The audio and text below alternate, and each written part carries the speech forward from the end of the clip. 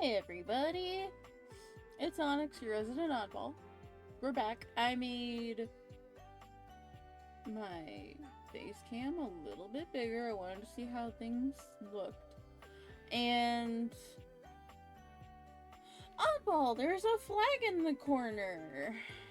Well, yeah, it may not be Gay Pride Month anymore, but this is our Disability Pride flag. And it's now July, so happy Disability Pride Month. Also, National Bison Month, or International Bison Month. Just fun fact, because bisons are my mom's favorite. But yeah, we've got Disability Pride Month going on. There's a lot of different awareness ribbons and all kinds of stuff for Disability Pride Month. So, and you don't have to disclose anything. You're never obligated. And I'm not obligated to disclose to you guys. But if it comes up in conversation, because we're talking, y'all will find out. Like, in October, we're gonna celebrate Spina Bifida Month, because I was born with it. So, that's something that's gonna come up. I just like to have different little things and teach people new stuff. And do something different, because people may not even know.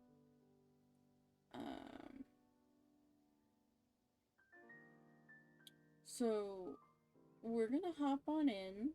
I don't exactly remember where we were yesterday, but this is the new stream start time, provided I don't have therapy. If I have therapy, I start right after. So, I'm starting earlier, so that way I can still go to 5 or 6 and get a lot more time in. So that way, Rowan and I can equally share time with friends and things, since we have a smaller space now. Excuse me. Continue. I know we were midday when we stopped yesterday.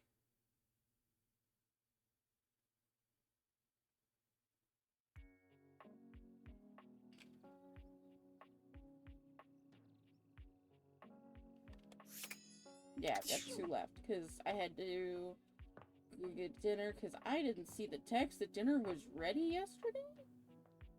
Like a Culber? So, yeah. Okay, so we resolved with the ceiling fan, or not the ceiling fan, the smoke alarm.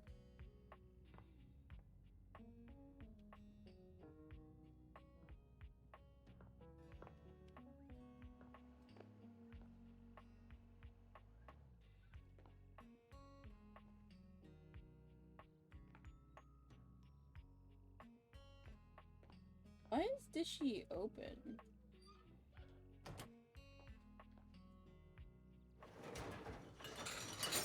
Because I don't remember.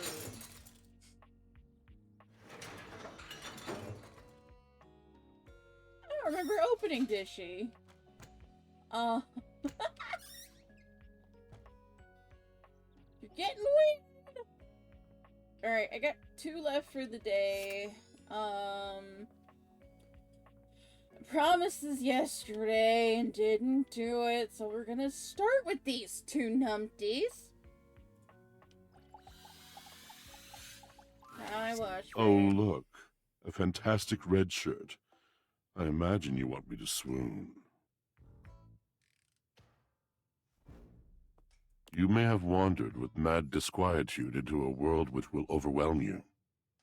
I must confess, there is a part of me which longs to see you drowned in it. Drowned in the darkness and the sorrow, if only so that I will be understood in the eyes of one who is drowned like me.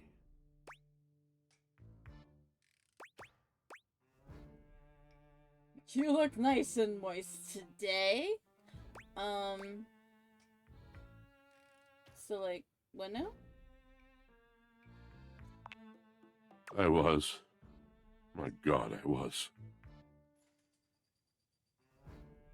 And the light and the darkness consumed us both. and time crept in this penitent crawl moment, to night, and I didn't notice. I had not enough breath in me to care for anything but this, for anyone but this, for anywhere but this now, my love. Alright, there's something in here. No. Didn't want that there.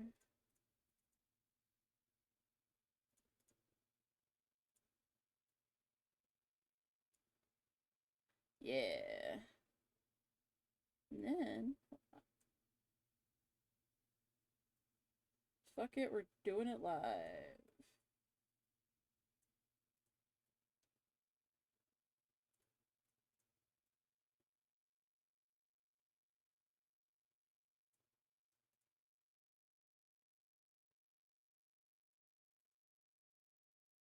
There I am.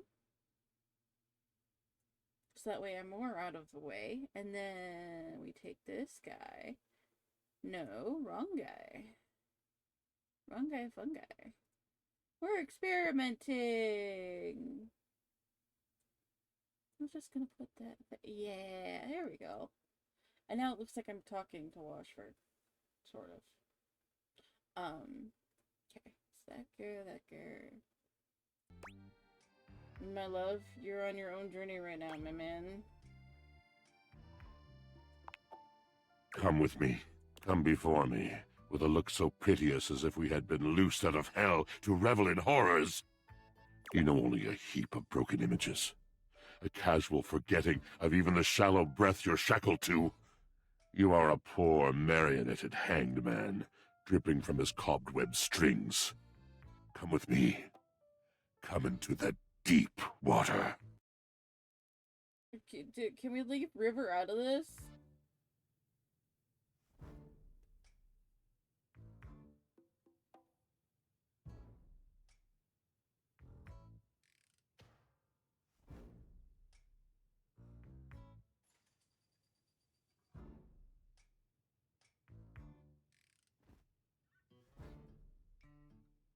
I will give you lustful abandon under a salted rage of stars. Was Drysdale into this? You fool. No. That was unkind. You do not know him. You do not truly know me either. I just don't have the capacity for this dramate bullshit. Pleasure. Ecstasy. Was he into this stuff? We exalted in each other in a way you could not possibly imagine. Do you want me to stick a few quarters in him to get him rocking again, or what? I'm happy for you guys, it just seems a little unrealistic. Definitely can't imagine that. I don't really want to imagine that, you know? My guess is you never really tried. There is another poem I think you might like. One that truly sums up our relationship. It's by T.S. Eliot. One of my personal favorites. T.S. Eliot's poet. This is the way the world ends. This is the way the world ends. This is the way the world ends. Not with a bang, but a whimper. Yeah, I know this one. The end of the world sounds like an appropriate time to whimper. I think you've misunderstood. I can see how passionate you are about what you believe. Yes, of course. The poetry of it all. But please, it would destroy me to know that my passion was boring you. I have too many memories of that.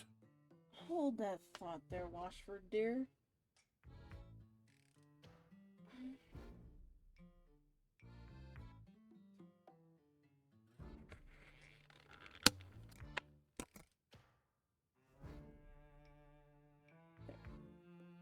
Now I look a little more human.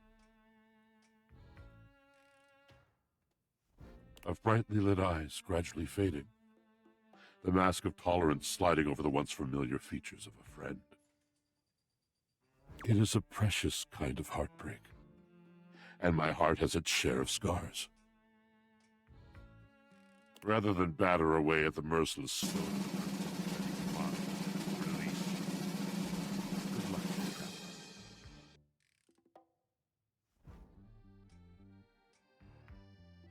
Washford. Hi, Roan. What's the baby look like? Oh, purple again. I like it. Hello. Okay, that was Washford. And now, Drysdale. Oh, you're back. Try not to bore me too much this time. I challenge you to leave me speechless. I mean, you don't have to talk.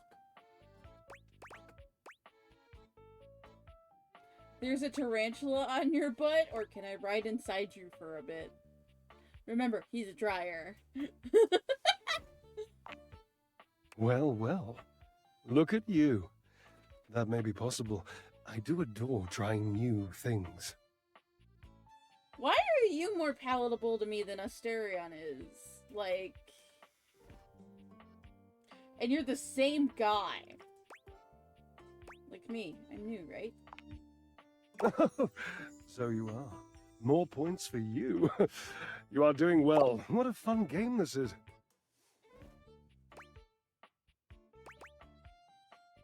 I didn't even know we were playing. Oh, goodness. I do love to play. What's life without a little, harmless diversion?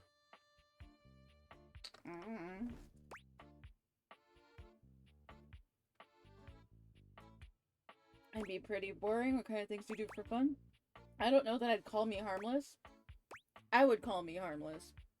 I've also been called harmless by people who, kind of dictate for a living what's harmless or not.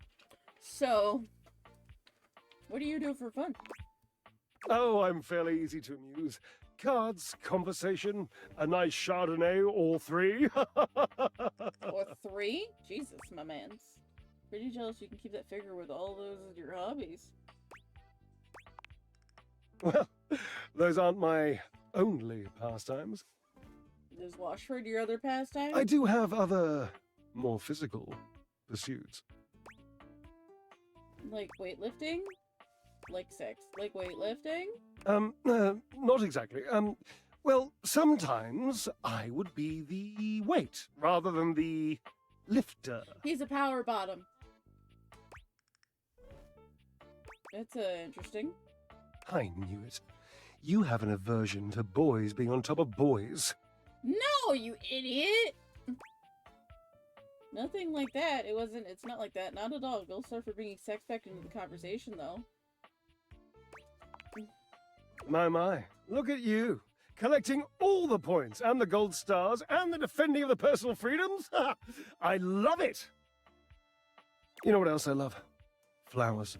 Big bouquets of them. Birds of paradise are my favorites. They're impossible to get here. Ooh, birds of paradise. That's a good one. By here, you mean the laundry room? Yes, it's something about the humidity, which I think is ridiculous, because paradise by definition is tropical. Not for me. Paradise is 60-degree weather, my dude. Or maybe it's something about the fact that it's inside, which again is asinine because I've met so many birds and the majority of them were thrilled with their cages, which were, without exception, inside. That was a lot of information, my guy.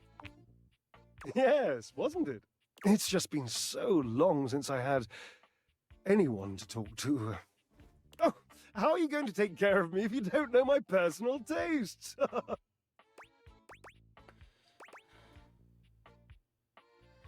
Ew, okay, so I hate when people do this, alright?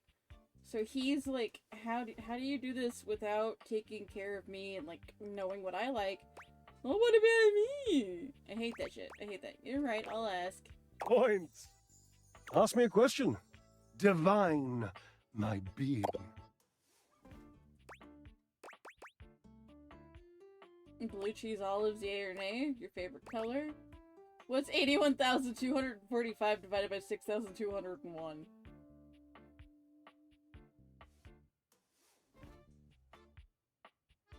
Blue cheese, olives, yay or nay? Cheese? Didst thou say bleh cheese? It's burrata or death! Ooh, burrata. Good cheese. Olives without accoutrements, though. I once ate a whole jar unassisted. Washford couldn't stand to kiss me for days. At least, not on the mouth. Ah! Oh, hey! Chill, Drysdale. Whoa. Okay. But it was tasty. I've never been sorry.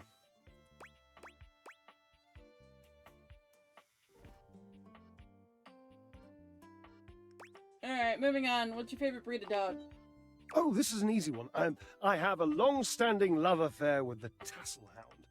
And if you don't know what a tassel hound is, which wouldn't surprise me, given that you're, well, human, you must go and chat with Mateo. Of course. There's so damn many of them, you know, and they're adorable. I'm helping him find his own tassel hound. Well, I would love to help, but I can't be bothered as I have this physique to sculpt. He's even got his Asterion coming through in here. Has Wishford been with you the whole time you've been here? Well, of course, silly. We are stackables, after all. We are not brothers or anything incestuous as that. Just a mere 25-year fling. 25, homie? And y'all are feuding now? It's a long time. Yes, I suppose, But time means less to me than some others I know. It's been a blink of a timer setting, really. Like the clock? How long has it been since you broke up? Years. Years. It's been years. Why are you treating it like it was yesterday, Drysdale? How long since you cut? Do you still love him? Yes. And that must be the end of your game, because it was by far the most important and tricky and insightful question. And since I answered all of them correctly, I win! I love to win. Oh, I love gold stars. I love Washford. Oh, he said it out loud! I love Washford. Oh. Oh, damn it. Drysdale runs a hand through his hair, shaking his head. Oh, God. I can't tell you how inconvenient this is. What's inconvenient? You're in love. Yeah, believe me, pal, I get it. You don't understand. To have a love like I've had, so deep, so... It's infuriating. I'm trying to explain to you how I still love this character, this absurd amalgam of pathos and muscle, and I don't have the words. I sound like him with his searching and his verbosity, trying to describe how much I love and loathe his searching and his verbosity.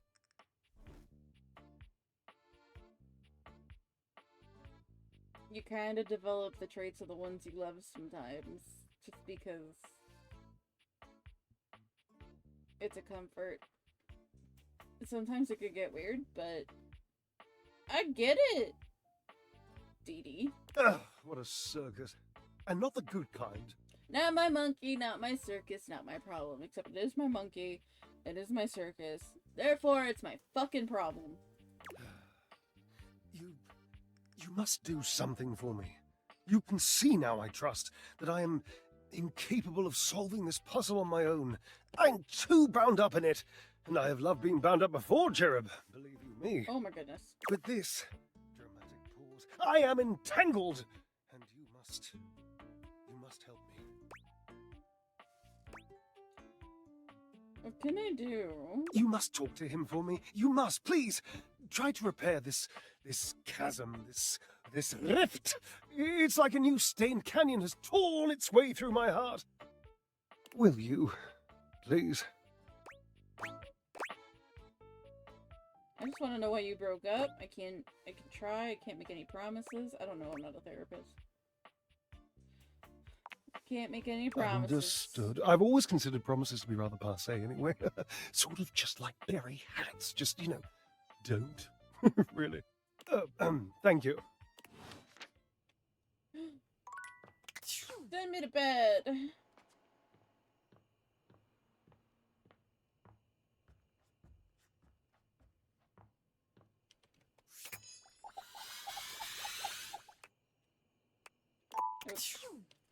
That's what I wanted.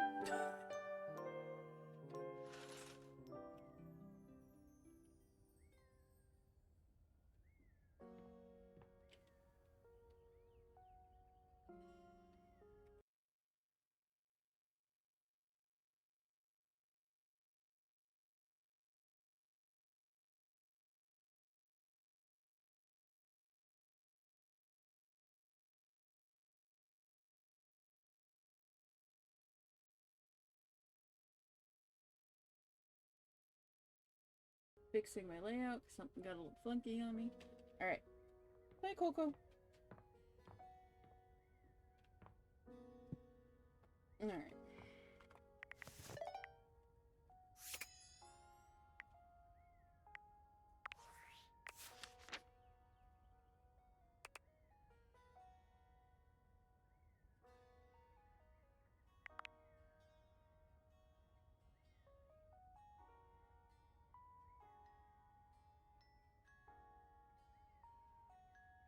So Hector won't show up. Marcy Edwards. Okay.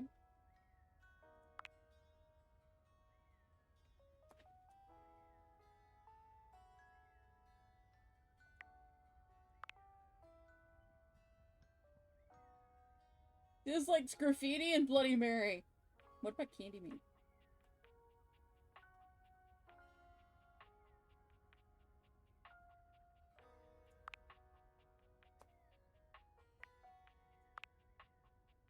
Alright, so we're gonna talk to Washford today, and we're also gonna talk to Hoove.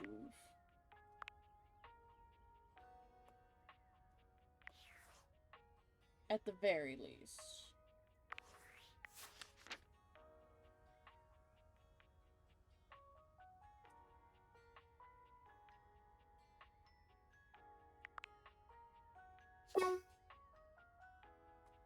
It's gonna be a while before I can get rid of yo ass.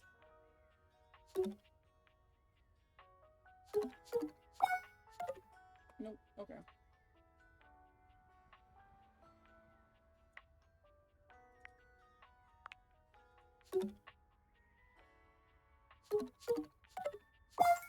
I'm partially there with her, so that's good.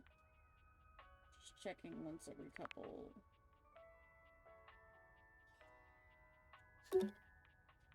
Oh lord, okay.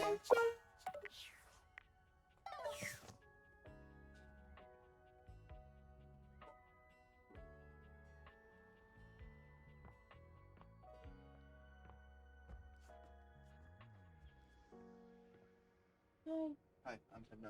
okay. The answer is no. Okay. I love you, be safe.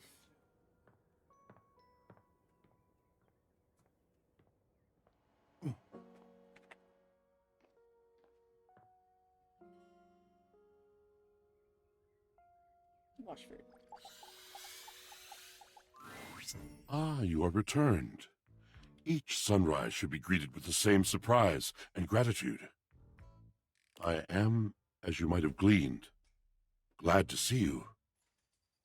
I've been thinking about you. I'm sure you know by now that words come to me like moths gather round a candle. They flap in my brain and alight in the most delightful patterns. Chaos and winged rhythm. They are my heart, beating to be heard and felt. But to you, who have wounded and mocked and derailed me, I have discovered I have nothing else at all to say. Oh, wow. I am out of words for you. That's my first hate.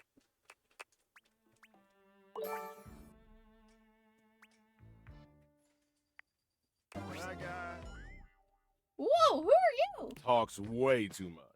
A well-dressed figure saunters into the room, tossing his locks over one shoulder as he shoots you a look that makes you shiver. There's an aura of danger about him, as if he delights in the misfortune of others, and is eagerly anticipating yours. Well, well, well. I can't believe it. You really did it.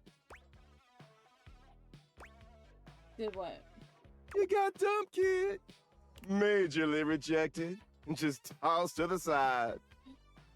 Oh, you're, Reggie, right? That's your name? Thanks. You're so welcome. Who are you and what's your deal, okay? He places a hand on his hip, giving you a knowing look. Reggie, rejection. I'm a hot topic.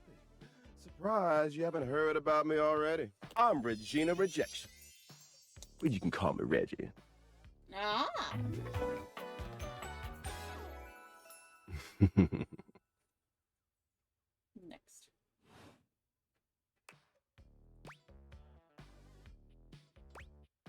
We're not gonna do this bullshit.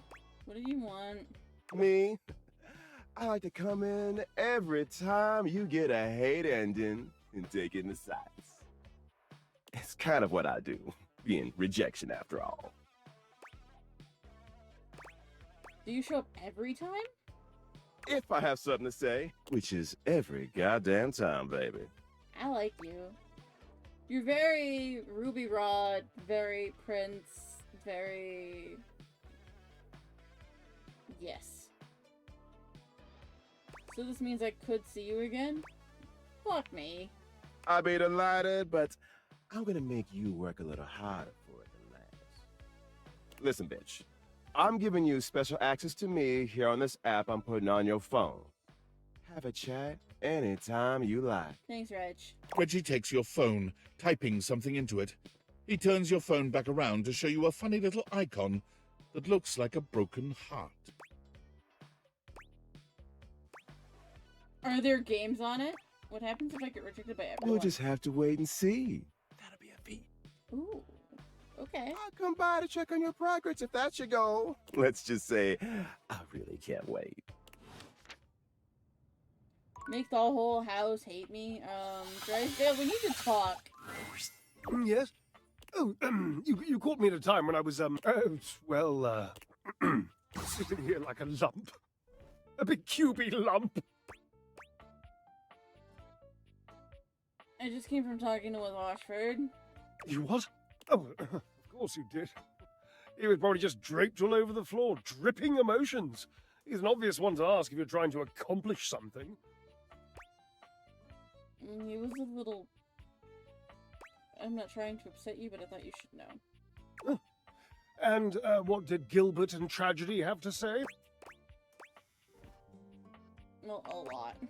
Really? And, do you hate me now, too? No. You know, you both asked that same question. Pish, don't patronize me. You don't have the money. Actually seemed like he misses you. Ha! Now I know you're lying. He was very clear the last time we spoke that he wanted nothing to do with me after the, never mind. Finally, am I going to get to understand this nonsense? Please. He must have told you. I'm rapidly coming to a place of not giving a crap with this. He didn't, not specifically. He didn't, not specifically. I don't like to tell this story. I don't know that I ever have, really. Washi called it the pale betrayal. Washi. Oh, what a cute nickname. Oh, sweet, dry as sheet. Never tell him I used that name in front of you. I wasn't even allowed to use it in a public place. He'd purse his lips if I did. It's unmistakable. But I did it anyway.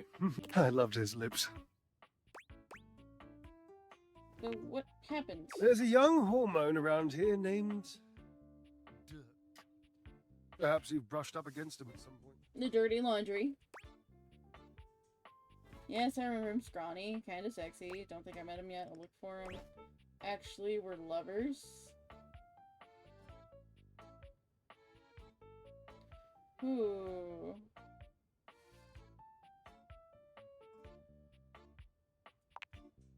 You? My, you have more verve than I thought. Points! In any event, he has this habit of taking off his clothes. He wanders around, nearly nude, unbothered by the temperature changes he engenders in others. Well, Hot Boy made you hotter.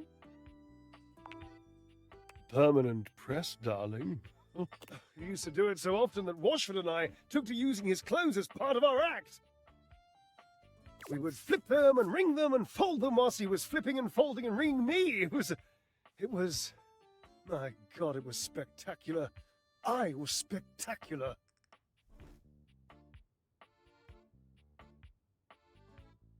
But after years of doing this act with Washford, it began to grind on me. Washford can be very difficult, and one being can only take so much from another before the pressure has to be released. The heat has to go somewhere. What did you do? Well, we were in the middle of our act. We were using Dirk's red jeans and one of his chest-smushing polos, and Dirk was just lying there like he used to, dirty and shirtless, and I had this brilliant idea of including him in the performance. Is that so? You didn't ask Washford, did you? No, I did not, all right? We were in the middle of our performance. You think nature asks an opinion in the middle of creation? Yes. Consent. Dirk didn't have to do anything. I just struck up conversation. It was this sexy, witty, improvisatory repartee. He just kept saying the nicest things to me about our act and my costume and how much he liked the musculature of my shoulders. So I kept him talking and I refused to give him his clothes back. I mean,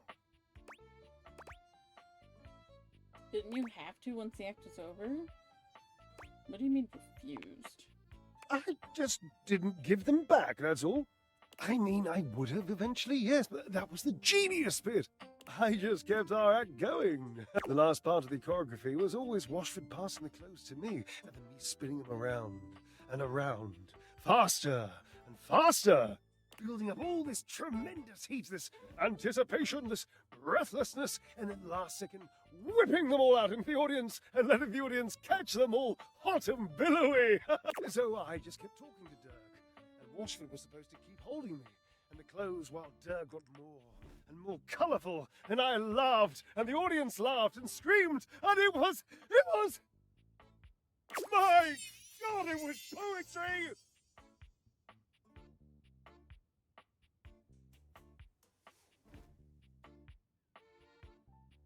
Okay. So the clothes never got dry? Yes.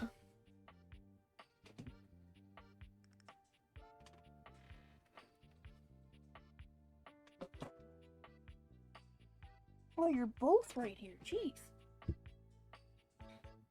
The clothes stayed a little wet. They mildewed the tiniest bit. They made Washford sick. He said he had a cough. And afterwards he called it the pale betrayal. What a nonsense, dramatic exaggeration of the only good idea this act has seen in decades.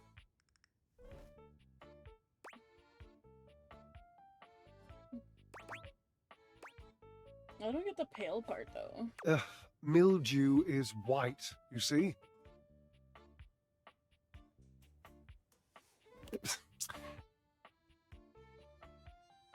Sometimes grey.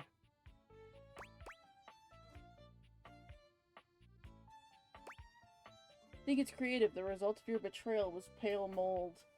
Felt like you betrayed him by flirting with Dirk in the middle of a performance. Yes. I suppose so.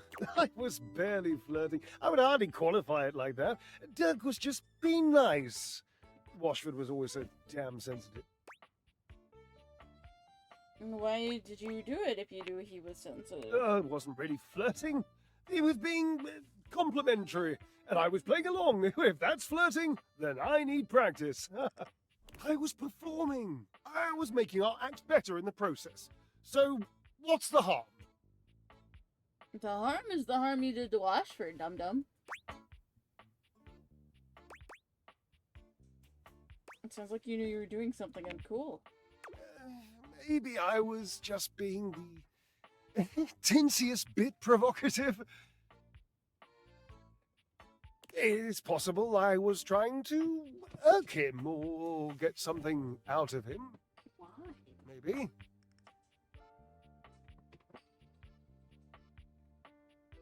Why do something if you know it's gonna hurt him?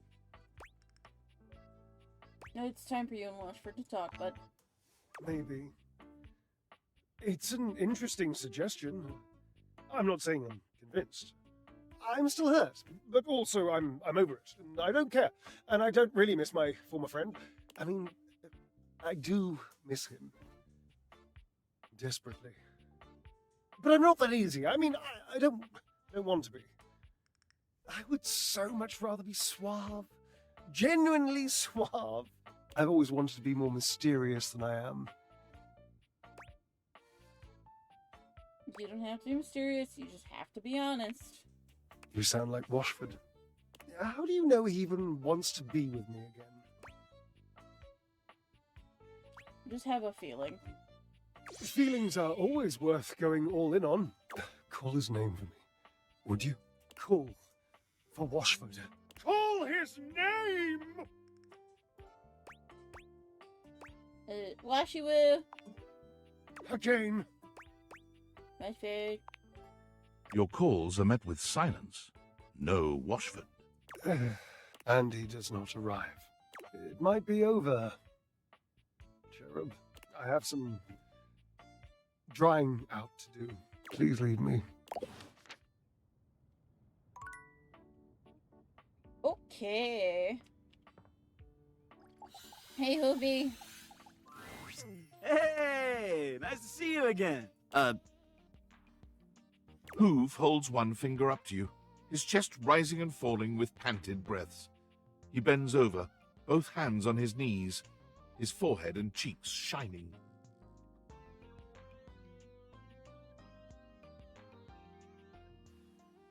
You okay, Coco? Girl.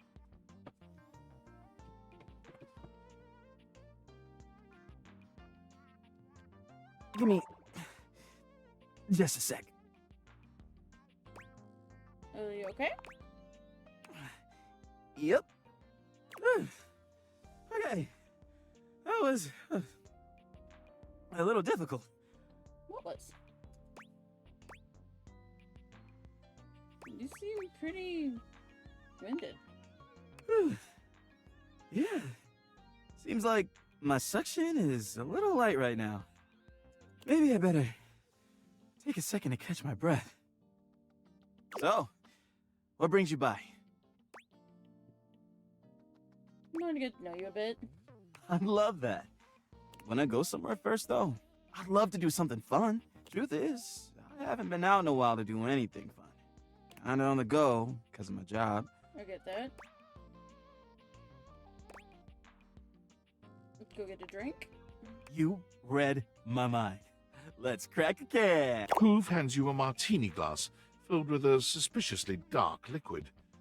It smells like alcohol, sure, but there's another strange scent you can't quite place.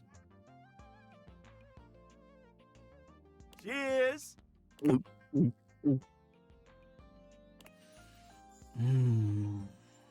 drink tastes distinctly like the scent of motor oil, and it leaves an unpleasantly greasy feeling behind. Ugh. Tastes like lubrication. I know, isn't it great? So, how you feeling? Like, I would like to know more about you. Sure, I'm an open book. I mean, lyrics like actually an open book. Yeah, but you know what I mean. What would you like to know?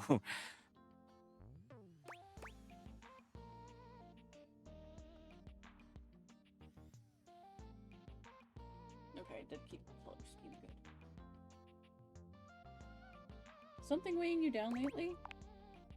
I mean, I guess I've been feeling a little overwhelmed. My suction's not the same as it once was. I'm struggling to get up in the morning. Lately, I just feel like I've got no space in my life. Is it because your bag's full? I'm not sure why. And I love my job. Amazing friends, and I love my job. Every day I get to go around the house and I encounter so many amazing things. I collect them in my bag. I've got everything you can think of. Be amazed at the stuff I find.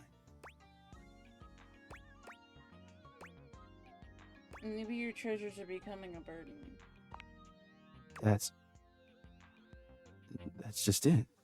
But I don't know what to do about it. I want to see what's inside your bag. What if you emptied your bag? Emptied it? Oh. Wow. I don't think I could do that. If I emptied it, there'd be nothing left. And then what would I be? Just empty, just nothing. Just, no. No, I can't do that. What if you just started with like one or two things? Oh, I don't know. All that stuff is kind of private. I'd love to show you some things, but why should I trust you? Because I'm trustworthy? Sorry, but I don't think that's gonna cut it. Maybe I'll show you later, when I know you better. Anyway, I probably better go. Aw. Thanks for hanging out. I tried. I guess I was a little too something.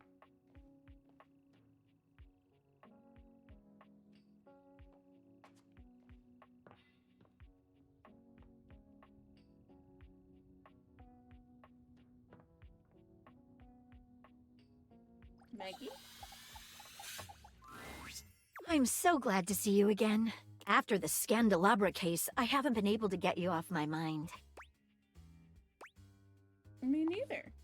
You mean it? Uh-huh. I could see it becoming something really special. Of course I do. It was a lot of fun. I'd love to do it again. Especially considering what we did after the case was closed. Special. As could I. I actually went ahead and interviewed all of your exes, and I couldn't find anything worrisome about you at all. Okay.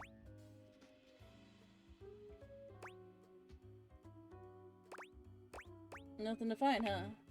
I know. It was barely an investigation. Just a matter of sorting through old school records and scraping social media profiles.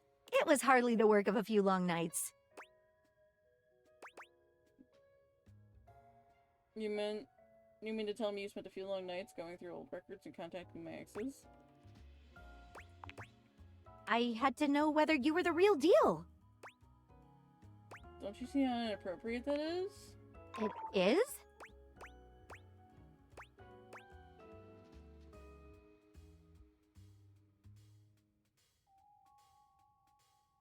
No, I didn't mean to take it this route.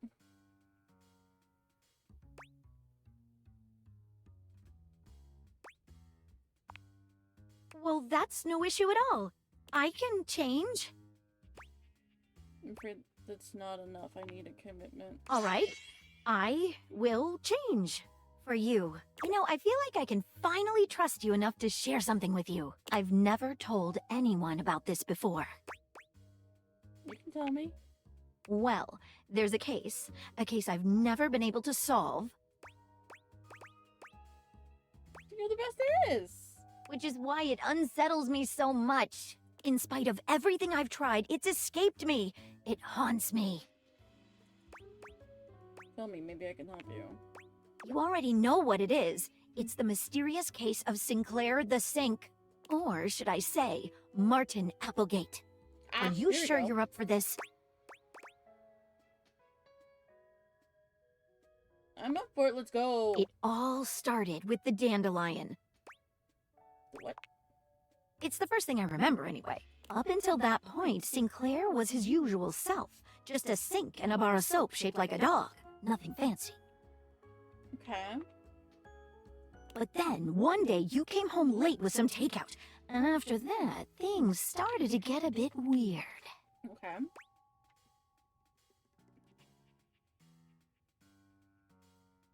So I got takeout from the questionable dandelion?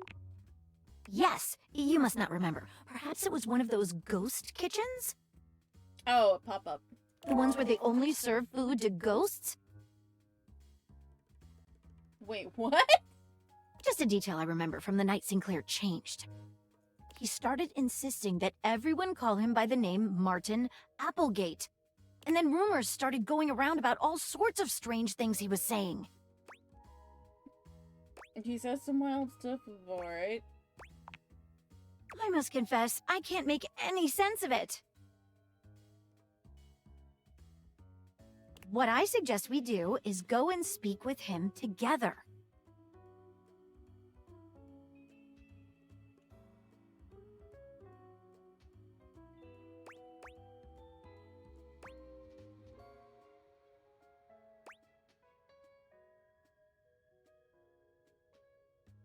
I think it's just a ticket, and I'd like to speak with you too. Excellent. If you'll bring me to him, we can take things from there.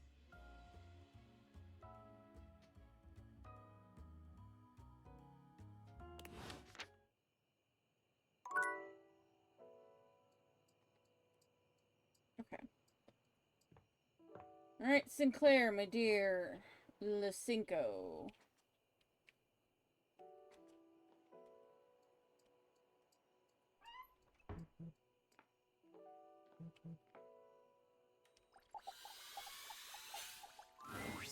Sinclair does a funny little dance when he sees you, leaping up in the air and clicking his heels together.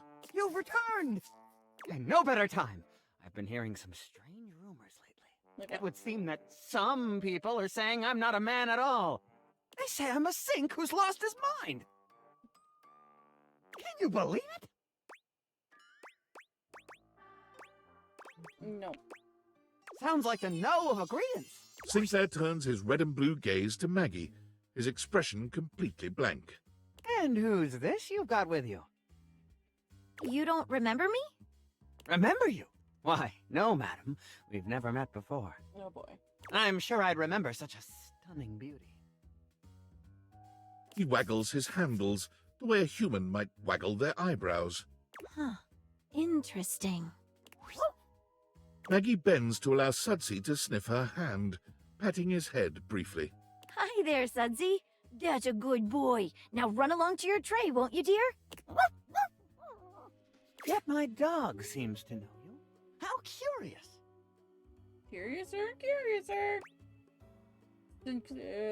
Martin, listen, I brought Maggie to help figure out what's going on with you. So that's the name of this shapely glass. Uh-huh. Right, and she's a professional. We're here to get to the bottom. Let's dive right in. Our mutual friend here filled me in on your last conversation, and How rude.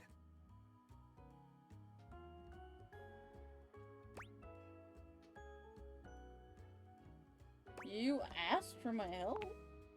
Yes, and that's very kind of you. I meant it was rude of me to interrupt just now.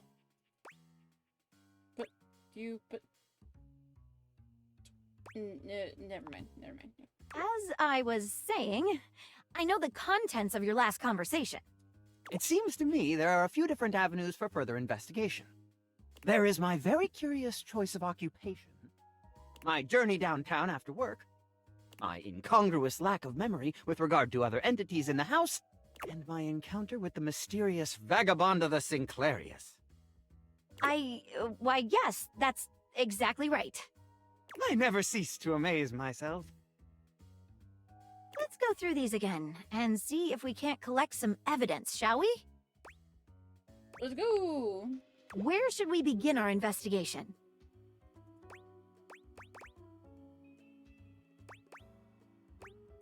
Tell me more about Vagabonda. Vagabonda! What a mysterious character. What's the deal with her punch card? It was a loyalty card for a free shovel from Ace of Spades. It's a bespoke shovel manufacturing. Maggie, can you find anything about it? There's nothing anywhere online. Could just be a mom and pop shop, though. They sell moms and pops now? Ugh. Ruthless. What else would you like to know? Why did she curse you? I assume it was because I took her punch card. What else would you like to know? How do I know she's real? You don't! I don't! Do we really know anything? There you go. What else would you like to know? Give us a moment, would you, Martin? Anything stand out to you? There's no evidence she's real. Yes, very peculiar. What else should we ask him about?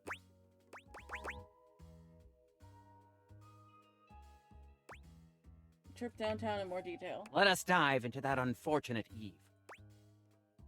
Start again. Start to Of finish. course.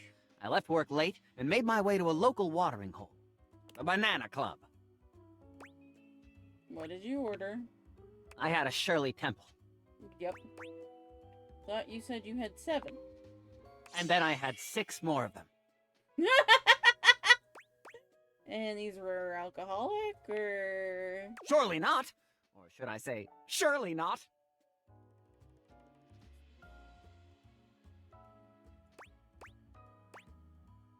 But you mentioned them being potent last time we talked. My mistake. I probably just didn't finish. If I had, I would have said they were potentially the best drinks I'd ever had. It's like interviewing a can of silly string. He's all over the place. I like that line. Okay, what happened after that? Then I went to the questionable dandelion. Alright, let's cover that part a bit. With gusto! What'd you eat? I had one of their new specials. Jimson Reed cupcakes with a side of Diplodocus berries. Delicious.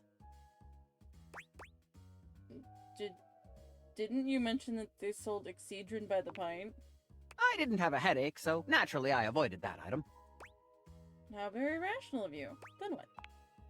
I roamed about a bit. Then I saw a mysterious, threatening dark alley which I wandered into. Quite sanely, I might add. That's when I met Vagabonda. Okay, let's go over this.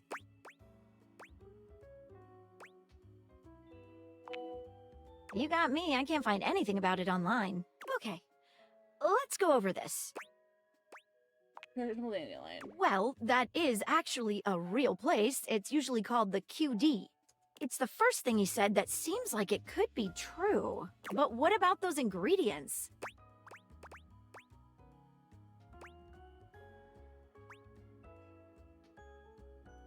Excedrin's real. It's an off-brand headache, man. True, true. Says here, side effects include psychosis, vomiting, diarrhea, and more vomiting. Okay, let's go over this. I have my takeaway from this line of questioning. What is it?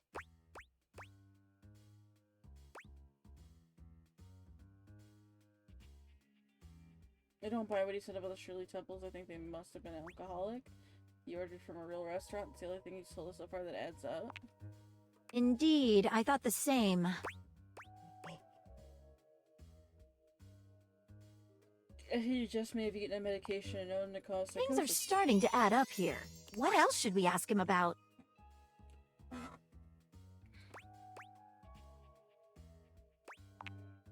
I work for Generally National Auto Insurance. What's your boss's name? My boss is named Boss. Did you just say that because I... Jim Boss. That sounds like a fake name. Jim Boss Man. His name is Jim Bossman. Right. What else can I tell you about my job? What do you do? I'm a claims adjuster. What does that entail? Mostly, I just adjust claims. On some special occasions, they adjust me. What does that mean?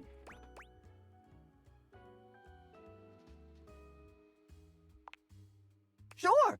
Adjusting claims is a lot like adjusting the human body. Like chiropractors do. You kind of take one bit and then sort of twist it until something snaps. Then the person says, "Wow, thank you, I feel so much better." This isn't how this works. Sinclair, Martin, Applegate, sir. After that, you submit the claim for approval. And your boss says, You did a great job, Martin. I'm proud of you.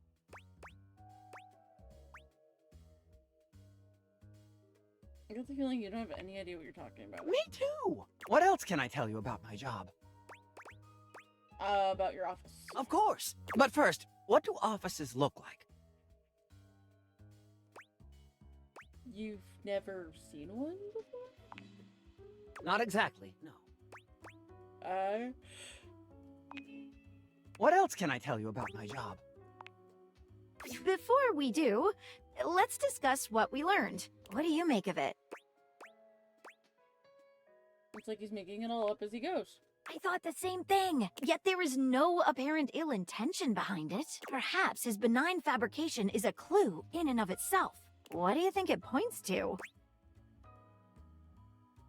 He's a sink. Something deeper is going on here. I'm thinking the same. Let's get back to our interview. The only counterfeit in here is the dresser. What else should we ask him about? I would like to know what some other objects in the house think. Sinclair, would you give us a moment? I think witnesses are in order. We can talk to Dorian, Arma, or Sudsy? Who should we talk to first? Sudsy.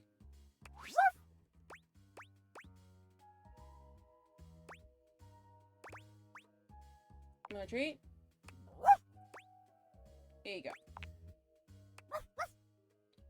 Aww.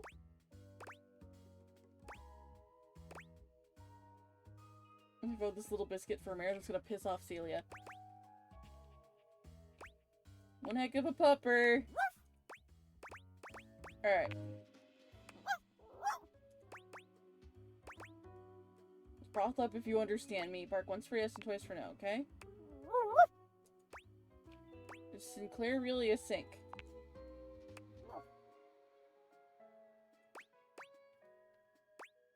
Do you mean yes? Wait, so you mean no? Good try. Guess best time I ever spent. I couldn't agree more. What do you think it taught us?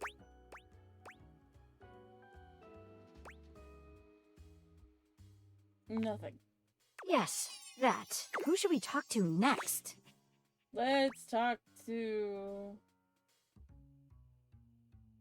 Arma. The alarm. Hey folks, what can I do for you? How can I help?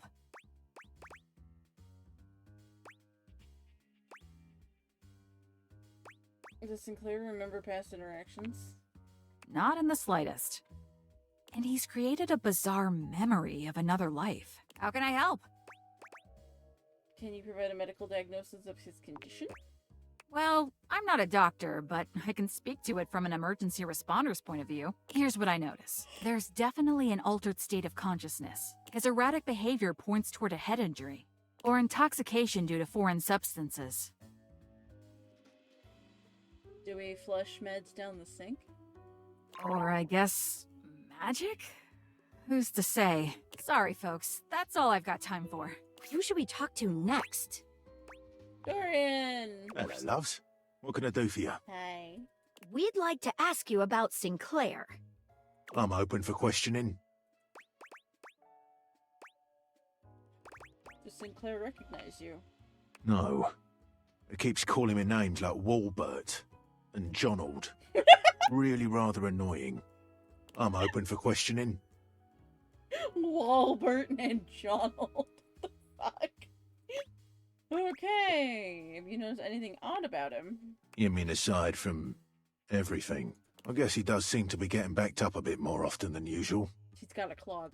I'm open for questioning. Was he always this way? No. Far as I recall, Sinclair used to be, well, charming. He was always thoughtful and took great care to have perfect hygiene. Bit of a mess now, isn't he? I'm open for questioning. Alright, let's move on. Who should we talk to next? I think we're ready to move on. What else should we ask him about? I think we're done here. Let's solve this thing. Sinclair, could you give us another moment alone? Of course. Here, take it.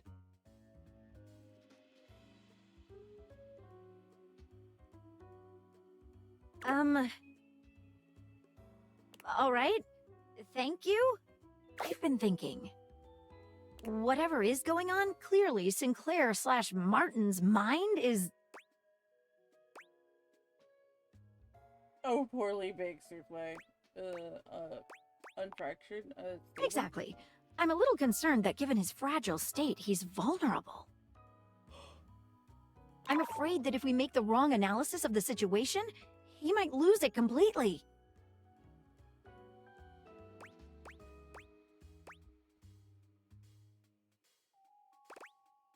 I agree, but we have to make a move sometime. I'm confident I know what's going on.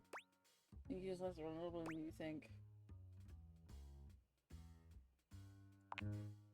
Okay, well, if you say so, let's do this. I've never been so nervous. I can't make heads or tails of this. I've never trusted anyone with a case before. But I'm gonna trust you to make this call. Let's hopefully I get this right. So what's what? Have you gotten to the bottom of things? We have gotten as far as we can. Well, what's your verdict? Am I man? Or am I sink? Or am I walnut brittle? Ooh, that sounds good. You're actually a sink. Preposterous! I don't believe it for a moment! What evidence do you have?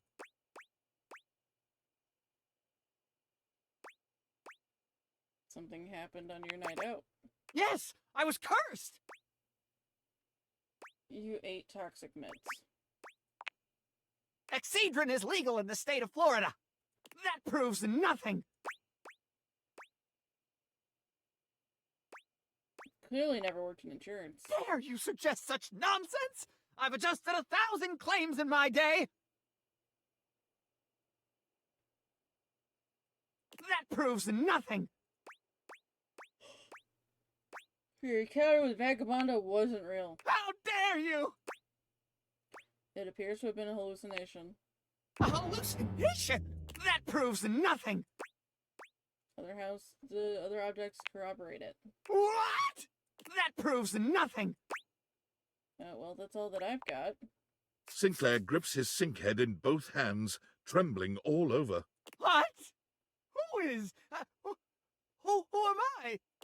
My mind feels like it's breaking into a thousand bourbons. I'm all jumbled. Things are...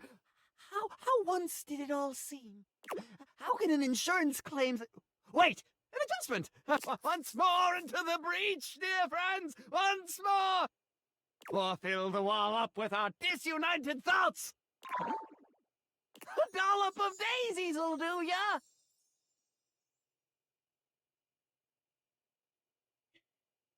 So you just quoted a TV commercial, sort of wrong. We've made a horrible mistake. This is terrible. Just terrible. A quick trip around the file cabinet. Let's all go down to the Frosted Lemon for a Clerman.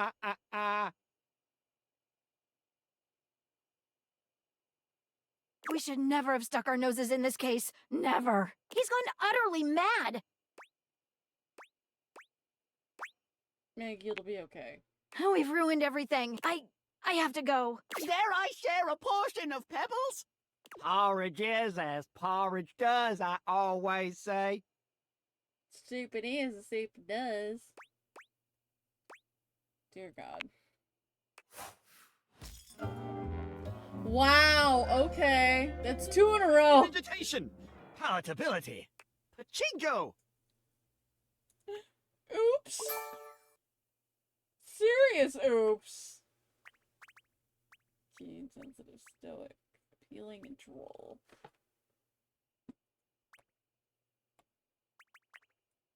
I wouldn't be able to sink your level if I tried. Just kidding. Everyone hates me, as they damn well should. Not too shabby. You know, I'm not one for friendship much, but I think it's time we scooch up our relationship a half-notch so I can throw you a bone in the form of specs points. Thanks, dear. We compadres now, you hear? Yay! Hey! Oh, Reggie was number 1. Friends till the end.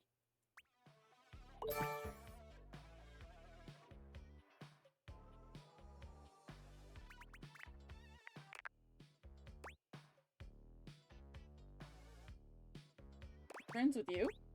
For now. But look, I really do see potential in you. Maybe this time I can teach you my ways. Doing what? The art of pain, my dear. Rejection to its fullest potential. Okay, man. Here we go. And hey, Getting a hate ending with these chumps around here is real easy if you ask me. Plus, you get the same amount of points. You do have a point. You know it. You'll be done with this little date theater experiment in no time. Keep hating. Face. Live cakes. Soap. Okay. Hey, Jeremy.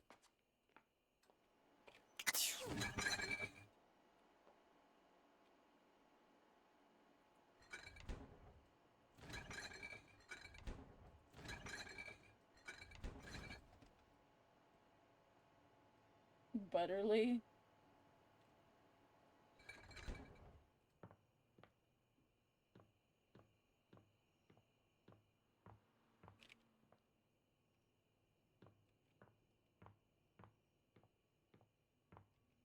Good night, Moon.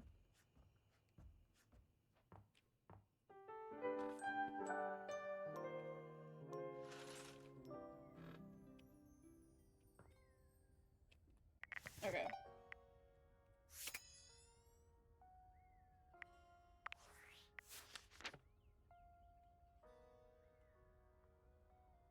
Can we realize him now? I wonder. Since we got an ending.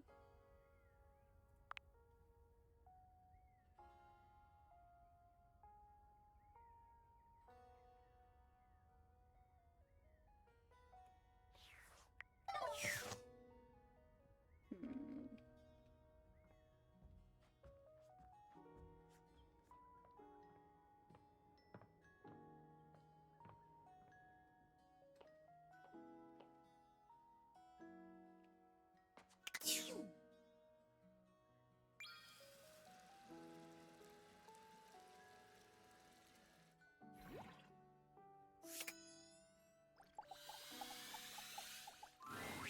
Hi there, pal. Nice to see you. Actually, Sinclair, I have interesting news about what these deviators can do, and are you okay? You got me in the midst of a bout of longing. Perhaps it would be best if you came back later. Oh, damn it. Okay, I'll have to talk to him tomorrow.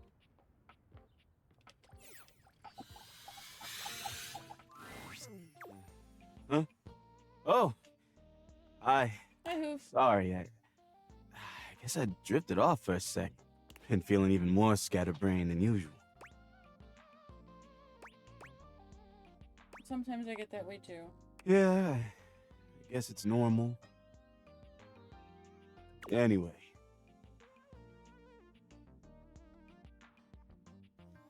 I don't know if I've got the space in the day to hang right now.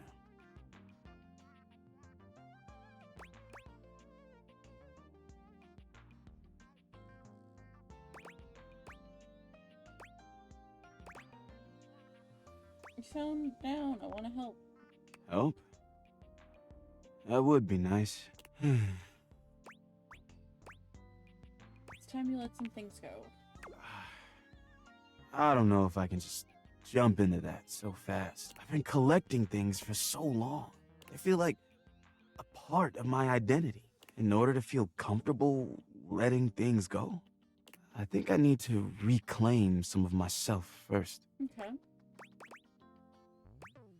What if you tap into your desires? You know, I haven't let myself feel good in a long time. And there's nobody I'd rather kiss than you. You lean in to press a gentle kiss to Hoove's lips, and you're pleased when he reciprocates. He doesn't push it any further, but he's more than happy to meet your energy in kind. I just doofied. I made out with my vacuum. When you finally pull away from him, his eyes are still closed for just a moment. When your eyes meet again, he gives you a sweet smile. That was hot.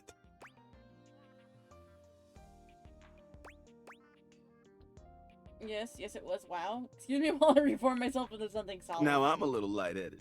And if that's a taste of what's waiting for me, I am so ready to make some more room in my heart. Let's get to it. So, I've been thinking. I have a bunch of things left. I could let them all go at once. Or I can go one by one and maybe keep a few. What do you think? Piece by piece. Let's take a look at what's in there. Ooh, I've got this origami bird. Oh, you're cute. Keep that. It looks precious. All right, I'll hang on to it. Next up is this. Wait, what is this? I think it's a... Tell me that's not a booger. Lord God, throw it away! Whoa, whoa, easy. Not even sure I want to touch it again. Pretty please get rid of it? I'm just gonna leave it where it is. It's dubious. Let's forget we ever saw it, okay? Well, all that was a bit exhausting. I think I need a minute. Please come back again soon, okay? Oh, get some rest. Whoa.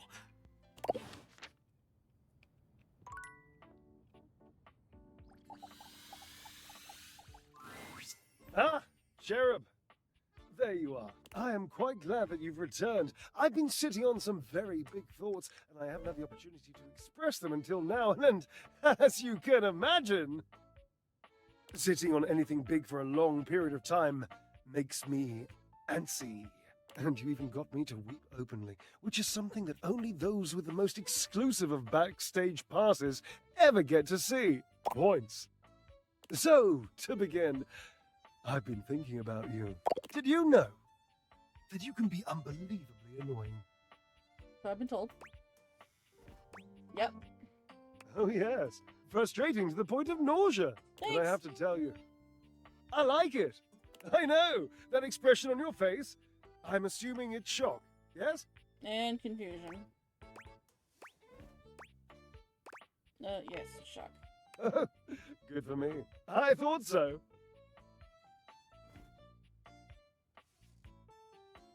I'm accustomed to seeing mostly awe, admiration, love, worship, etc. on the faces of folk in my audience, so I'm trying to get better at deciphering facial expressions that aren't that.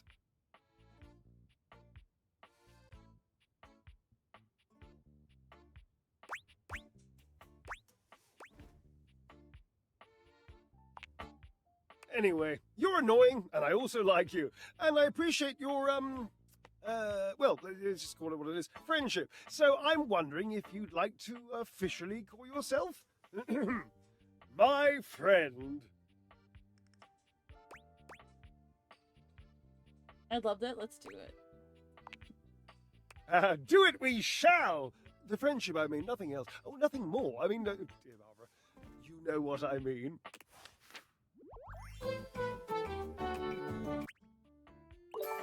Interesting that we're friends and your boyfriend hates me.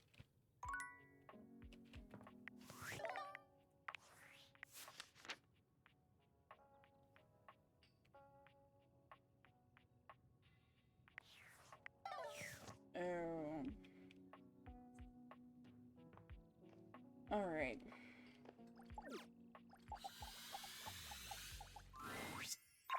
What are you doing here? I told you to come at noon sharp. No, no, no. I'm here now, so what? You have chosen the worst time to come. I demand you leave at once. I do not understand. Why do you stand here staring at me? I told you I'm... Yeah. Yeah? Run, for God's sake!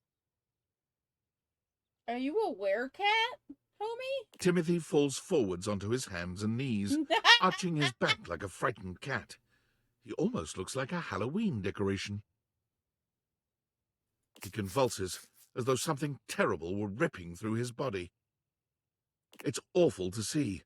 It reminds you of the werewolf movies you've seen, but there's something feline about it all.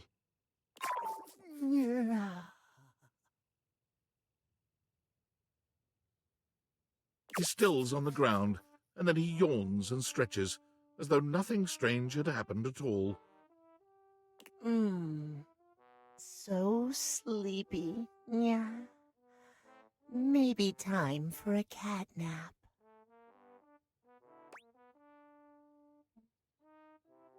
The hell happened to you? What? This? Does it upset you, Master? No. You own the clock, don't you? That makes you Timmy's owner. Yeah. You don't like it when Timmy calls you Master?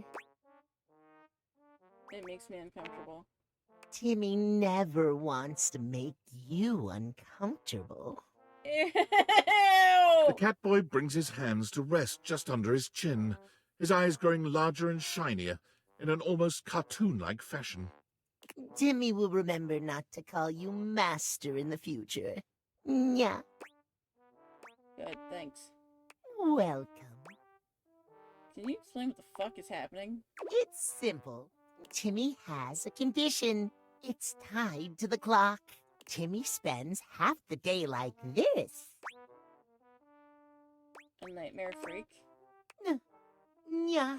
Nightmare freak. Not nice. Timmy loves himself just the way he is. But when he's back to boring suit form, he hates himself. All he cares about is schedule. Yeah. So he's so worked about appointments and scheduling, no one will see you like this? Exactly. You're such a smart human. Timmy yawns and stretches, curling up on the rug in front of you. Maybe you'll come back and play with Timmy later. I'd rather not. So sweepy. Transformation takes a lot out of Timmy.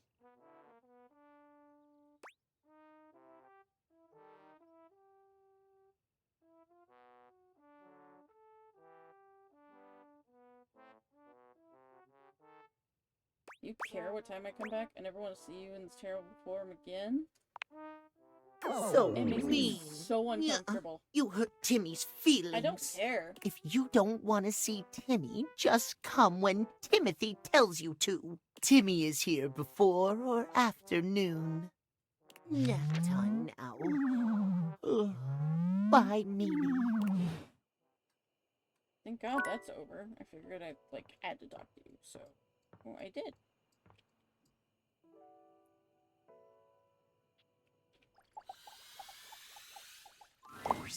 Mateo tends to a group of adorable dog-like creatures, grooming them and speaking to them sweetly. I like you, and you. I like all of you, honestly. But this guy down here is adorable. You back there in the blue. The pom-pom Pomeranian.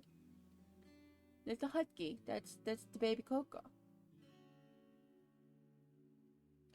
Doggy has wet eyebrows.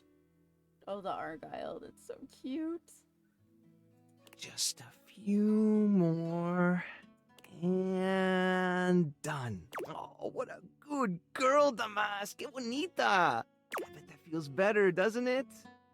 I know you're a Notweiler, but that snag on your tail was getting ridiculous. A Notweiler?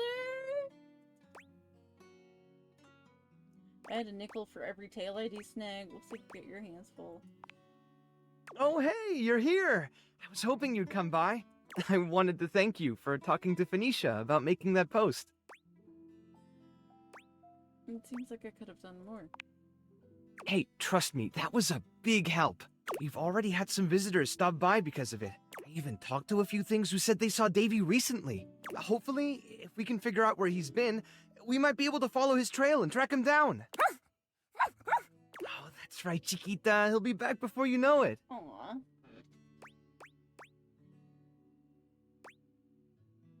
So these are the cuties I've heard so much about. You've caught us in the middle of a grooming day. Everyone's been a little stressed waiting for Davy to come back, so I thought a bit of pampering would do us all some good.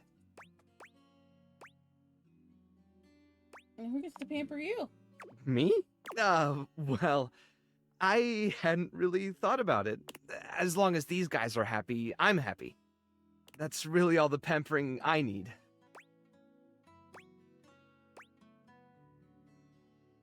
Come on, there's something you'd like to do for yourself. How about you let me pamper you like on a date? Mateo's eyes widen as realization dawns on him very slowly. Oh! So when I was younger, / like really had these big wild dreams, like sometimes they still come around and it's like it could be something that happens for me eventually. But what I had always wanted to do was run an animal sanctuary, specifically like dogs and stuff. And like weird farm animals like alpacas and whatnot. So like this is somebody I would want to be with, like if this was like real life or whatever in a dream, like a perfect situation. So we could have this together. Like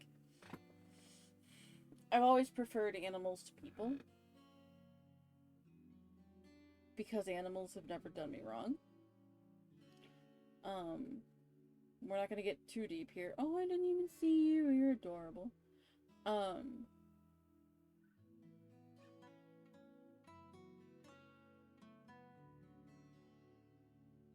But like just to see this here, and it makes me happy. It's something I wanted to do. It's something I'm probably never going to get to do, but if I have the chance, I would jump on it. I'm flattered, really. And you do seem great, but the rescue keeps me pretty busy as it is. And until I find Davy, I just don't think I'd have time for anything like that. I wouldn't say no to some friendly company, though, if you felt like sticking around. Aw. We should probably get going. Oh, that's a shame. Well, before you go, I wanted to ask you something. You did such a good job with the Placebook post. I was hoping you might want to help me follow up on some of the leads we've gotten. Absolutely. It would take me a while to get through them all myself, and I really don't like leaving the inanimals alone for that long. I'm all over it. Great! All right. The first one I have is from Hoove. He said he saw Davy sniffing around the laundry room a few days ago, right around the time he first went missing. Let me know if you find anything, okay? And really, thanks for helping out. Yeah, no problem. Now it's bedtime.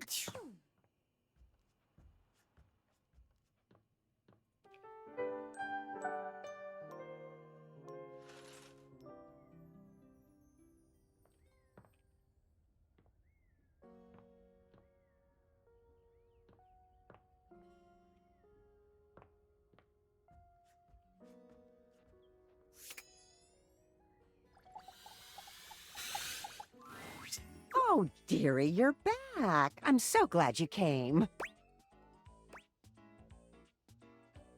I told you I'd be back. Well, you know, folks can be fickle. It's no one's fault, but it's nice when anyone takes the time. Well, as you can see, business is hardly booming. Of course, it'd be ridiculous to expect success so quickly, wouldn't it? Success is a long man's game. Or a long game? Or was it a man's game? I'll have to check the booklet, but I doubt either of those things are likely to hurt your chances. Oh, maybe I should get some high heels. People always like long people, tall people. I never was all that tall. Not really a thing you can change, not without money at least. Maybe I should get some heels. Maybe that's what I need. I don't think heels are a problem. I think you're right, unfortunately. Oh. Stella sighs, her shoulders slumping. You think I'm making a mistake, dearie? I think you're being taken advantage of. I think so too. But what's new? I'm old. I'm alone. Of course I'm being taken advantage of. I'm not completely stupid. Might as well try and do something with it. Do what? Lemons? Lemonade? You know, there's a lot of nattery in that booklet, but they've got good ones every now and again. Sometimes. And maybe I can make something out of this. Make what? Make a sale, run a business, stand on my own 2 feet, find financial freedom. Those are the booklet buzzwords. So, something along those lines, I guess. And on that note, I've been working on my pitch. Only if you've got a minute, of course. I'd rather choke. I'd rather not. I'd love to hear it. Marvelous. So I think it goes something like, I'll enter from stage right, okay? So just wait here. Stella walks off just out of sight. You can hear her giving herself a little pep talk. Okay, Stella, time to step up. She stares. Ready? Yes. Huzzah! Okay, I'm coming in 3, 2, 1, and action! Oh my, this is tricky, isn't it? Jeremy is very good at this. Makes it look much easier. Is everything okay? Stupendous! Just doing my breathing exercises. Uno momento. That's a theater thing, isn't it? Do people say that in theater? Uno momento? Sure. I think it's just Spanish. Oh, dear. Now I'm racist. Okay, get it together, Stella. Oh boy. 3, 2, 1, action! Stella walks back into view, slow and steady, and acting as though she doesn't see you at all. Oh, I didn't see you there. Hello, dearie. Get your eyes checked.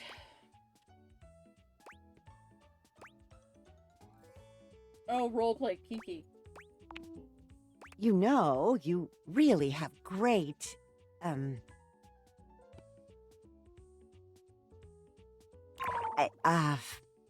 Stella simply walks off without another word. You can hear her muttering practice lines under her breath, but you can't quite make out what she's saying. Make a break for it. Let's go. She returns with that same put-on casual air, as though she hadn't just beat a hasty retreat mid-conversation. great skin.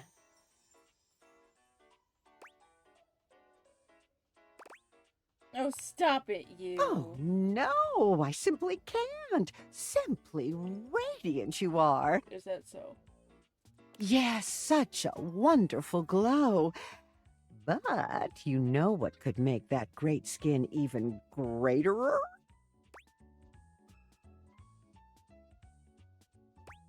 A bath? Why, it's Airway's latest discovery. Activated air. Open your lungs, let them breathe. Our activated air is caught fresh from the peaks of the Appalachians, so you know it's at least somewhat American. That was really not okay. Stella! Stella holds up a small pressurized can, posing with it like a model in an infomercial. Just one puff can leave your skin feeling cooler, your lungs feeling lighter, and your mind feeling calmer. She's pitching Whippet! She's pitching Whippets to me right now. This all-in-one super bottle comes at the forefront of Airway's latest campaign, and you, too, can be a part of our rapid expansion. Free your lungs, but also your life. Our Salesforce lieutenants have the opportunity to fight their way to financial freedom, and we're with you all the way. Free your lungs, but also your life.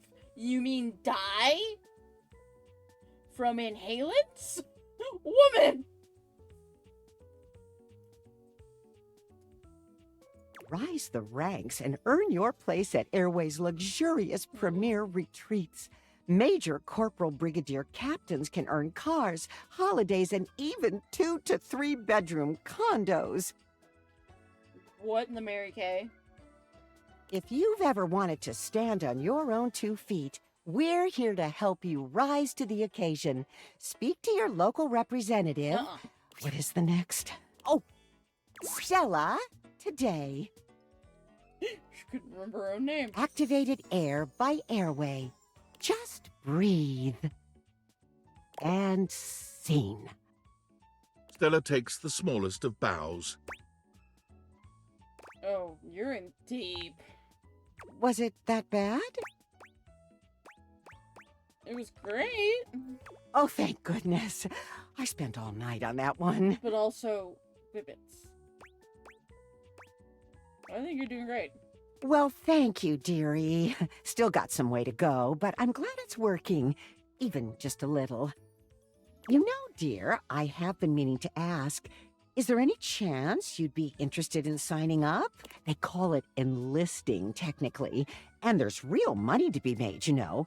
We can get you in on the ground level if we move up quick, and I've just got to recruit 4 more lieutenants before I get bumped up to lieutenant rank 2. God, paparazzi called. Holy fuck. You've been so kind. I wouldn't want to leave you behind.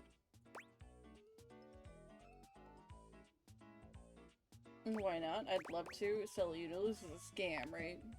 I know it's hard work, but what isn't?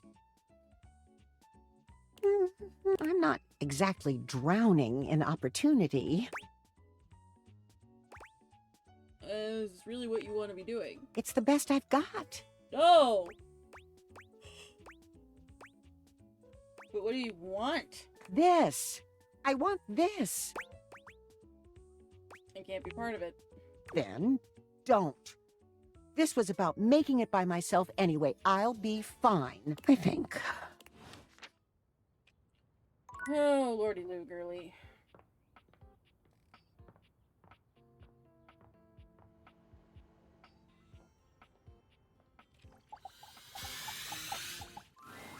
Hi there, pal. Nice to see you. Actually, Sinclair, I have interesting news about what date feeders can do. What's that? Can turn you into the man you want to be, dear. They can turn you into a human when we get to the bottom of your story. Is it painful?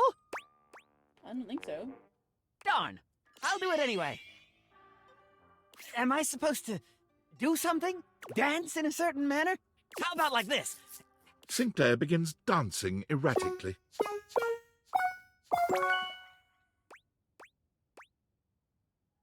Keep it up, that's working. Sorry, but Sinclair can't be realized just yet. What?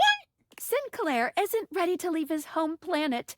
Amazingly, it seems he might have a date with Penelope? Does that make sense? Let's do it. Happy dating! Ooh.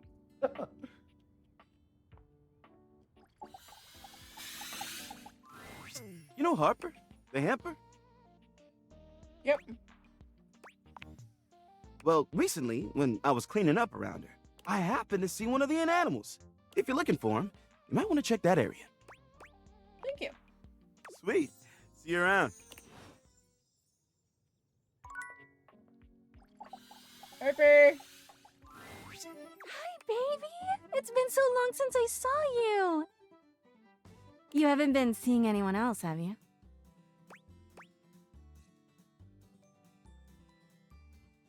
Have you seen any animals around here?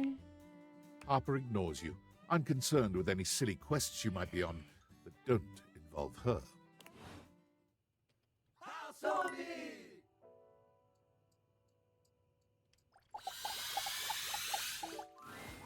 House homie! Welcome back to the Adrenaline Den! It's great to be back. And it is our pleasure to welcome you back. Our pleasure for sure. Hi, Hank number 3. Hey, what do you think of the new branding? We just named it. Do you like it? Is it in a mood? It came to us in a dream. You were there too, but you were wearing a lot less. Why Adrenaline Den? It's an epic haven for thrill seekers, a sanctuary for those amigos living life on the edge, a place to relax and recharge after an eventful day riding the slopes of the stairs or the waves of the bathtub or down the chimney. Hank number 5's a ballsy little boy. So, if you're looking for a comfy pad to crash with some extra comfy bodies. Hang with us at the Adrenaline Den!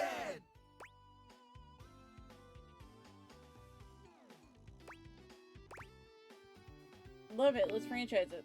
Oh, yeah? Anyway, give us 2 minutes, would you? You caught us right in the middle of visualizing success and some other slightly naughtier imagery. We sit and do it for 37 minutes every day. It's tight, Broseph! Ah, meditation! Why 37 minutes? It's the optimal amount of success visualization necessary to shred today's epic event. What's today's event? We're going windsurfing! Yay! Ooh, hats. Really? That sounds dope. Oh man, it slapped so hard, homie. We're gonna bring our sailboards down from the bathroom. Ask Jean Lou to hit a flush. And let it rip! Boom! Instant sailboarding! Wicked! Sounds epic. Oh, for sure. Honestly, it's also a little dangerous. But just the right amount of dangerous.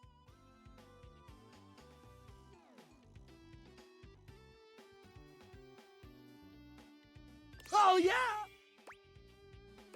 So it is dangerous? Listen, Red Bull always makes sure all of our adventures are exhilarating and epic. And above all, safe. Always safe. Super safe, fam. No cap. Yeah? Tell that to Hank number 6. Wait, what happened to Hank number 6? Nothing nefarious, if that's what you're asking.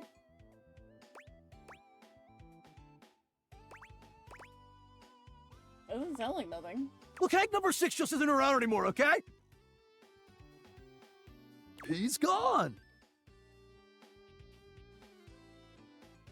It's all good. Promise.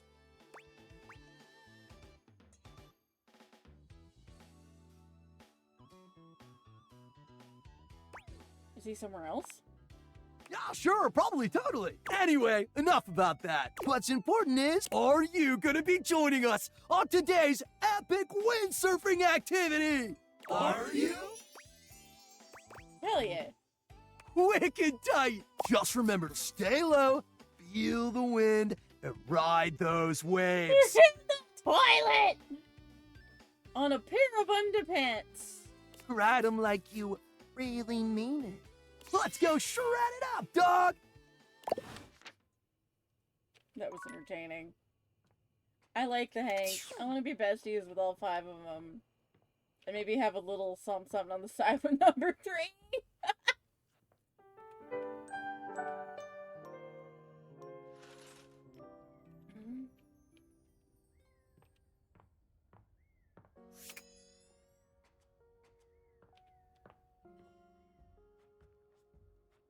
Alright, well, I gotta talk to Penelope. And Harper the Hamper.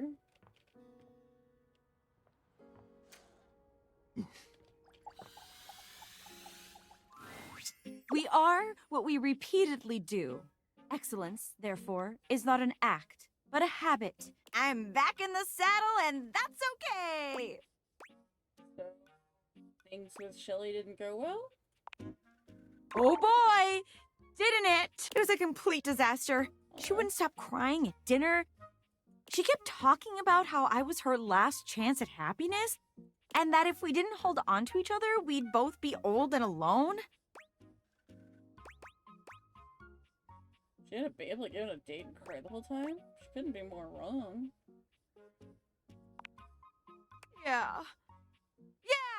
Dating's like a job interview, right? I just need some more interviews. We are really competing against ourselves. We have no control over how other people perform. Pete Cashmere.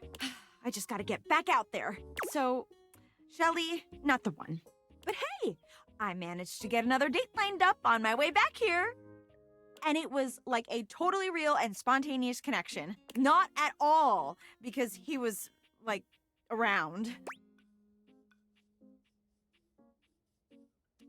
If that's all it takes, I'm around and alive. Stop it, you. That was a really hilarious joke you just told. And I'm totally in on it. Penelope looks past you to the desk. When you follow her gaze, you see a man wearing dice chic standing nearby. Oh my god, Chance! How long have you been standing there?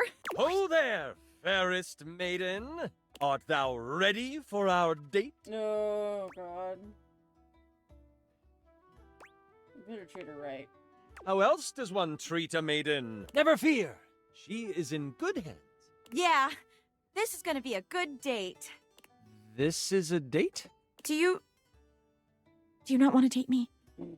No, I do. Oh my god. Let's see. Love any modifier with a human, and... He rolls a small die, seemingly thrilled with the result. Okay. It's definitely a date. Let's go. There! See? A real date. Not just me dating a guy out of pure convenience. This is gonna be the one. I can tell. Oh yeah, definitely. I rolled a 19 on my charisma check. This is gonna be truly excellent.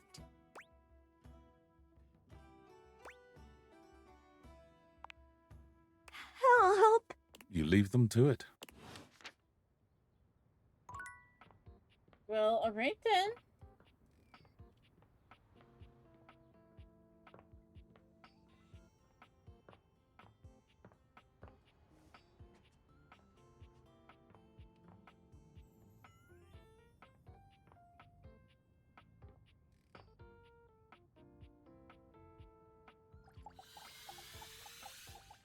Hi, baby! You haven't been seeing anyone else, have you? You're the only laundry for my life, baby. Oh, good. Well, don't keep me waiting so long next time, okay? I get so lonely in here without you.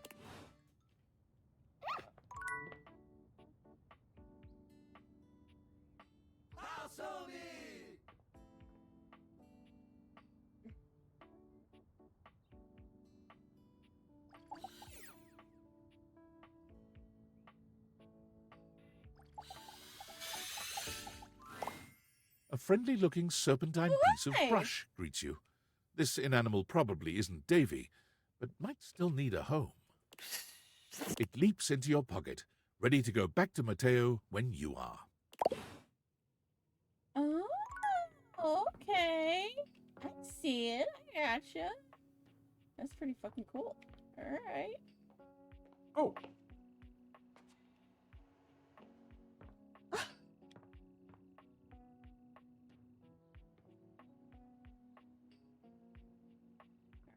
Two left for the day.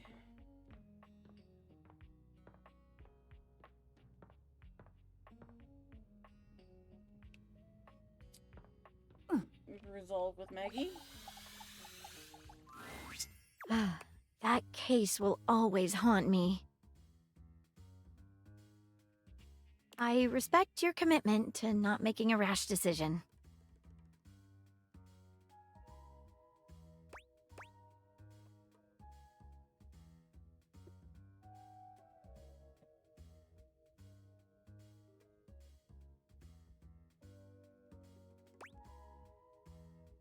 Can't decide when the evidence is so wild. It truly was. But at the same time, I don't know. For a while, I was starting to find myself very attracted to you. And then I fucked it up. I think that's changed. Do you hate me? No, not at all. I'd love for us to remain friends. I'm afraid dating is out of the picture for me. Now, if you'll excuse me, I think I need a little time alone. Not the outcome. Forward to the next case, partner. Not the outcome I wanted with her, but that's okay.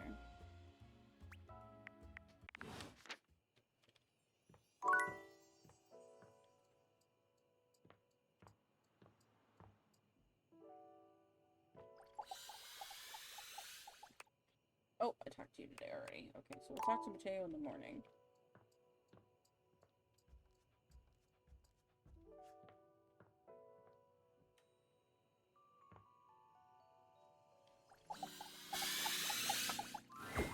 There you are. I was just thinking about you, you know. How about a kiss? Kiss her.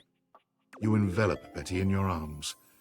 And when she kisses you, it truly knocks you senseless. Pillow fight! For a few moments, there's nothing but you and her. You and those maddeningly perfect lips and killer curves. It's hard to stop at just a kiss when it's this good, but somehow, you manage to pull yourself away. It's going to be hard to wait.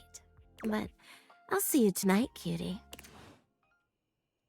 Well, you don't have to wait long. Because I am literally right here. Okay. Check the data decks.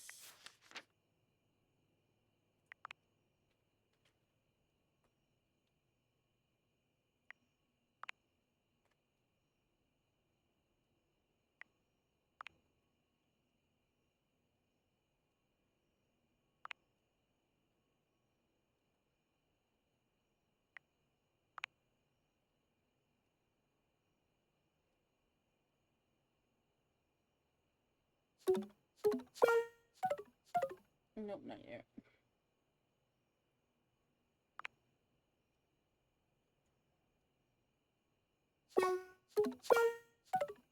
Nope, okay.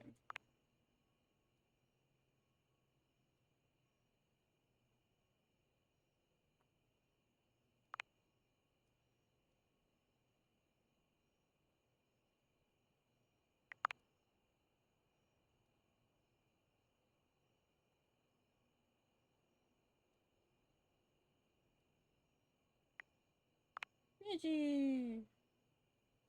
Build butts. That's unfortunate, friend.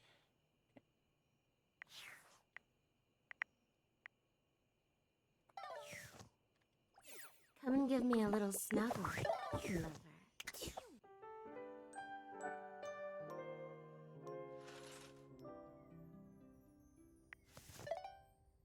Okay. So, I'm gonna take a tiny little break, maybe about 5-10 minutes. I know it's not tiny, but yeah, you know. Maybe see if I can find something to nosh on.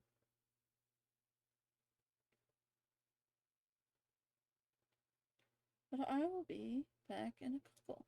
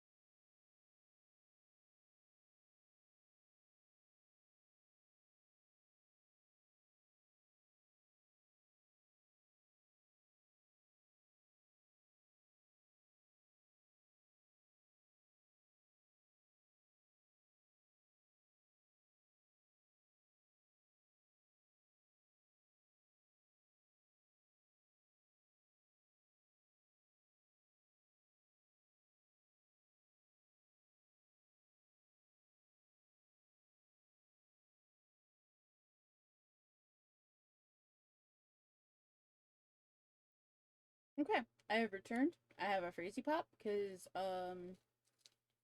hungry.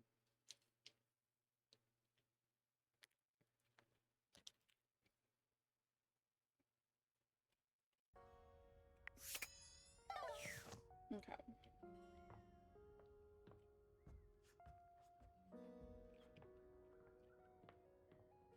I wonder if they pop up around the... Oh, hello. We're gonna kind of investigate a little bit, because I'm curious, so...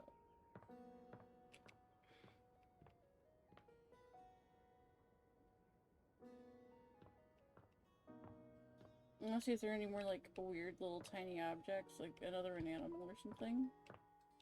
Or if they only pop up with prompting.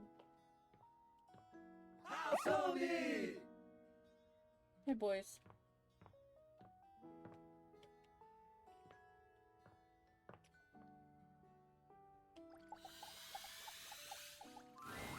You're bothering me again?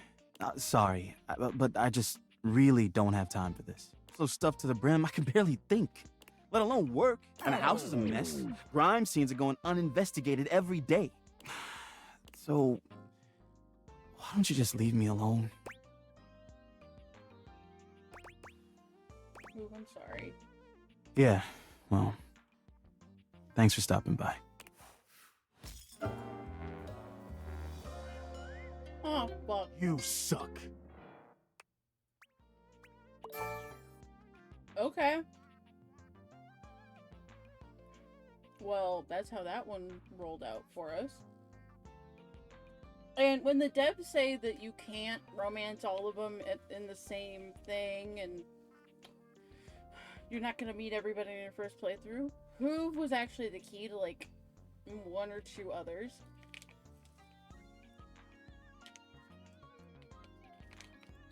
I believe.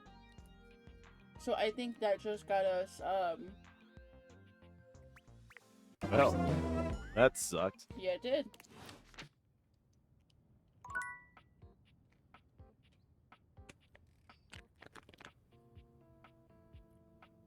I think that just got us cut off. Fuck, man.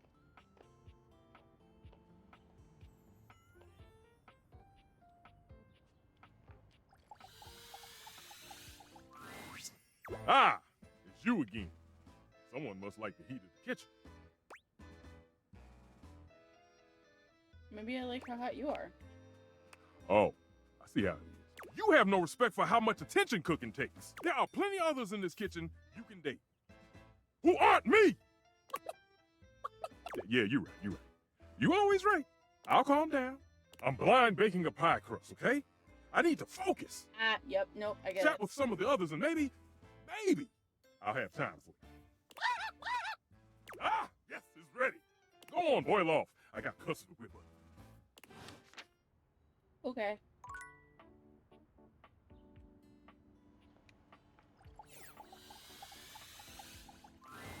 Cool kid, welcome back. You feeling hungry? Let me see what I've got. Freezer burn. What is that smell? I don't know, but it smells bad. Oh, I'm so sorry. I don't know what's going on. The ice tray is clean. Water lines are clear.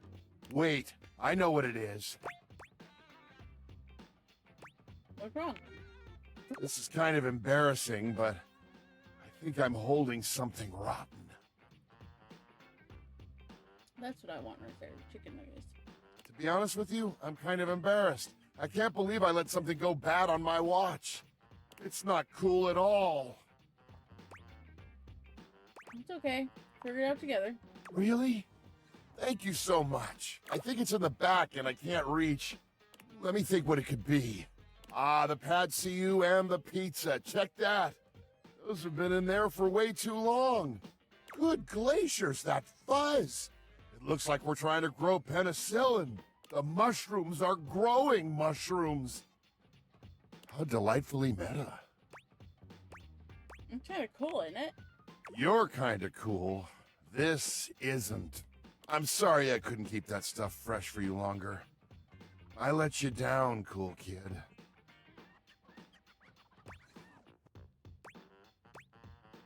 Food fetch isn't. It's not your fault. Food spoils. I don't know, cool kid. Oh, excuse me. You're being really awesome about all this. I appreciate it. But I've got to get to cleaning. That slime back there is going to take some scrubbing.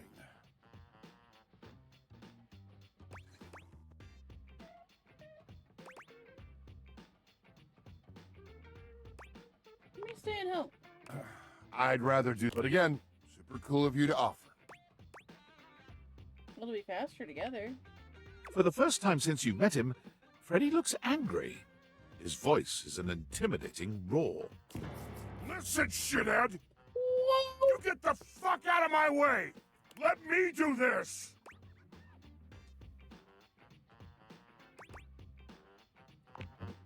He looks and sounds like the monster you might have thought him to be as a Yeti.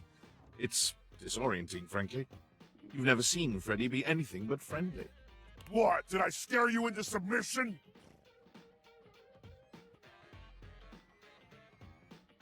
Get yourself gone! Okay, I'm going.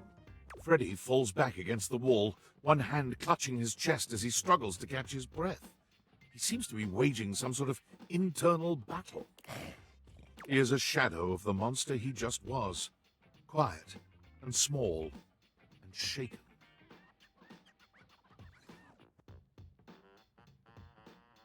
That one kind of freaked me out a little bit. I'm surprised that didn't come with a warning. I'm so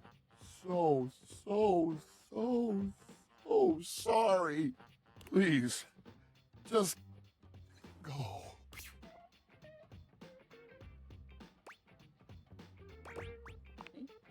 He is gone. I've been on a real shit roll this episode, and it kind of bothers me. Because, like, I wanted to do well with who? I get Washford and Drysdale, like, whatever. Like, Drysdale I was okay with friends, but Washford just fucking turned on me. Because I was kind of done with his bullshit dribble. But they have so many objects hate me, like, off the rip. It sucks. You look new. The game console turns on. Team 17, Sassy Chap Games, Moonsurgence, Resurgence. This has to be the most immersive video game you've ever played. Your in-game companion is an absolute stunner, but she doesn't leave you much time to take in the sight of her. She waves you forward, looking around as though she expects an attack to come at any moment. You're here. I didn't think you'd make it back.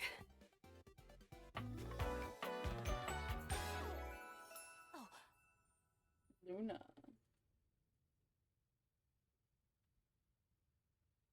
Alright. Which way do you want to go? What? Which way do you want to go? They're coming! Oh, you just equipped my Zauer rifle, which means that you're thinking of unloading a whole lot of Zaker charges on these scroufs out here. What are we gonna do? What the fuck are scraps? Scroufs! They're upholders, sliced in genetically from downside Novaya Moskva. Tough little Friedels. Oh, their claws can turn into sprayer guns. Real new tech that gives me the greens.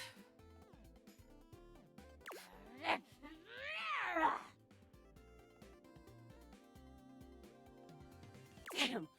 All that yapping and now we're overrun. I'm shooting! 88 charges later, that's a whole lot of scrouf carcasses. Nice haul. That ought to teach Celine and her goons. We're near the compound of the upholders. They'll have assassin class upholders, as well as surveillance class. We'll have to sneak our way in, and probably start dispatching them with utmost violence. You up for it? Let's go. We got the right equipment? You're right. I'll put on my +5 shadow suit. It'll help us get through the sensors in there. Upholder tech is nasty. I found an entrance on the dark side. Should be an easy way in if we just follow the marker on the map. Doing good. Following. After a short walk, you find yourself standing in front of a bullet-ridden metal door, way out in the middle of the cold, grey landscape. This is the entrance I've never seen anyone use. With my chalk-picking skills, we'll have this open in no time. Let's get it done.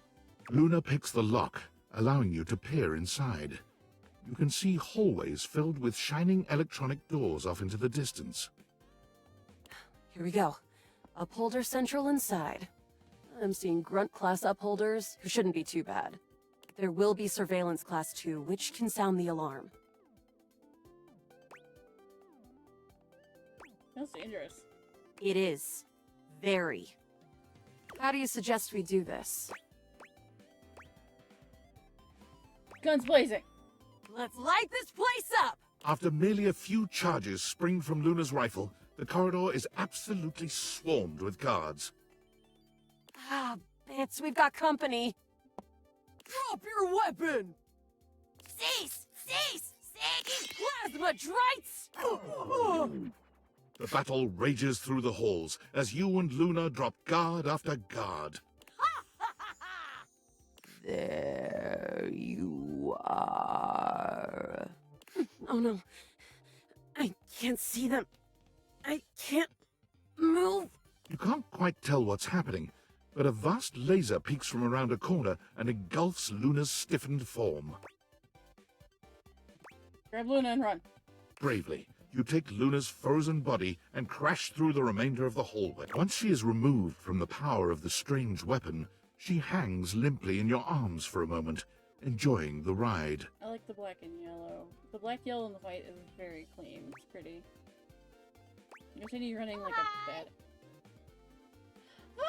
Hi! Thank you for the follow. Welcome in. What brings you You to my run tiny further little through the corner maze-like today? compound and finally make it to an empty office.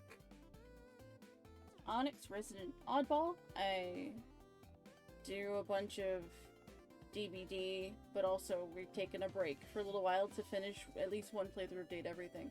I'm doing well. How are you today? Crah. We lost a lot of gear there in the tryst of battle, but at least we still have enough health to get us through to the end. We're getting close. You wanna press on, or should we take a crafting break? To the boss. Let's go. You and Luna make your way through the final threshold and stop right before the entrance. I also try not to talk while characters are talking, so I don't cover everything up. Oh no. There it is. The horror of it all. The way opens up into a large regolith cavern. Mining constructs mingle with moon rocks as the terminus of the station is reached. Yes, I can. I've responded. Thank you for the follow. How are you today? I'm doing well. I started with a new start time today. So we're on a little earlier than normal. But perched high on the crane next to a large glowing blue crack in the regolith was a well-outfitted spacer who looked just like Luna. You came just in time for the festivities to begin. Are you about to ask me if I want to buy some art from you?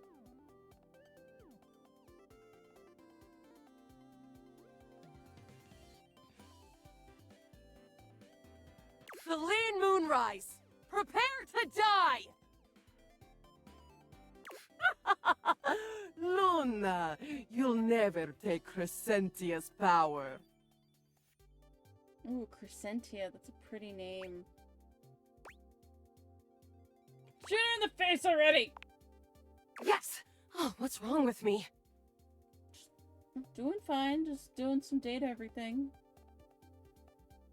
Ruining a lot of relationships so far today.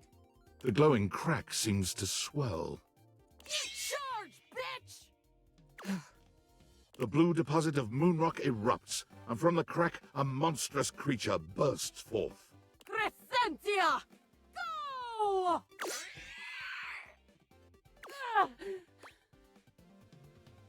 Shoot more, harder, use items. Take Luna throws an elemental grenade that blasts Crescentia's scaly hide. The battle is fierce, but ultimately Crescentia and Celine fall to the ground, presumably dead. Wow! Did that without even a single save. Hell yeah! Great job, Yael. I couldn't have done it without you. I'm so glad to be there for you. You're the best partner I could have ever asked for. You always chose the right path, unwaveringly. I'm a gamer, what can I say? I'd love to be friends with you. Even though it can be dangerous out there in Novaya Moskva, having a real friend by your side means you keep your KD ratio way down.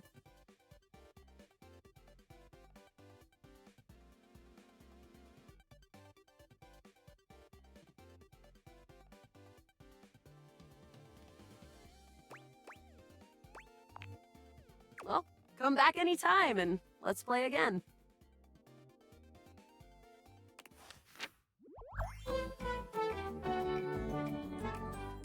My friend, this time for good. That was fast. That's the second fastest one I finished with. Well, third, probably. Shelby Young.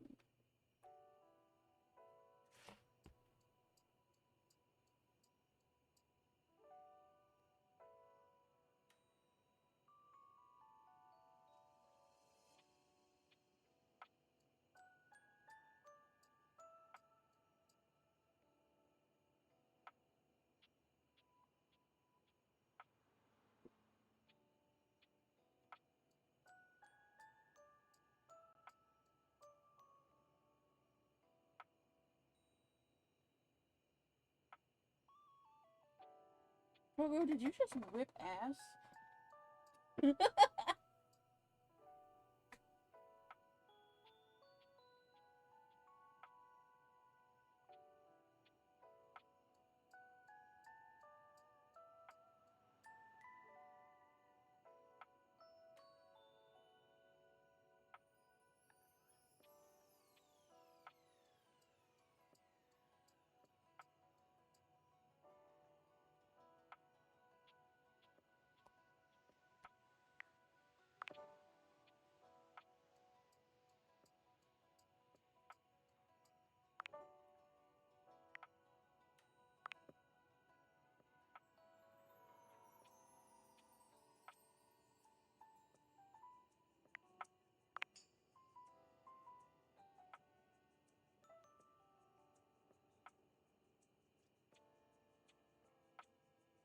That one upsets me a lot, that Hoop hates me.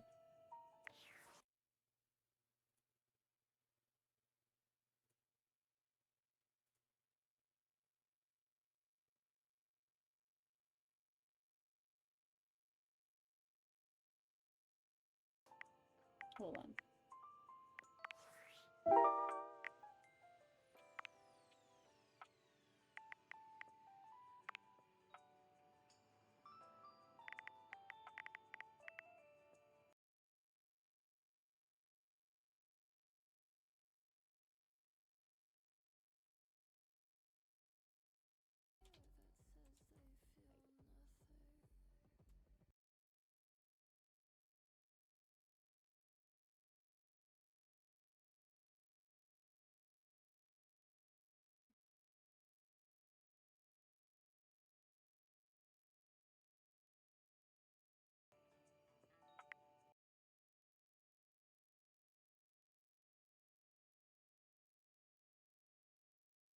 I don't take solicitation, and I'm not sorry.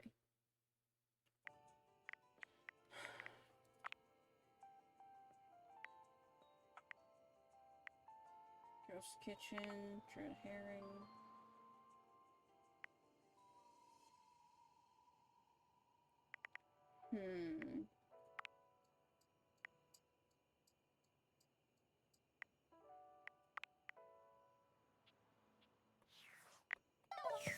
Interesting.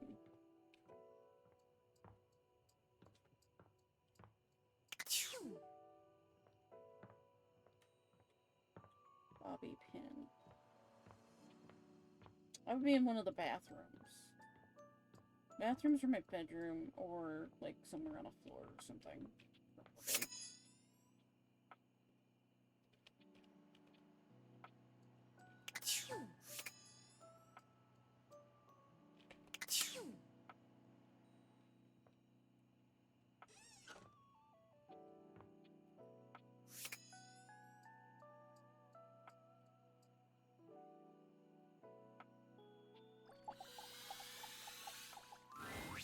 You see a medic with You're bright new. eyes, a kind smile, and a sort of maternal air about her. She doesn't even wait for your introduction, greeting you cheerfully. Oh, my. Hello there. A fresh face. Here to see the doctor, are you? Sure. Well, look no further. I might look like any old Jane, but I'll have you know that you are looking at a truly top-notch medical professional, and the only one around for miles.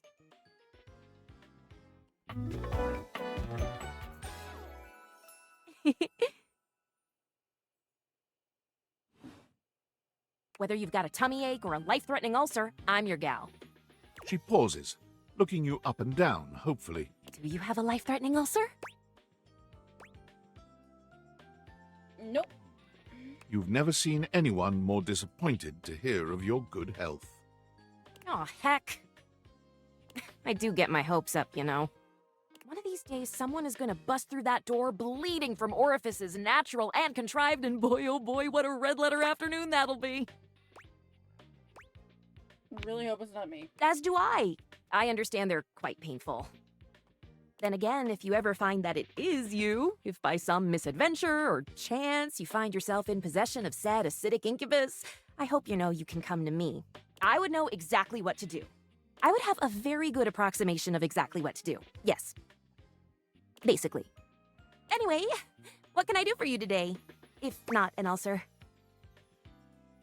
Guess I could use a band-aid. Oh, bandages! They are the first line of defense when the interior of the body has the temerity to propose to become the exterior. Get back in there, blood. Back to your proper course's lymph. And you, skin, have a little help controlling this raging horde of fluid and marrow. Ew. Band-aids are basically magic. I mean, kind of, I guess.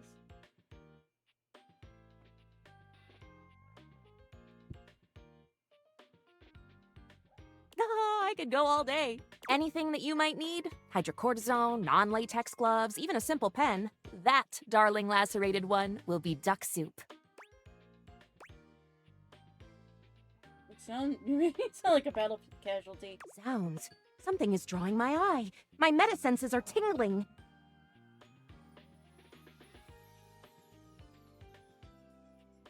Better let me take a look at that wound of yours.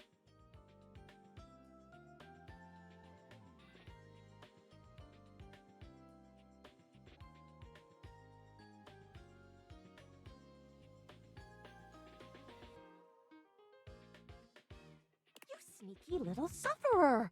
Thought you could slide one by me under cover of a metacarpals, eh?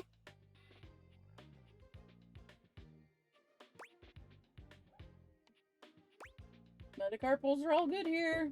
Just to double check, you don't need an injection or two. Take it from me, dear, you're better off safe than sorry. After all, if there's any sign of rash, you won't know it's there unless we do a thorough examination. And even then, well, I'm afraid there's always a chance for scarlet fever. Check me now! Once more, onto the exams. Okay. Faria looks you up and down, tapping her chin as she considers you from every angle. Exactly what I thought. Oh, you're freaking me out. No need to be anxious. We caught it just in time. Is it a broken heart? You do indeed possess a splinter. But it's not just any old splinter, dear. What you have is a deep, deep splinter. Of the heart. Plenty of tender flesh open to infection, just waiting for those little microbial monsters to set in. Do you know what that means? I mean, you just kind of told me infection is what it means. Yes, I did. I did give you the answer on that one, didn't I? Oopsie daisy. But can you think of a circumstance under which an infection would be a good thing?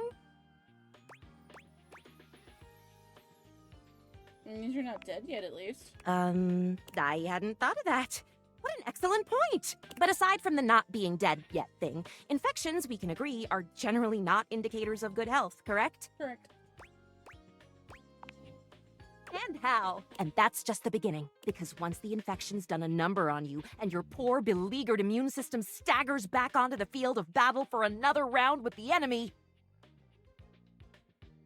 you watch helplessly as your body swells and burns and turns all different shades of red, pink, and yellow, and the true engine of the enemy rolls up to the line.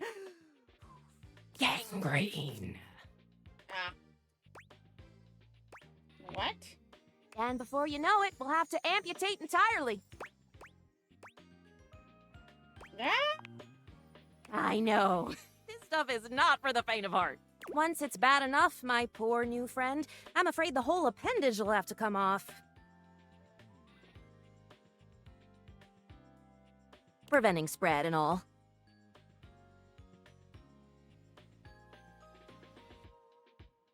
I'm sad to say we lose many a good limb to splinters every year. Like, statistically, is that true? Statistics is not really my field, I have to say. But I know how many amputations I've had to perform because someone got careless moving the milk crate. Ah, yes, I do know about the body. The bottom line is, you have got to stay vigilant. The world's a scary place, and your body is a fragile, fragile thing.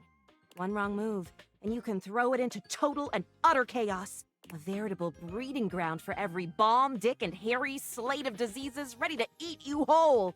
You never know what the seemingly tiniest, laughable symptom can mean. He's right, you know. For example, got a case of bad breath? Maybe you just ate a sandwich with too many onions. Or your breath stinks like a dead fish on a hot Sunday because you've managed to develop halitosis as a result of the toxic substances in your body not being filtered out properly because your liver is failing. I'm pretty sure my liver's fine. Love to concern those. You can never be too careful.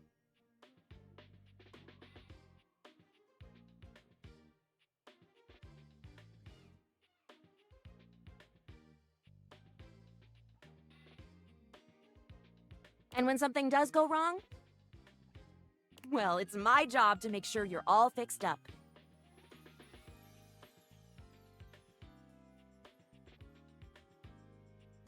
And I'll have you know, I take my job very, very seriously.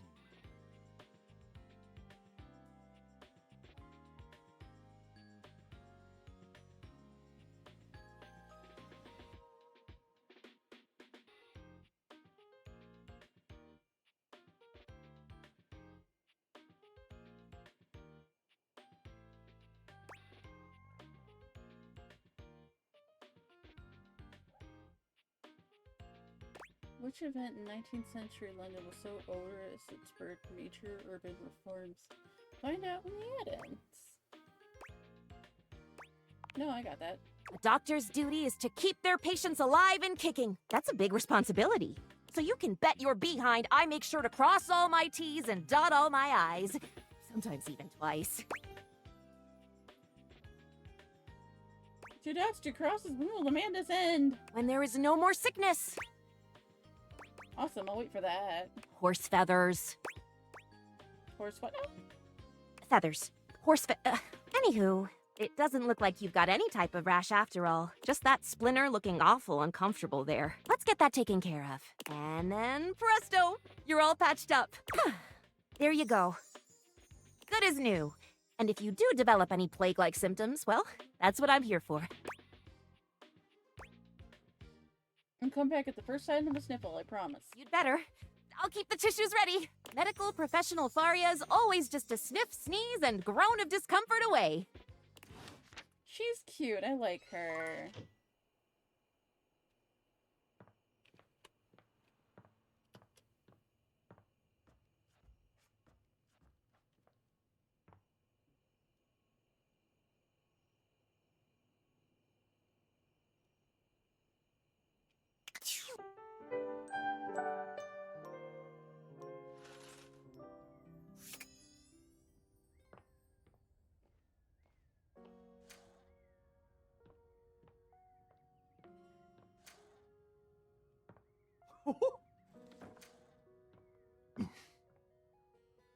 Oh, I gotta go to Mateo today.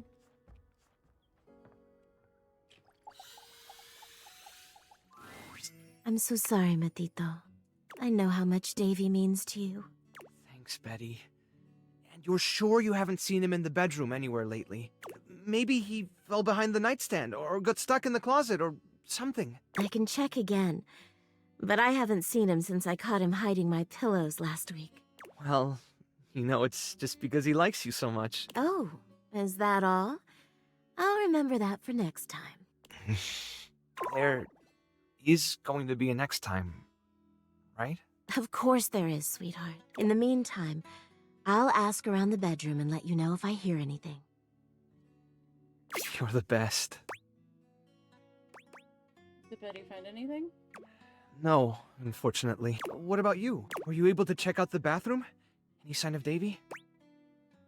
I found this. That's one of Davy's threads! Oh! You found it in the bathroom? It was caught on something next to this. Pythorn!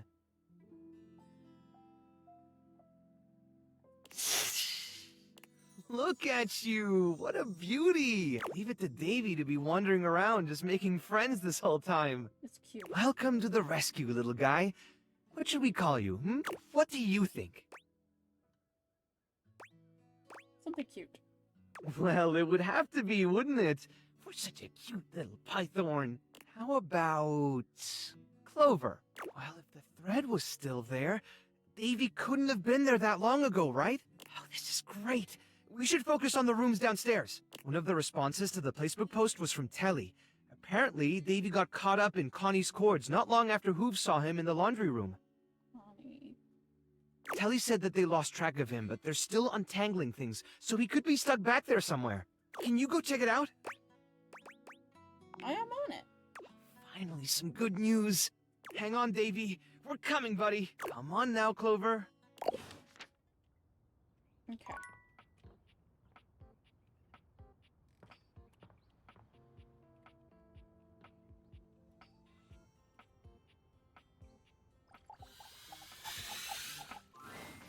Lucinda Lavish has come by once more. While she appears the same physically, it is apparent that her overall panache is lacking. My panache. It's lacking.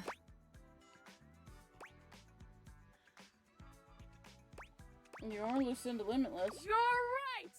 There's no limit to me at all! I really am the best dateable there is!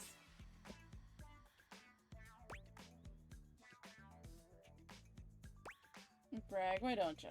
I will!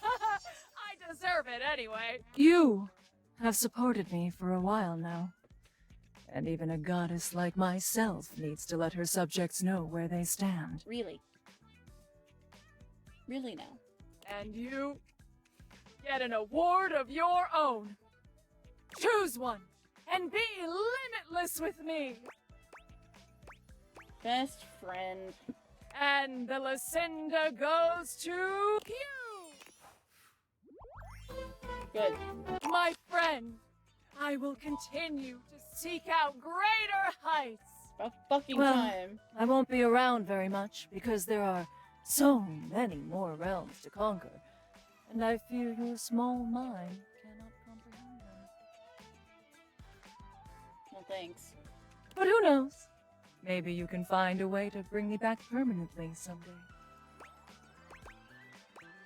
Can we make you realize? Right now, it can be done, for there are no limits here. Sweet! Thing is, you gotta have enough points. And being as I am, limitless, my requirements are probably so freaking high. They're enormously high, but somehow I have enough. I'm so honored to do this. The spectral energy flows through your date theaters, and what was once the best dateable ever becomes...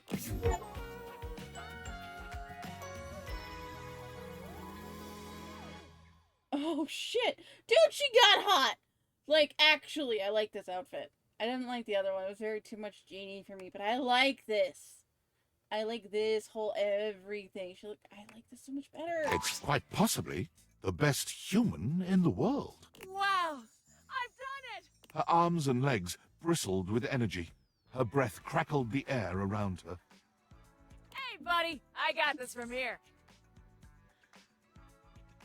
Her arms and legs bristled with energy. Her breath crackled the air around her. And her face was radiant and shining.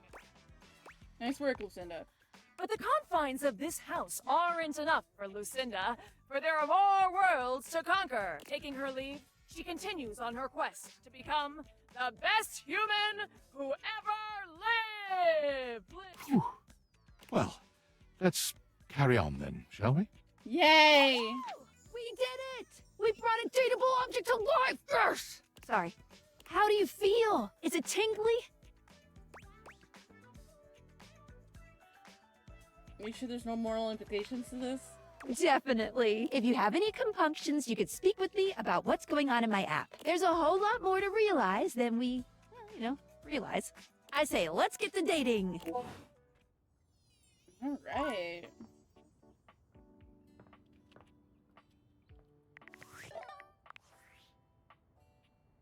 Hi! What's the latest with my favorite harem anime? Oh, by which I mean your life.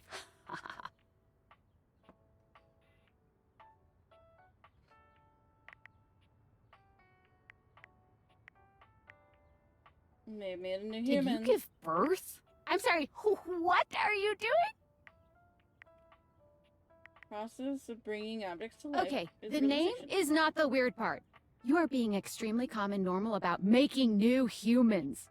You seriously turned one of your household items into a person? Is that ethical? I mean, they That seem to doesn't want mean it. they know what they're getting into. Humans have wondered what it means to be human since, like, the dawn of time. Like, we people who are born as human beings and die as human beings, we still don't even, like, know what that means to us. Is it fair or okay to bestow that condition upon, I don't know, your kitchen cabinets? Why should we be the only one suffering? You laugh, but I just don't know if that's funny. This is insane, but it's really serious. Being human isn't even just like philosophical shit, beyond like, why am I here? And what is the meaning of it all? You are making like whole ass human beings, right?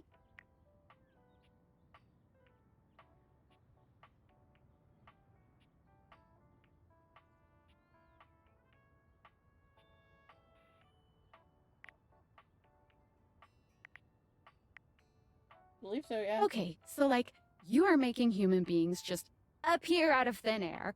They don't have social security numbers or permanent addresses or any of the shit one needs to live in this country.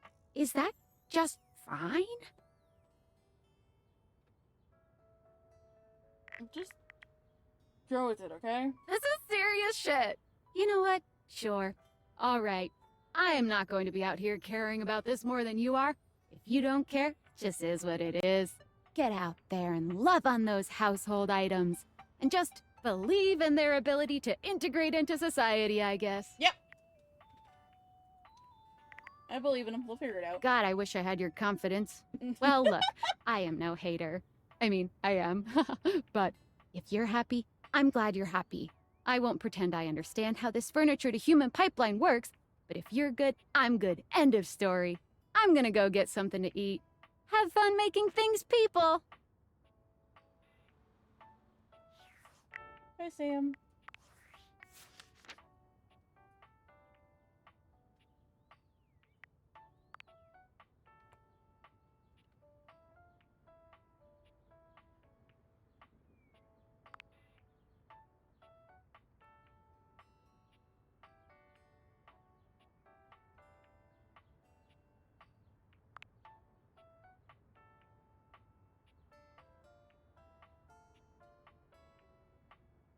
Oh, I like it when they become people.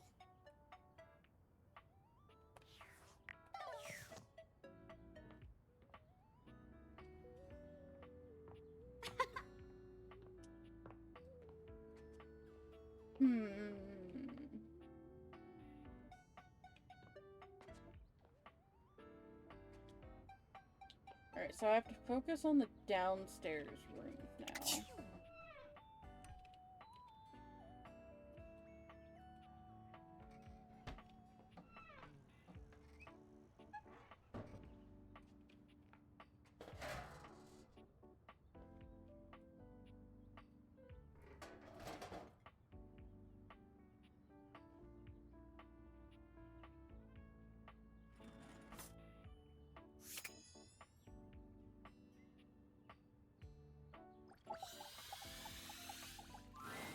You don't see Daisuke right away, but as you approach, you hear him calling out to you. Please, come in.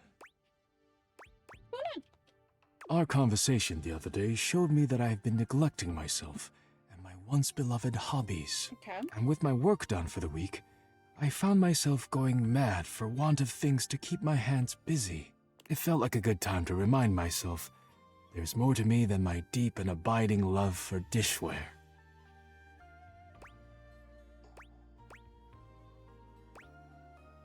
I'm happy to hear. I'm glad, because you are the reason I came to this realization in the first place. Me? Indeed, when you injured me earlier, I was furious. I thought my worth lay only in my work, and now someone had taken my work from me. But being forced to lean on others allowed me to do things differently.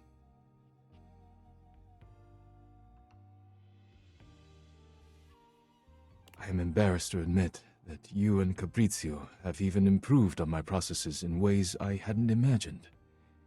I am far more efficient now.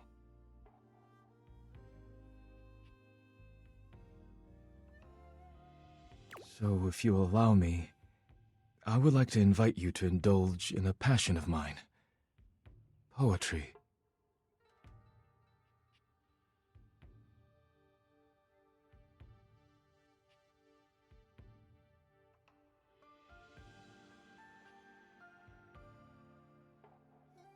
He gestures to a table laid out with paper, pens, and a few lit candles. It's all terribly romantic. Oh, how wonderful. Your enthusiasm touches me. I am happy we share an appreciation for the arts. We do, I'm just bad at it. Daisuke guides you to sit, not leaving you much choice in the matter. You take a seat and watch as he takes up his pen. Let us begin, then. Do not overthink it. Oh, you haven't really met me then, have you? Poetry is best when it flows from your mind to the pen with as little interference and delay as possible. Do not overwork your words, and do not worry about how it sounds. Simply write with your heart.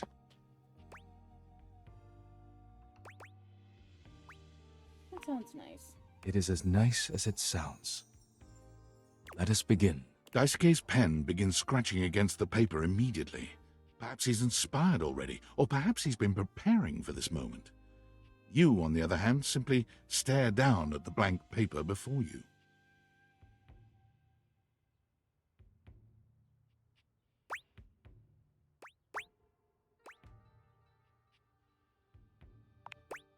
You feel inspired by what's been building between you and Love Daisuke, poem time. and you remember that Beverly said Daisuke would love a poem written for him. You begin to write. You are writing away there. I look forward to seeing what you have produced. It's probably gonna look like hot dog shit.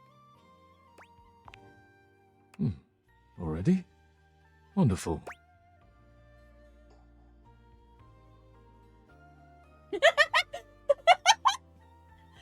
called Untitled, okay. Classy, mysterious. I call it Ode to Dishware.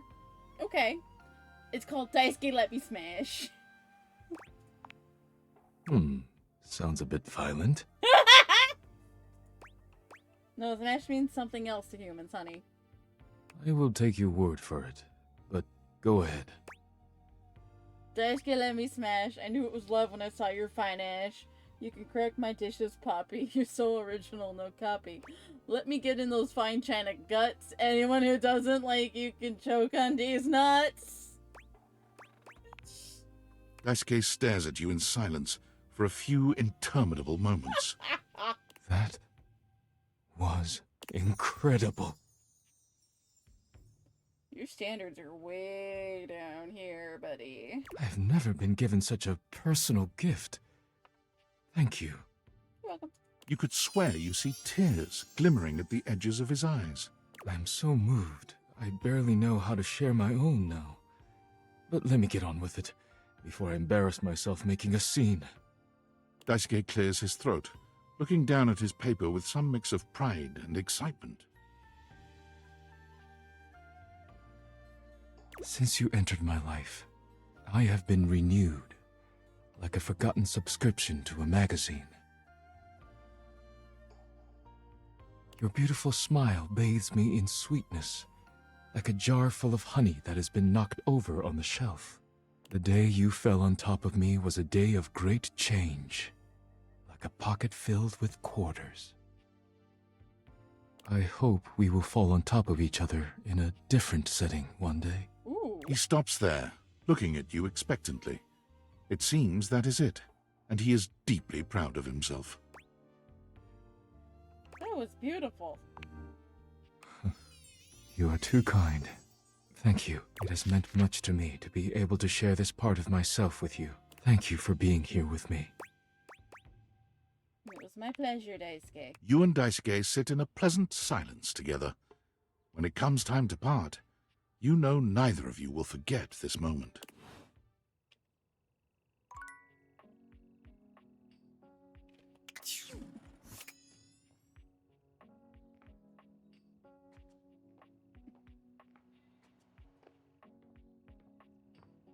Okay, let's check downstairs rooms.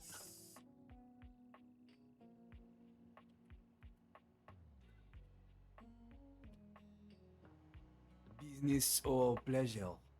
Neither. Oh no. Oh.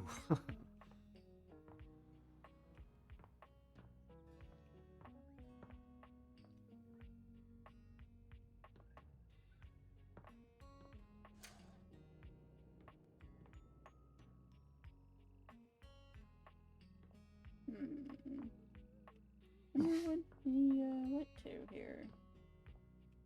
Try and look. Oh.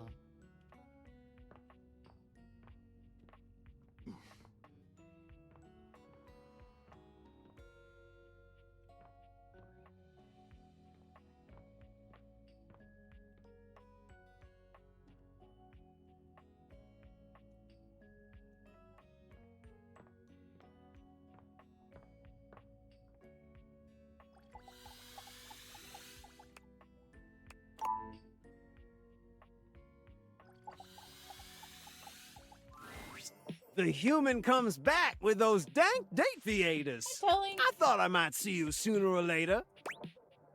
Have you seen Davy, the inanimal? The tassel hound? Yeah, I seen him around. He was chasing that spring around everything. Soaring round boards, heading toward Connie's chords. Who's Connie? The video game lady. Oh.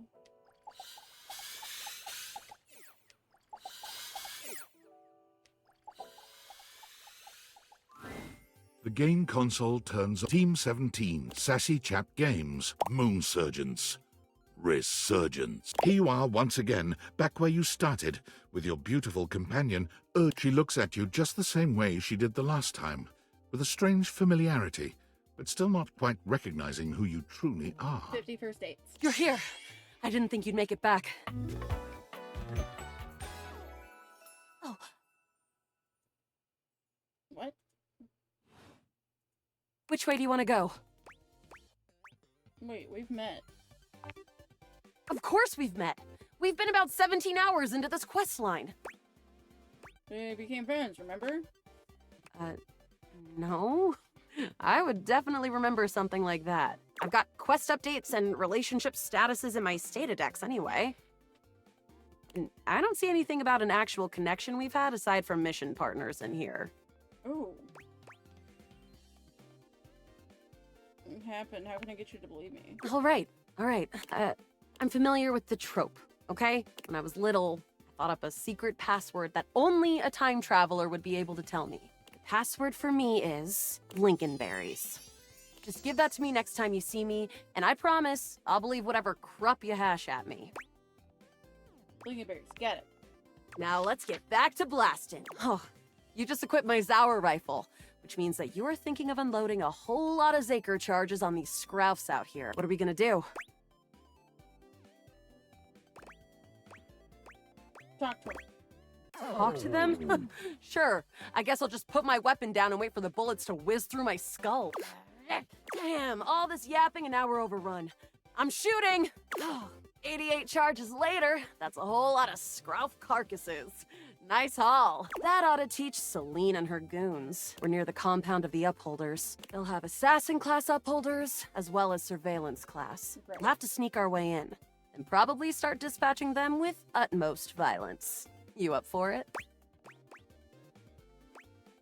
Is this a stealth section or something? Yeah, sneaky stuff. I found an entrance on the dark side. Should be an easy way in if we just follow the marker on the map. Where are we going? Following. After a short walk, you find yourself... This is the entrance I've never seen anyone use. With my chalk picking skills, we'll have this open in no time. Tell me more about you. Me? I'm your average member of the Resistance. Maybe above average. We fight against the Upholders who are determined to do everything in their power to druck everything up here on my homeworld. Who am I to you? You? I always thought of you as a companion. Someone who followed me around and gave me advice. Cute, but expendable.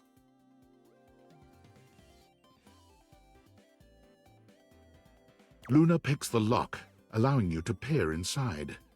You can see hallways filled with shining electronic doors off into the distance.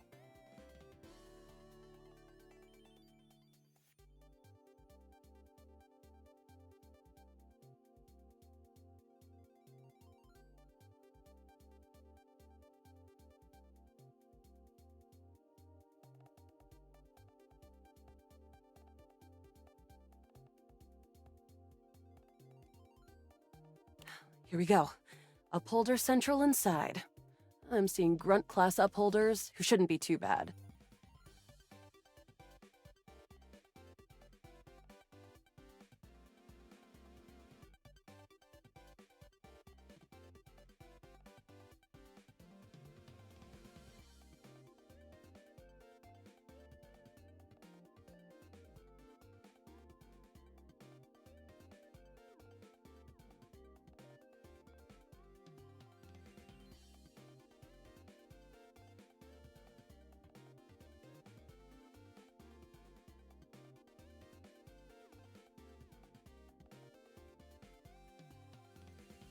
There will be Surveillance Class 2, which can sound the alarm.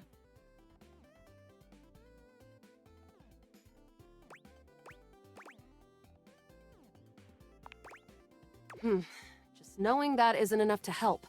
They've got ultra tech that renders them invisible to all senses.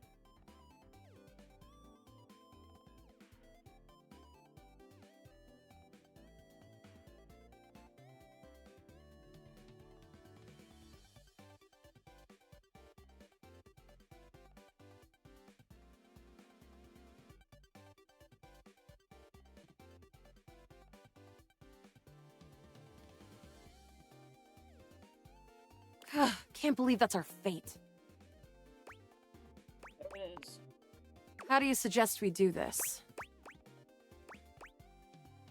Quietly as possible. That makes sense.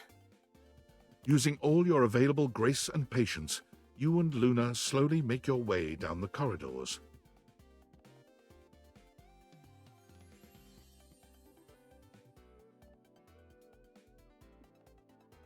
Close behind me, Yael. You drift past both grunt and surveillance upholders with ease.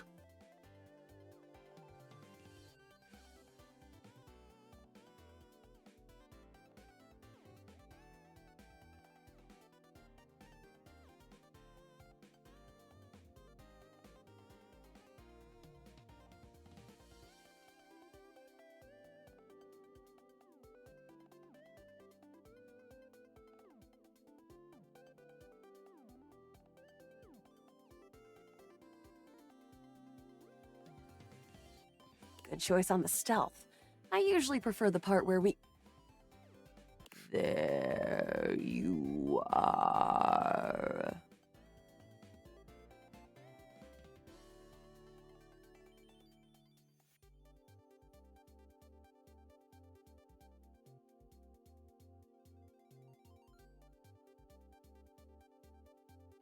Oh no!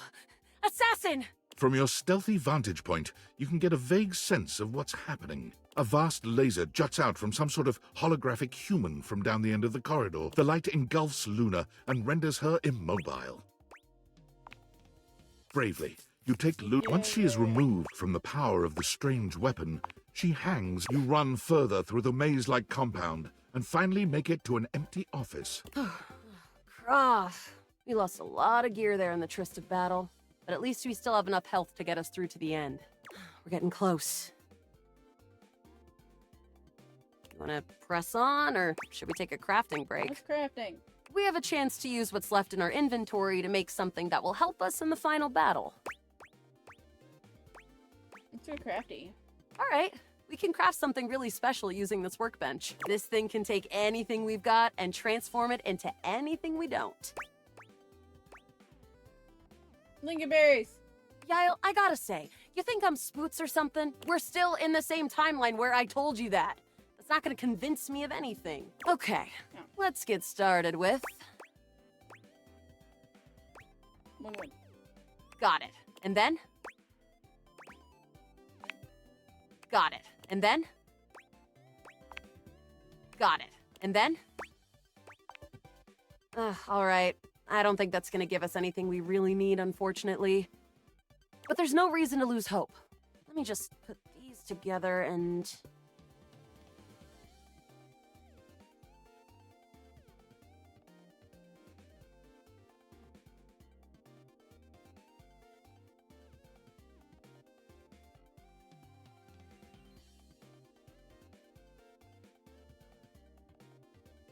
It's pretty globular, which is always good for defense.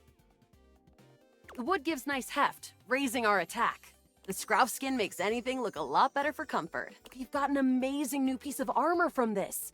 That'll help us in the battle ahead. You and Luna make your way through the final threshold and stop right before the entrance. Oh no. There it is, the horror of it all. The way opens up into a large regolith cavern. Mining constructs mingle with moon rocks as the terminus of the station is reached. But perched high on the crane next to a large glowing blue crack in the regolith was a well-outfitted spacer who looked just like Luna. You came just in time for the festivities to begin. Celine Moonrise, prepare to die!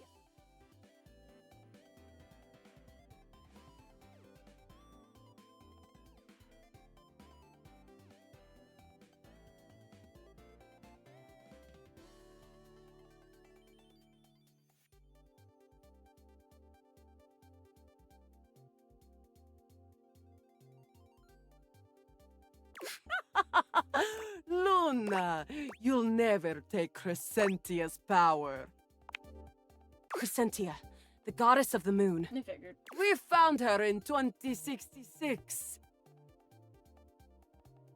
Known for deep dish pizza and the blues, this windy city also gave us a flippin' good arcade classic. What's the name of this inventive American city? Chicago. It's the Windy City.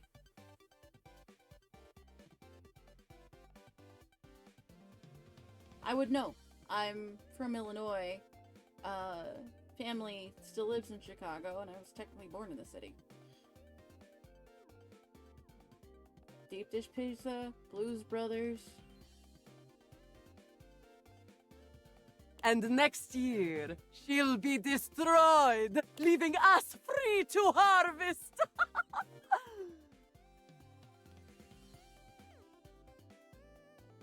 The glowing crack seems to swell.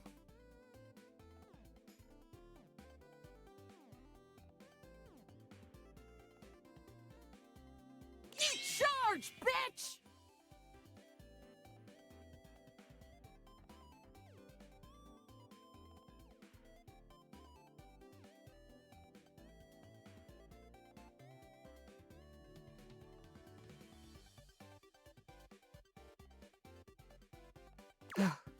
The blue deposit of moonrock erupts, and from the crack, a monstrous creature bursts forth.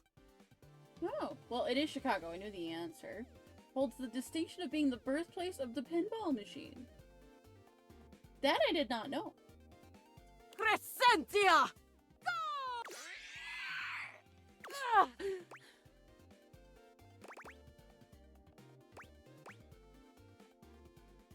360 no scope. Ha! Easy! Thanks to your crafting, Luna is able to withstand the mighty force of Crescentia's power. The battle is fierce, but ultimately Crescentia and Celine fall to the ground.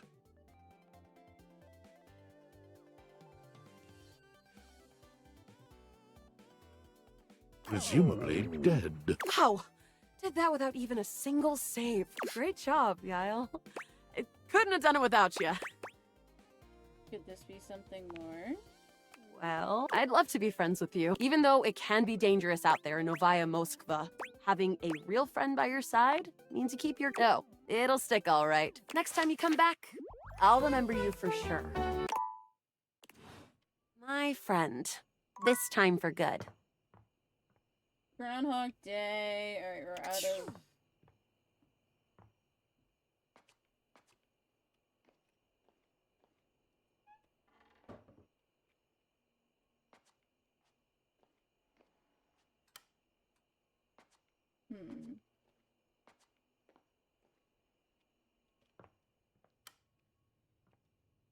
I'm increasing my electric bill.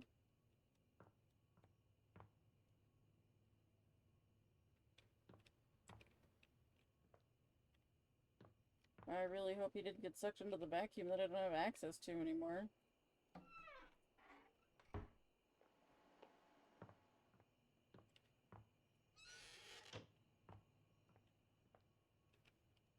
Wait a second. Does it get bigger when I... No. Okay.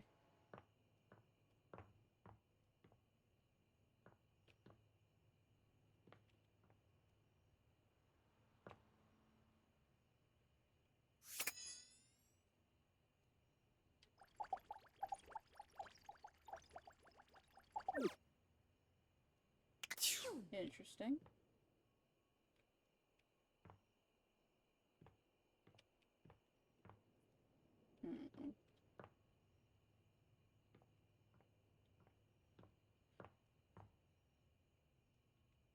I don't know where I should be looking downstairs for...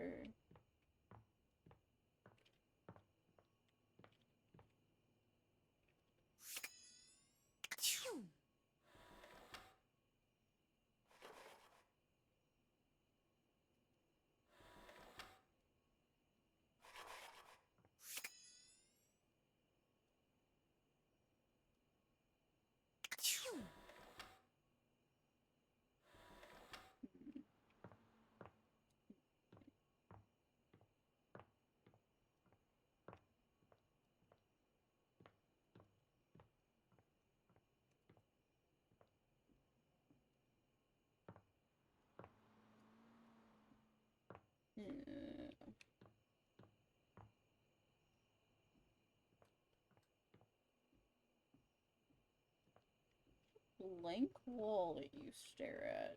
Is it this one? No, can't be.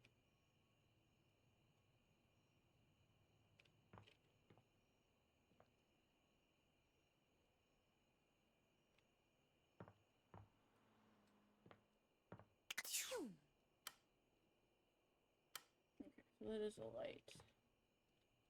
I don't know. I'm a little stumped on that one.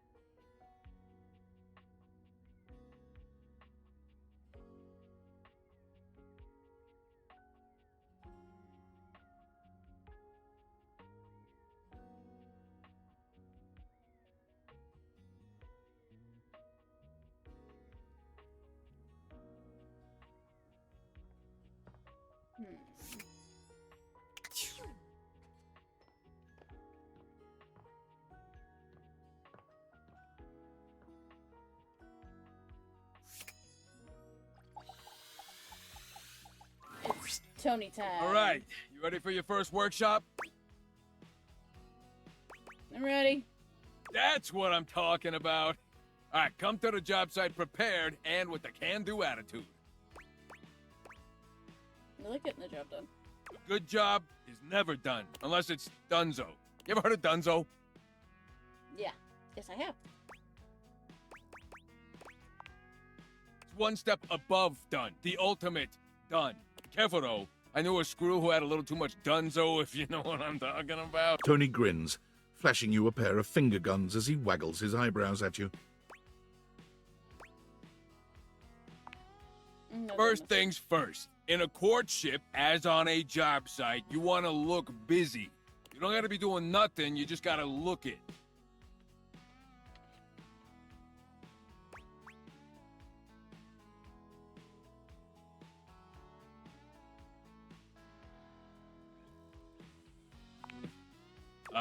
No.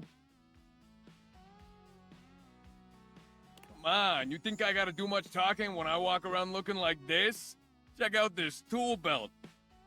I thought you wore the tool belt. Folks dig the construction thing.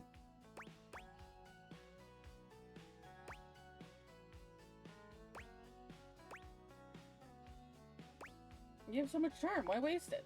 I ain't wasting it, just saving my energy. That's energy I can use to carry heavy things and look busy. Anyway, I'm getting off track. Lesson number 2.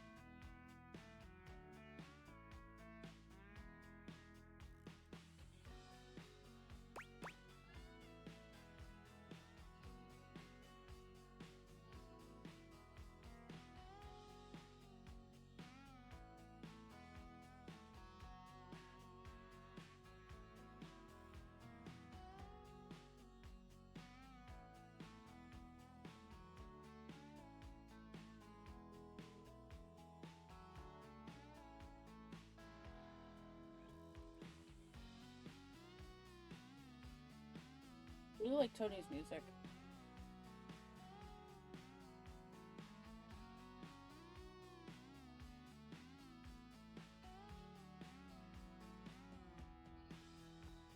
Greg, help us.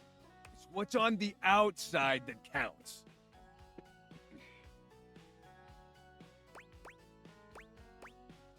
Take detailed notes. Yeah, my work here is done. It takes a real secure and sexy toolbox to change himself for a lover. See? You're really starting to get it. All right. That's enough wisdom for today. Gotta give you time to digest all that good advice. Hope you were taking notes. Next time you're getting tested. Okay, the clean language is gross, but I get the haha. Gonna make you proud, Tony. Good. You better knock my bolts off next time I see you. I will.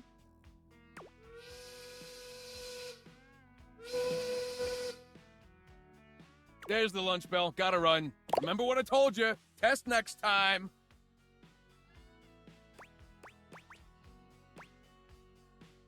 Got it, Tones.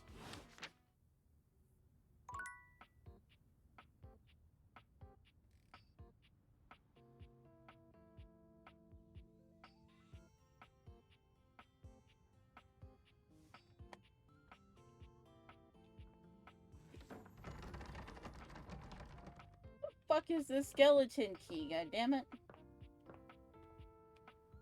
It's probably inside the freaking vacuum.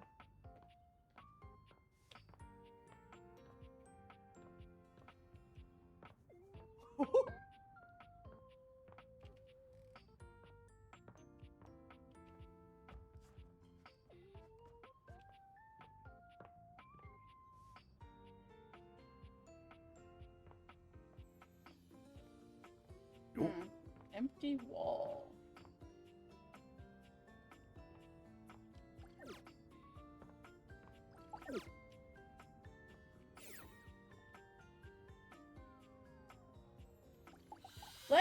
talk to John and see what's up. You return.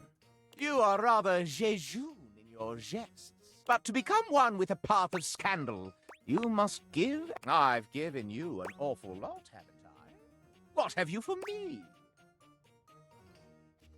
You got Dirk and Harper to break up. No,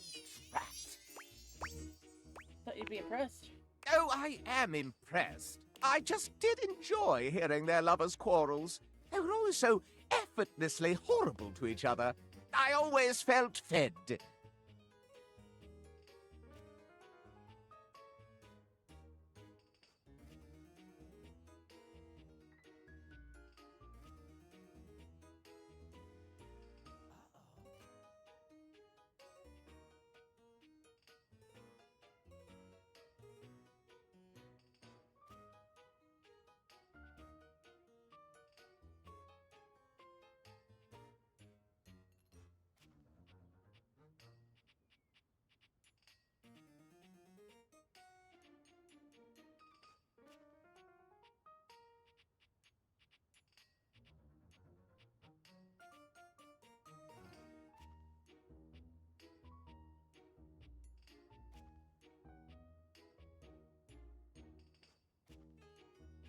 Do you have any more? I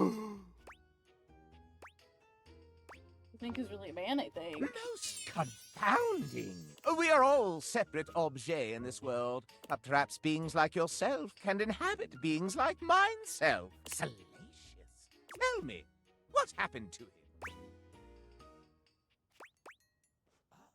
His claims are in serious need of adjusting. Most unscrupulous. Add one scandal to the tally. Do you have more? Look, he's a real asshole. So I have noticed. As an analog source of light, I once offered Lux some brightness when the power went out. But as Lux is terminally online, there was no way I could reach them. When the electricity surged through the housedom again, Lux called me cringe and refused to be seen in photos with me anymore.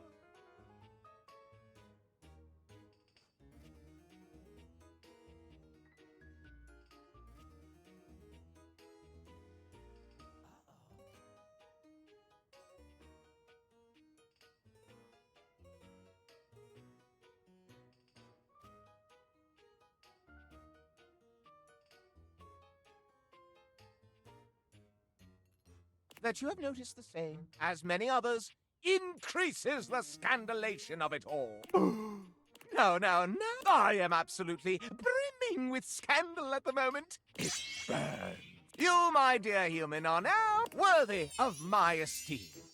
Is that so? You should feel rather lonely, as I do. For there is no one else in the homestead whom I can count as my friend. Well done.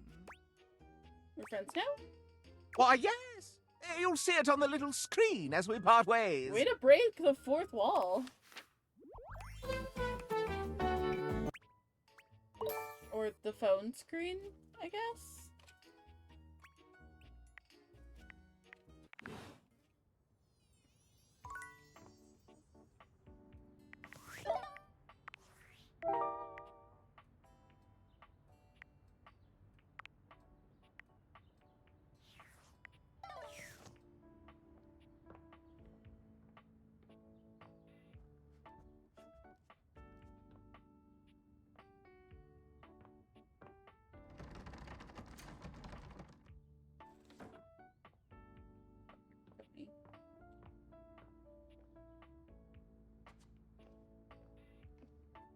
Business or pleasure?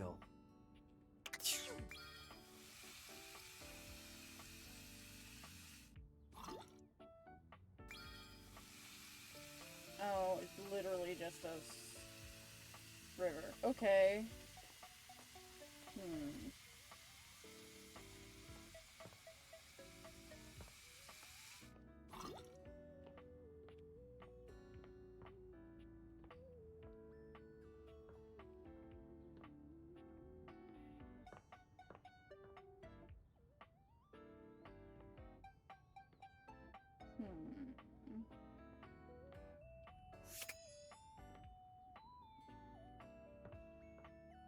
Interesting.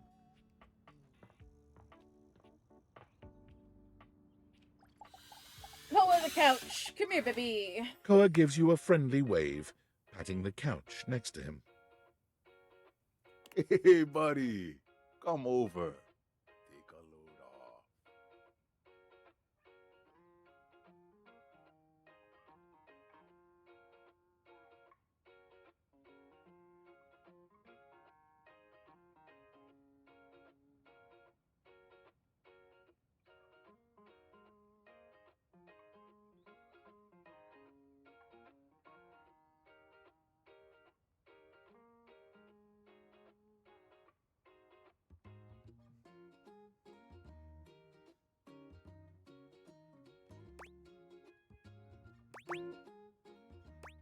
You in the mood to talk? Thank you. No worries. Just come get comfy.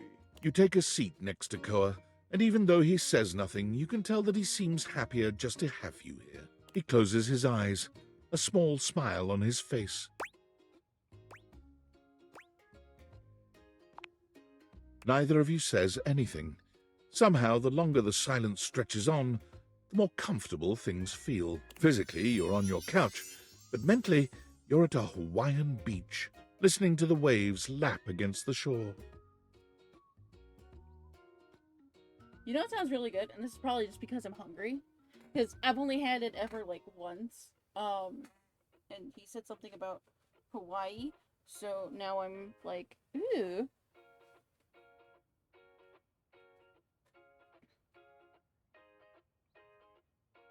But, I would love, like, right about now, since he's talking about Hawaiian Beach, if I was sitting on this beach, Spam musubi with a pineapple reduction on the side, just so you can... Koa is practically radiating comfortable satisfaction. And the happier he is, the happier you find yourself in turn. I like being able to sit with people and just enjoy the silence. Beautiful. Just beautiful. Thanks for sharing the vibes today, buddy. Now, before you go, or I fall asleep, I got something for you. Baby, have you been that the whole time? You found my car keys. Sure did. You haven't really been going anywhere, so I wasn't rushing to find you and give them back. But us being cool felt like you should have them back now. I'm glad I can rely on you to help with this stuff. Always. Man, sitting here with you really just puts me at ease. I'm gonna get some shut-eye. If you want to stick around, feel free. Thanks for sharing the silence with me.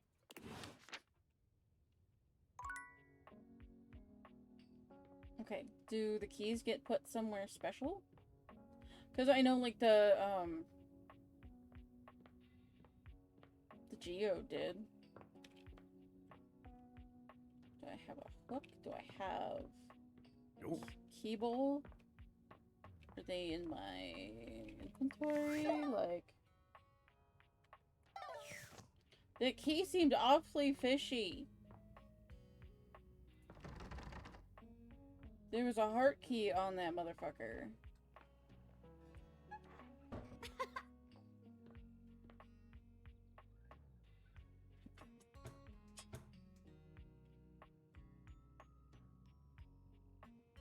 You're probably something we can click on to love. Okay, hold on.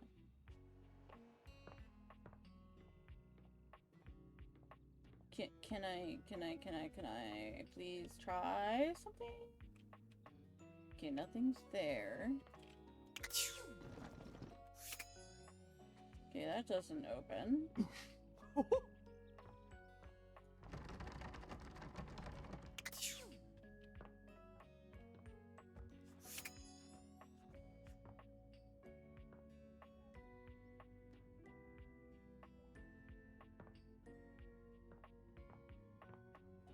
Huh.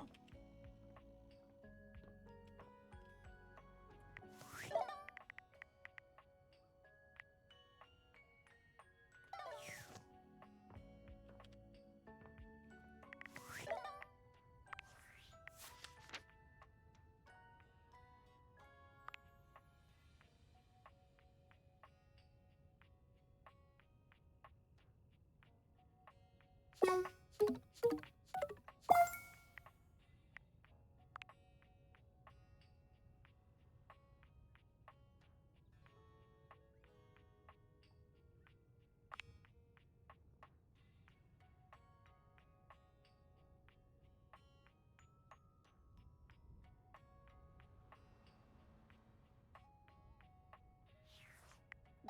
so living room, Connie.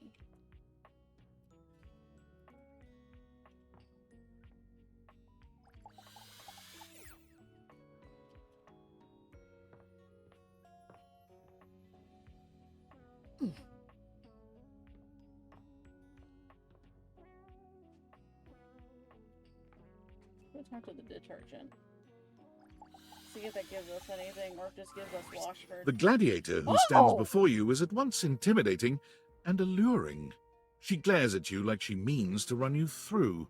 She also emanates the refreshing scent of springtime breeze. It slightly undermines whatever murderous intent she may actually have. She is beautiful and terrifying, an Amazon in blue and pink. But even as she points her sword at your throat, all you can do is marvel at just how clean and sweetly scented it is. Who dares disturb me? Hello?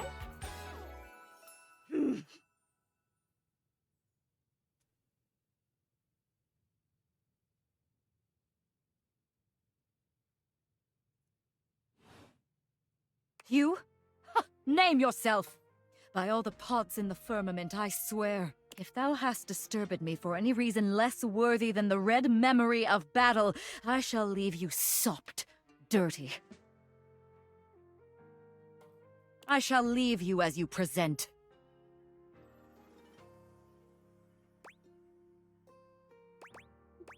Meet you? Meet me. You, civilian, you wanted to meet me. I am in the pitch of battle. My pods rampage, sacrificing themselves to be reborn yet again. And you have pulled me here because you wanted to meet me. Yep. I confess to you, civilian. I like the bubble joker. I am in a state of indecision. I cannot decide if I hate you, or if I am impressed by your fortitude. Hating me seems extreme at this point. I don't think I care. Truthfully, I'm gonna go.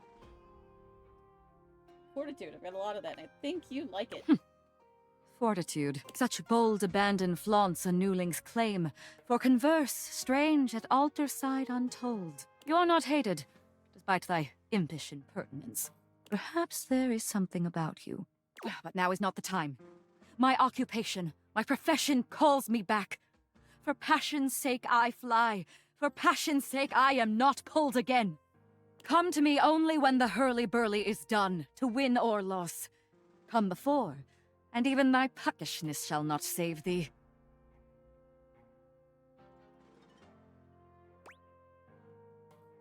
How will I know when that is? You won't.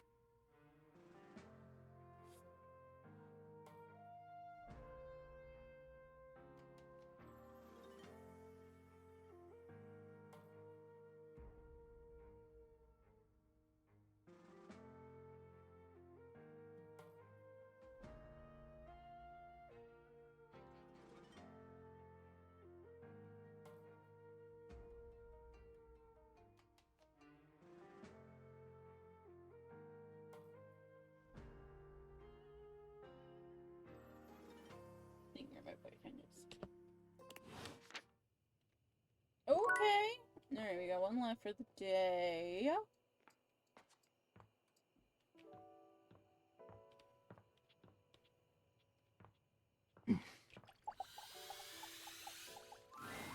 Hey, hey! Hey, Penny. You never told me you were into photography.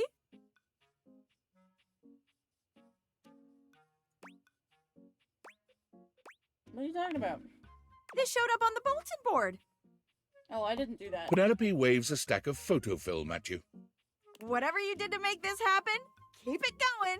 Now, with that out of the way, She turns away from the board, psyching herself up with a little sigh. perfection is not attainable. But if we choose perfection, we can catch excellence. Vince Lombardi. Vince Lombardi. Football. Let me tell ya, Chance, not perfect. You took a chance on love. Not even close. But through chasing perfection, I have attained excellence with tonight's date. Is it? What's so bad about Chance? Oh my god.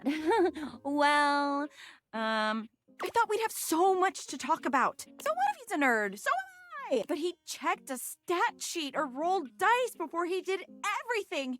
He ordered breadsticks, pasta, and tiramisu because he had proficiency in Italian dining. Proficiency in Italian dining. Bro. Okay, but the tiramisus and breadsticks are both good choices, so it's pasta depending on what he ordered. When it was time to go, he told me he wouldn't see me again because he rolled a 7, and a 1 through 10 meant he couldn't see me again. I got dumped by fate! The universe is against me! You deserve better. You deserve me. I mean, does anybody deserve you? Maybe a movie star or a sexy billionaire. Not a regular bunch of office supplies like me, though. Okay, enough about that. Let me tell you about the absolute babe I got a date with. She's so out of my league, honestly. I think she was gonna say no. But Office Romance magazine says you can't hit a home run if you don't risk striking out. And I hit a romantic home run for sure this time. As if on cue, Skylar saunters into the office. Penelope lets out a girlish squeal. There she is! The glasses of my dreams! Oh, hey, you. Uh-oh. Oh, you're about to get dumped. No! We're going to fall in love! Oh, yeah, about that. Skylar tucks a strand of hair behind her ear, unable to meet either of your gazes. I'm really proud of you for getting out there, Penelope. And you asked me out. And I did say yes. But I didn't want to say yes, did I? And I've been trying to get ready for our date, but I'm sorry. I've never liked girls with glasses.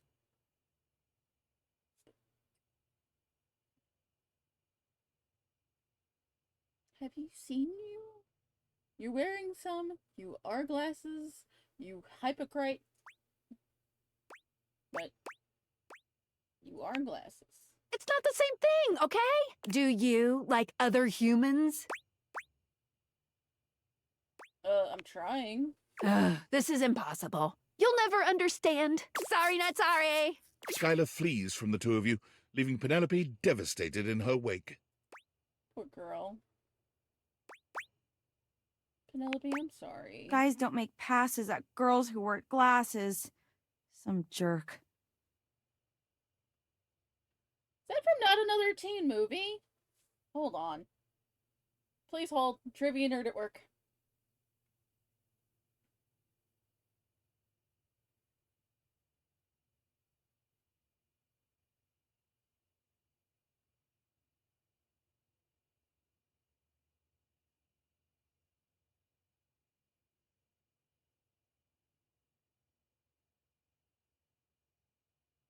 Dorothy Parker.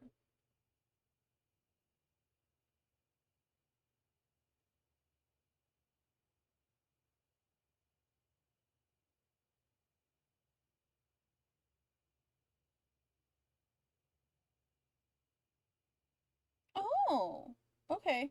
So it wasn't from the movie, but it seemed like something that would come from that movie.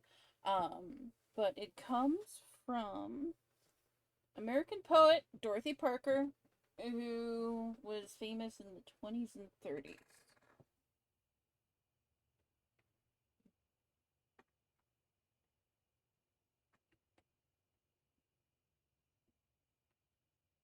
Hold on, I'm fixing my ottoman. There we go. Anyway, thanks. Poor girl.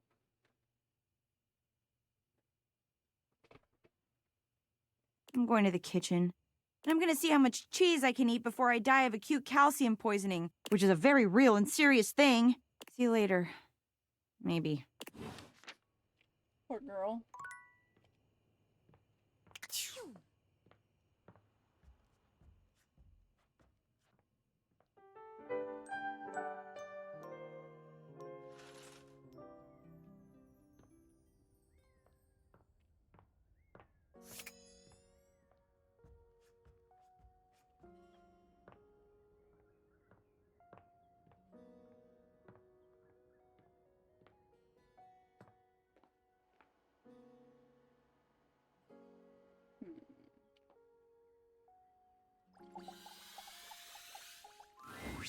Ah, Yep, my okay. faithful companion. Hi, Mitchell. Care to join me for another review? Thinking maybe we could just talk. I'd love to, really, but I'm afraid without my reviews, the culinary prospects of this house would be dire indeed.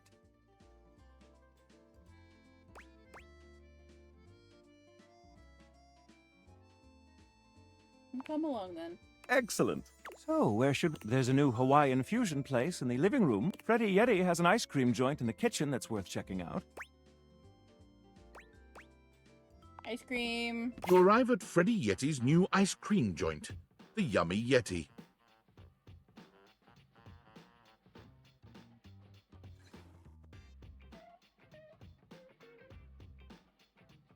It's a herky-jerky establishment, to say the least. The ice trays are slipping and sliding everywhere. The frozen peas and fruit have not yet been moved totally out of the way, and Freddy himself is hard at work trying to put together the last touches on his icy creations. We have arrived.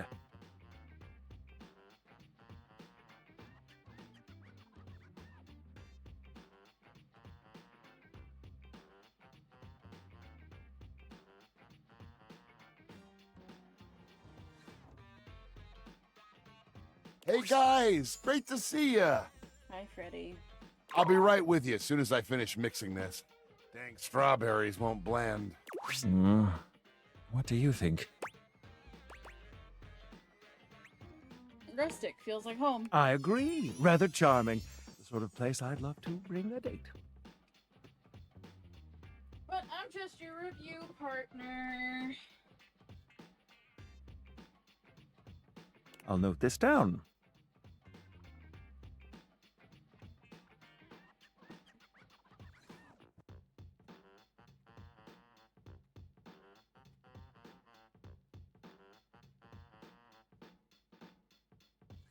Grab a seat, guys. Plop yourselves down in that there box of Hogan-Do's bars. Hogan-Do's?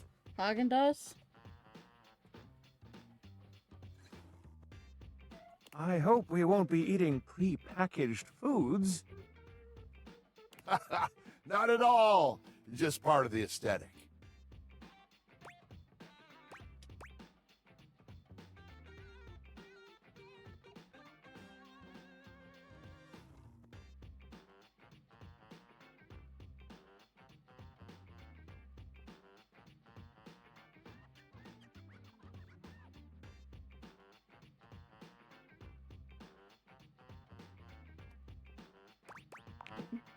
I'm so glad you approve. I want you to enjoy yourself while we're out together. And I must say, Freddy, it really is a good idea. Aw, shucks. You're making me feel all nice and cold inside. Have you got menus? Nope. But look at this. Freddy points at a long bar of ice, into which he's frozen the various flavor combinations: strawberries, bananas, pieces of chocolate, vanilla beans, and beside each he has painstakingly, if a bit sloppily, carved the names in ice. Okay. That's so cool, Freddy. Thanks, guys. Mitchell, you inspired the idea. I'm touched.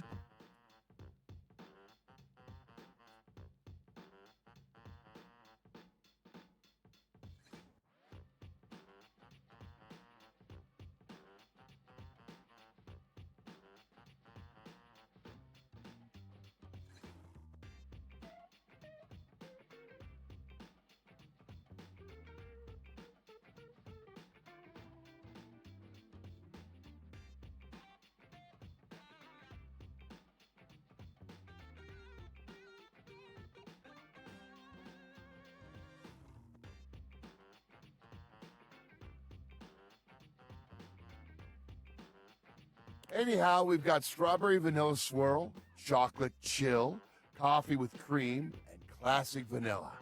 What'll it be? You first, mon ami. So much about a person can be determined by their choice in ice cream flavors. Don't you think?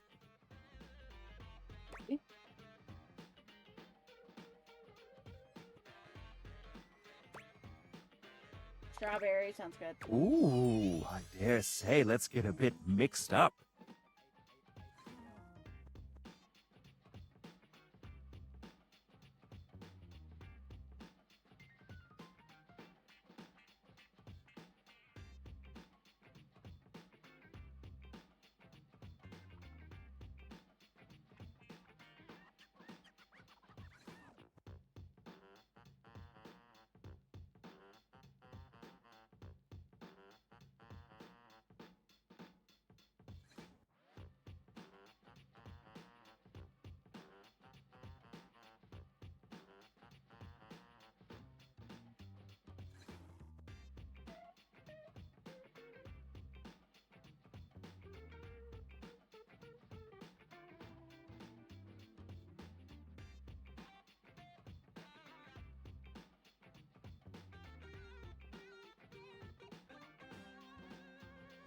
I love a good dance of flavors. Well, don't just leave me hanging. How is it?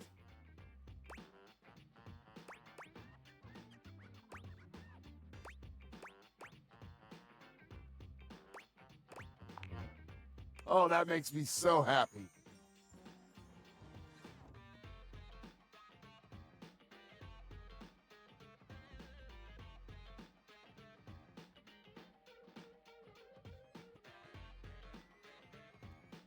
Freddy, dare I say it, this is the most voluptuously iced cream I've ever had the pleasure.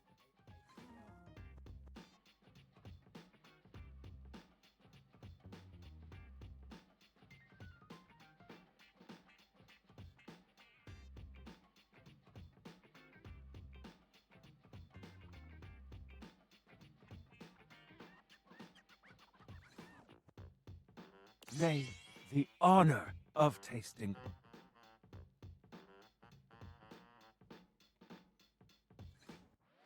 Bravo, my friend. Bravissimo. Well, guys, I've only got one more thing to offer, and that's my every day is Sunday. That sounds interesting. Lay it on me. First, we've got the ice cream. Vanilla and brown butter caramel. Ooh. Just take me now, why don't you? Consider me titillated. Then comes the chocolate syrup, which has been heated. Okay. Next, we have a subtle glaze of butterscotch. Naughty, naughty boy. But we like it. Some ground roasted almonds for a crunch. Ooh. A bit of whipped cream. And last but not least, I think I just got full looking at this. Give it to me, Freddy. Take me, you nasty animal. Yes. Yes. well, my friends, that's everything I had for you. I know it's a bit rough still, but I hope you had a good time. I'm not exactly a trained waiter. I thought the service was great. Je suis d'accord. I thought you didn't know that word. And I might say that your grasp of French grasps at my heart. Thank you again for having us on such short notice. Keep an eye out for my review. Very well now, human, we must be going.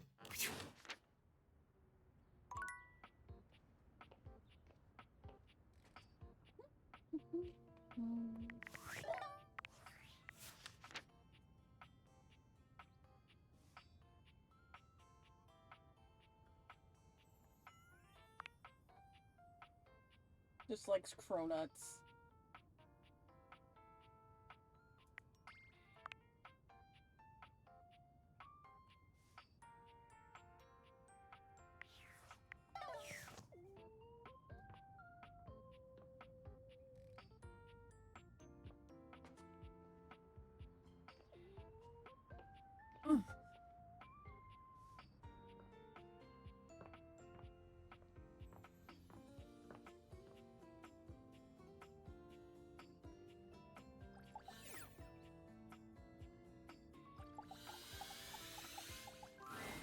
The game console turns on. Team 17, Sassy Chap Games, Moon Surgeons, Resurgence. Here you are once again, back where you started, with your beautiful companion urging you to make a decision. She looks at you just the same way she did the last time, with a strange familiarity, but still not quite recognizing who you truly are. You're here. I didn't think you'd make it back. Yeah, I know, it's Luna. Yeah, I understand. Which way do you want to go? Lingonberries. Lingonberries. Oh my dunes. We've got a timeline crisis here. I'm here to help. Oh, thanks, Noah. You were one of the good ones. Come here. Let's find a place to hide from these scraps while you tell me what to do. Luna grabs at you, and you both wiggle through an open fence near some scattered power grid structures. Just tell me where to go. I don't know yet, but we eventually go to the upholder facility. That was where I planned on... Luna is shocked to see something nearby flash. That's a Krisny box. Right by the Essner transformer? Krisny box? Left behind by Krisny and Associates. These things can contain all sorts of good gear. That sounds Polish. Luna opens the box to find a pair of futuristic goggles. which float and spin in the air in front of you both. These are Mark II Xeno goggles. An incredible upgrade. I'm keeping these. Happy accidents, huh? Those look cool. I'm the only one who can wear them. You're already wearing some sort of Xeno tech on your slots. Looks kinda lovely, if I'm being honest. Then kiss me. Oh, we don't have time for flirting, alright? Gotta do shift the timeline at least a little bit. Now, let's get to the facility. After a short walk, you find yourself standing in front of a bullet-ridden metal door. This is the entrance I've never seen anyone use. With my chalk-picking skills, we'll have this open in no time. Let's get it done. Luna picks the lock. Here we go. Upholders, there will be surveillance class 2, which can sound the alarm.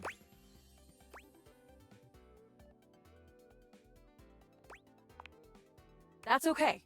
This time will be different. I'll simply use more bullets. How do you suggest we do this? Trying to date one of the guards. Dating? Why would you do that? Well, sometimes you meet things on your adventure and start to have feelings for them. Do you have feelings for me? Yep. Interesting. See, I'm more familiar with reloading, looting, and corridors personally, but we can try this dating. Luna strides boldly up to a nearby grunt. Hey, Grunt! Want a date? What? You, me, go out and watch a flick. Drive around Haunatown, eat spaghetti in Clarkton. You are a cute one. From the grunt's pocket, a voice barks loudly. Grunt, what are you doing? Get her! Ah, bits, we've got company. Except for the smitten grunt upholder, who to this day still holds a candle for Luna, the hallways are swarmed with guards.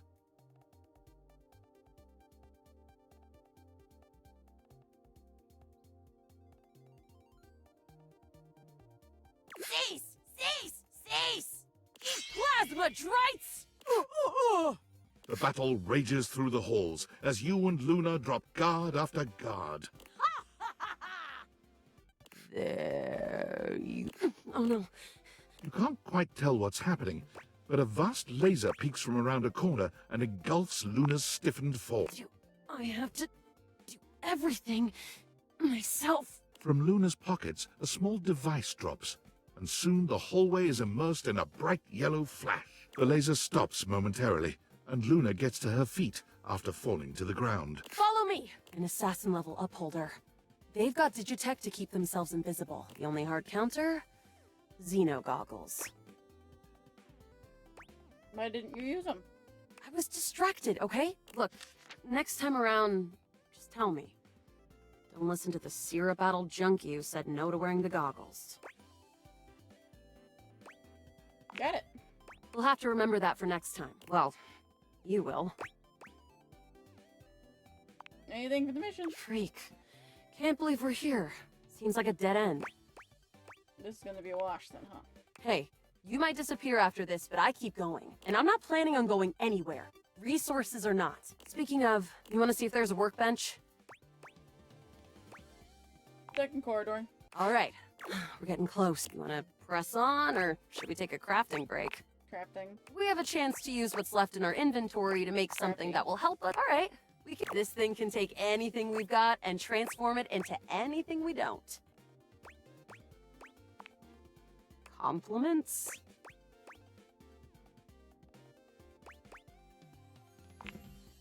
Thanks!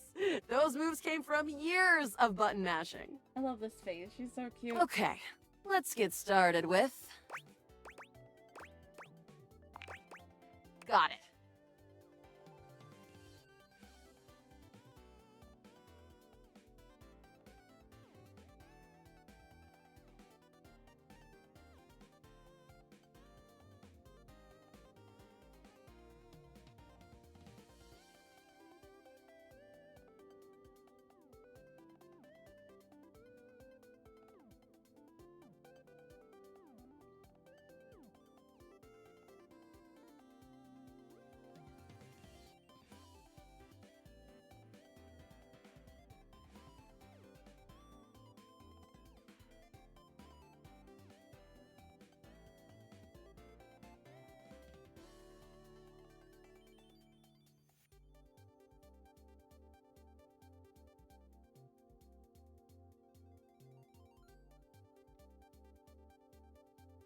And then?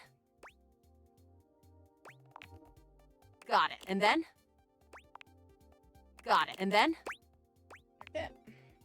All right. But there's no reason to lose hope. Let me just put these together. It's pretty globular, which is always good for defense. The wood gives nice heft, raising our attack. The scrouf skin makes anything look a lot better for comfort. We've got an amazing new piece of armor from this. You and Luna make your way through the... Oh no, the horror. The way opens up into a... But perched high on the crane next to a large glowing blue... You came just the... Celine Moonrise! Prepare to die! Luna, you'll never take Crescentius back. I agree. I am invincible! The glowing crack seems to swell. Charge, bitch! The blue deposit of moonrock erupts, and from the crack, a monstrous creature bursts forth. Crescentia!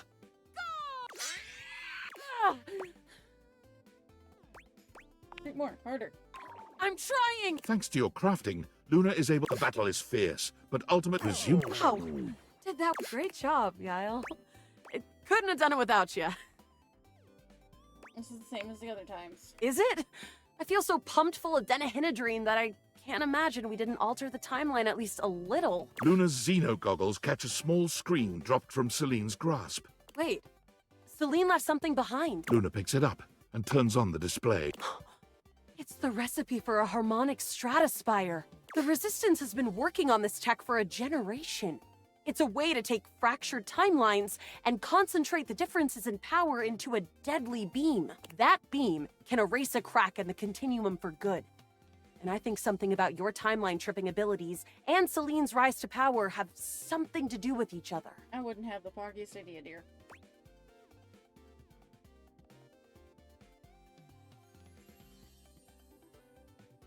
It's great, let's make it. Let's stop Celine. But she's already died in this She's dead in timeline. this timeline. You'll have to come back with the knowledge of the recipe.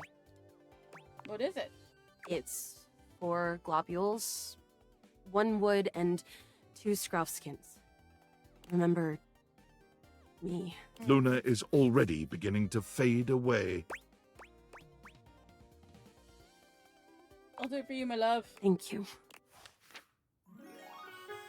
Your love ending! Okay. Thank you. Truly.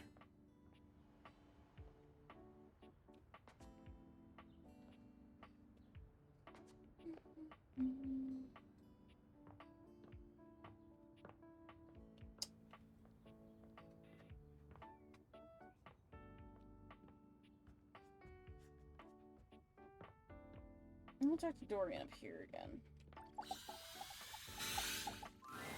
Locked. Where can I find a key? I don't know. There was an old friend of mine who could always open me up, but he was put away sometime in the distant past. Put away where? I can feel his energy. Distantly, perhaps. Directly below me.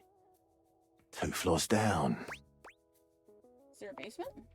No basement. How am I supposed to get down there? Have you spoken with Trapdorian? I've said too much. Ah!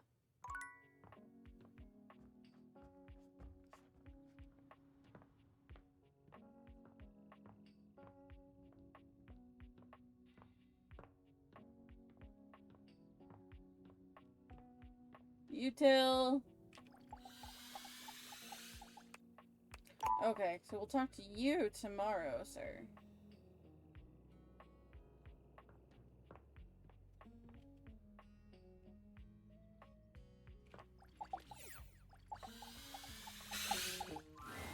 You have returned. Are you surprised? Not in the least. I knew you would seek me out. No mortal can resist the pull of a goddess, particularly in this form. The glitter and sparkle of my current form has lured many of your kind. Coco. No window. You know better. You make it sound like you're trapping them. Trapping? No, I have no need to entrap mortals. I have spent many years in this universe being ignored or worse by the mortals that inhabit me. Humankind has grown more and more disrespectful over the years.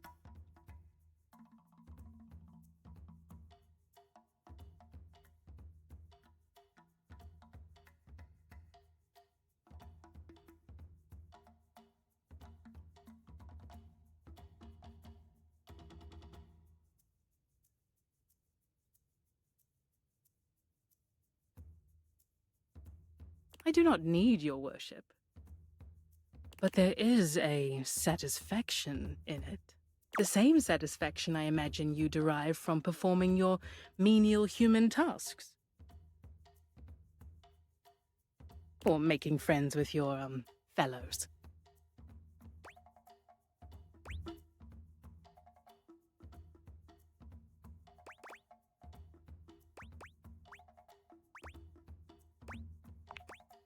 Have I misjudged you?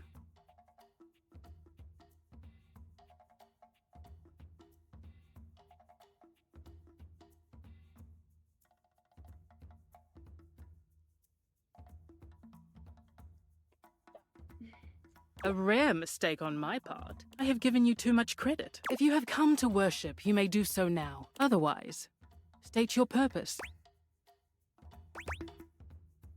It's an honor to stand in your presence. Indeed it is. You will submit your praises, or leave. Proceed. You're just like so cool. Cool. No, the actions of your kind have raised my temperature, which is fine for me, but concerning for your own future. But I see that you are trying to worship me in your way. Now that that is settled, was there something else you required? You cannot know nature in its infinite beauty.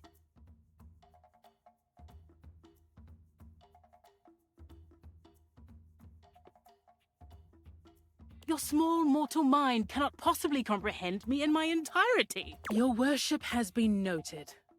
Consider your mortal duties discharged. You may go now. Bye. I guess.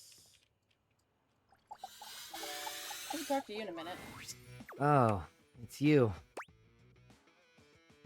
Yep, it's me. Are you always this happy? Try to be positive as it's good for you. Same, I guess. Have I seen you happy? I doubt it. What do you like when you're happy? I wear more pink. What did you bring? I'm trying to bring good conversation, but that's a two-person sport. Well, now who's salty? You bring it out in me. Everyone's got a skill.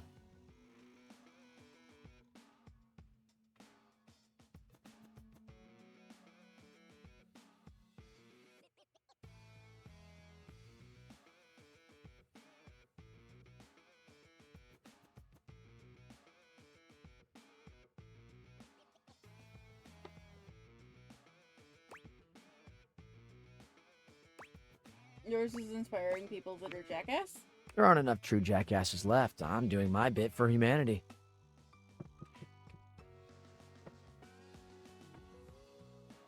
Hey, Luna.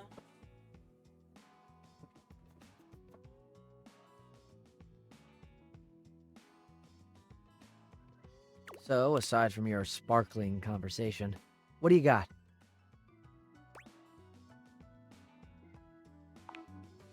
Let's see it.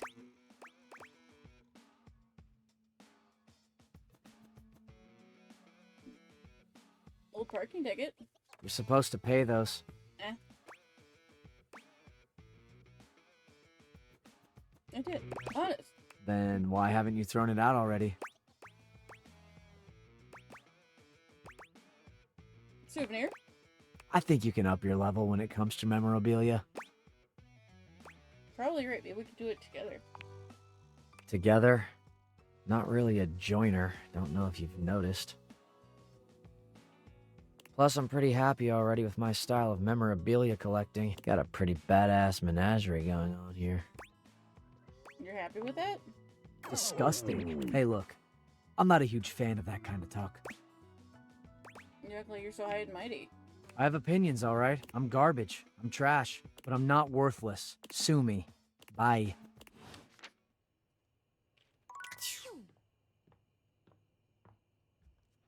Melody fucking da.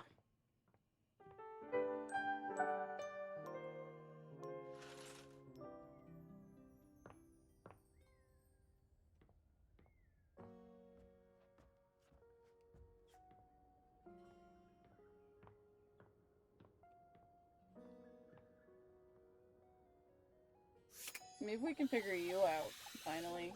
Get somewhere with The it. game console turns on. Teams sack moon surgeons.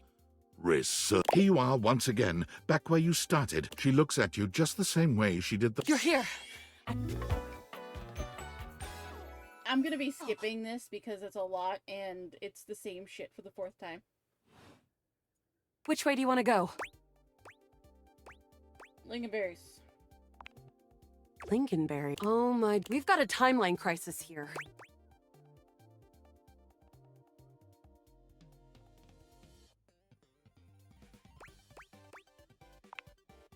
Makes sense. Maybe a million times. Lasers and grates. Come here.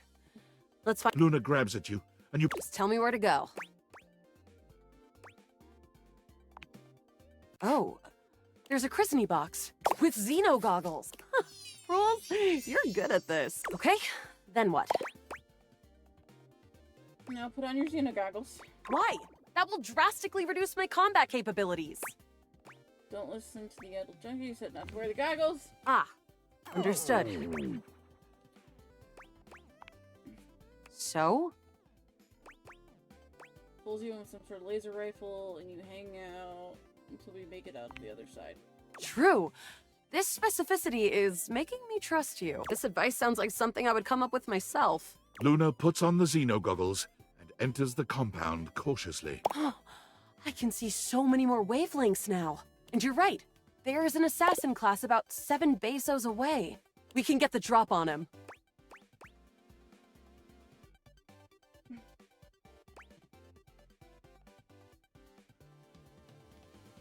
Hopefully close up. On it. Luna stalks her prey.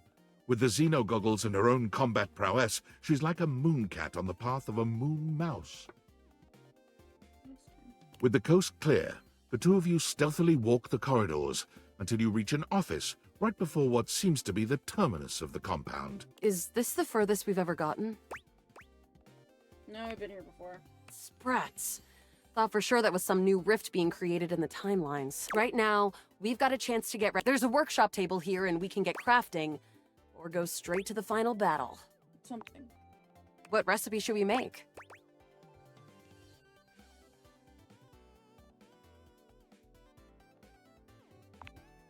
Got it. And then? Got it. And then?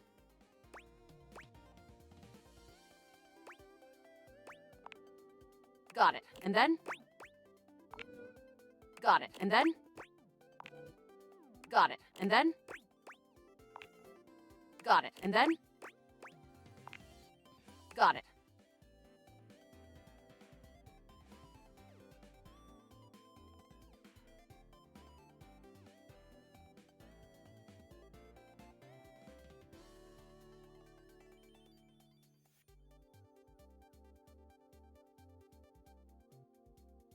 Ah, I got it. And then?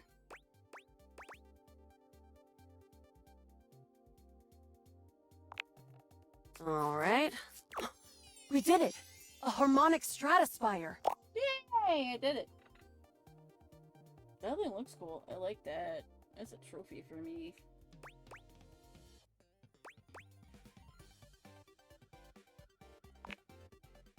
Don't forget the scrap skins!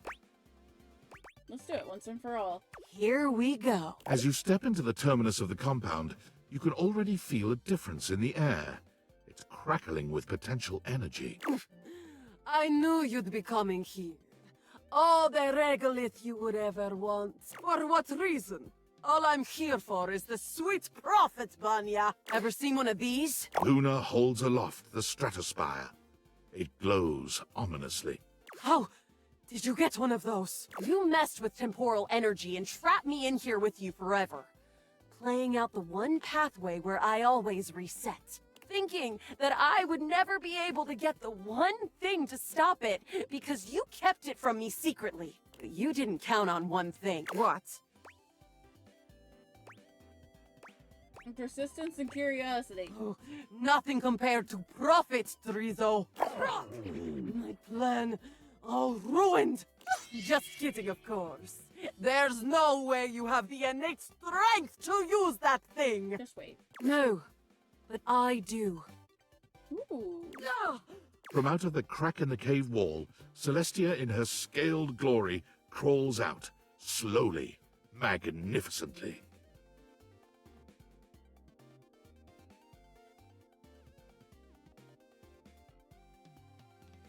You have done it, Connie. You have brought the balance to the timelines, and you have built my device. Connie?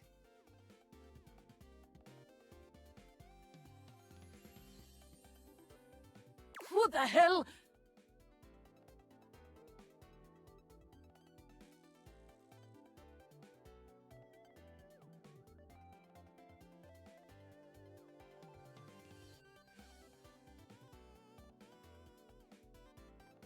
The pieces are all here. Human, enemy, hero, goddess. Player and played. All shards of the same soul. Connie's. Wait. I remember. Connie the console. Luna's eyes drift upward as the harmonic stratospire floats towards Celestia, and bolts of pure temporal energy begin to streak outward. And here I was just trying to take the disc out of the console earlier. I am. All shards of the same soul. Luna's eyes become clear, full of fire. She raises her hands up in a gesture of glory. I am Connie's soul. Console, yeah. I am video games. Jesus Christ. Game on. Thank God. Fixed. Celine is taken aback and stands up, ready to fight. No. You were never supposed to know your power. There's no power. It's all mirrors upon mirrors, Celine. All leading back to you. To us. Stop it! Celestia, Celine, Luna, all. It's time to reintegrate! The stratospire's sizzling energy explodes into an array of rainbow beams, covering the mine entrance with kaleidoscopic colors. Do it! Reintegrate. That's it! That's right! Your quest is almost complete. I refuse! She resists. You're still a part of this. Show your support! Complete the ceremony!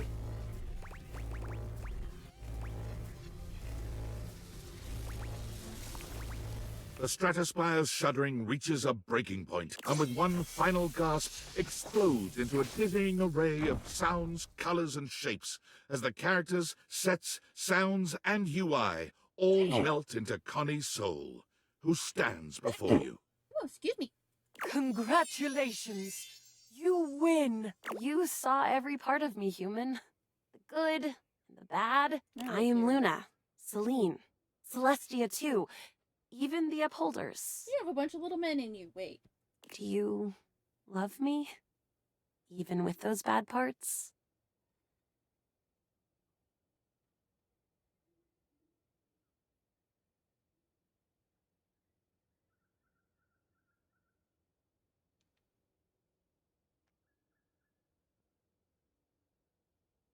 You have to take the good with the bad. I know sometimes, like, the bad can outweigh the good by a lot. And that's why breakups happen and people don't love each other anymore. And I'm getting all weird and introspective because, like, life is hard and relationships are hard. And you have to know how much you're, like, willing to take.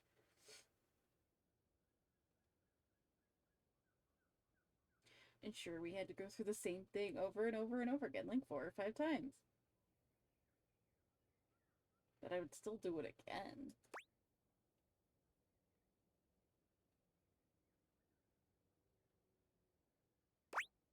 You know I do. What kind of game wouldn't have an antagonist? You're right. Thank you.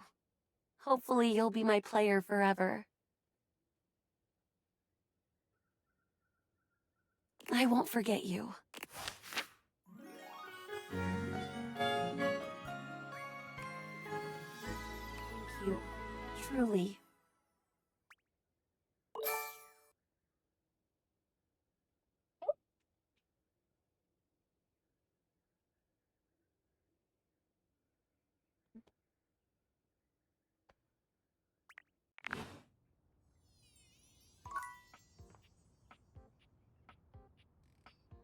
Okay.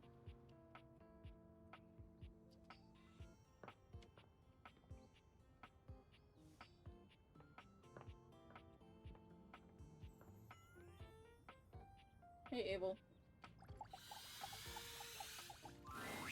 Hey there, partner. Nice of you to drop by this place. It's Bye. real easy to overlook a coffee table, you know. Coffee tables got to play host to all kinds of beverages and snacks while the main event's going on. Ain't nobody interested in you, as long as you're getting the job done.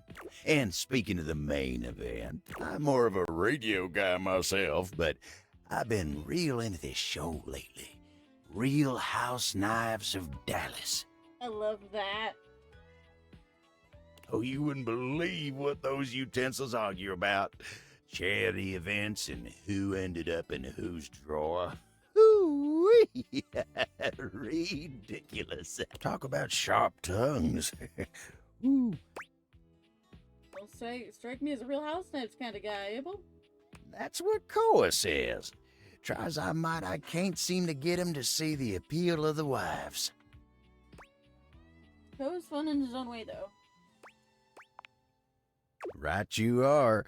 Though sometimes I feel he's shut tighter than a clam, and that's coming from me. At least Kopi's into him. I wouldn't have thought Kobe liked reality TV. I wouldn't have guessed myself, but you see what happens when you judge a book by its cover? Good point. Anyway, she's real big on house knives.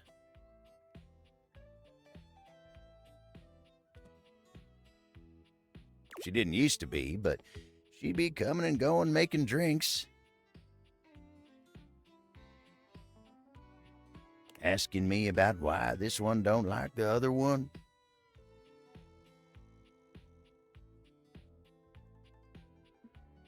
Next thing you know, she's joining me on the couch and having her own opinions. But you ain't come here to talk to me about house knives, did you? So tell me,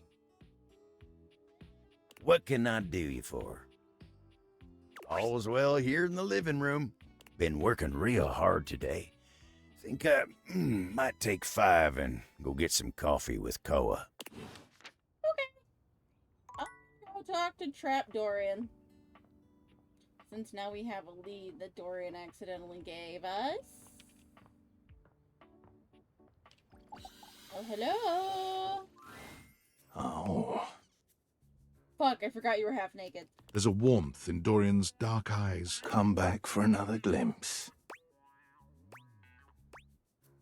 Yeah. I may be a trap, but I'm not here to harm you. I'm just an easy way down into the crawl space. Better than a hole in the floor, if you ask me. Don't want to allow rats easy ingress. Hi, Emmer. When did you get here? Who beat me to fucking dragon? I haven't fucked a dragon yet. So, not me. Hi.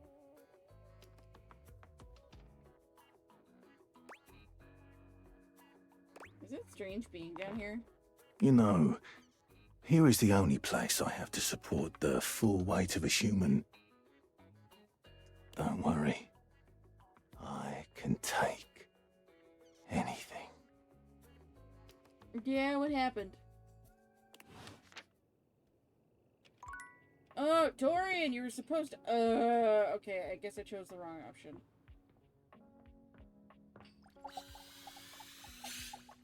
Shelly! Shelley's endless energy doesn't seem to have lessened any today. When you see her, she's clutching a duster a bit too tightly. Oh my god, look who it is! I was just thinking about you, and here you are. I mean, I thought about you all night after you left, and it didn't make you show up. But then, We can talk after stream. it definitely worked this time. Otherwise, you all night too. Huh? You weren't mad at me, were you? Because it's all love over here, bud. She's still holding the feather duster so tightly, you worry it may snap. A distinct possibility with all that muscle.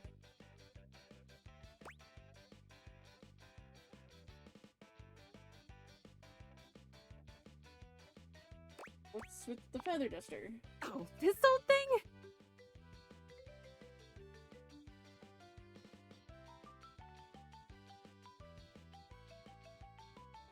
I was just, hey, so like, I know you've been real busy with all the things you've been up to lately. What's the technical question?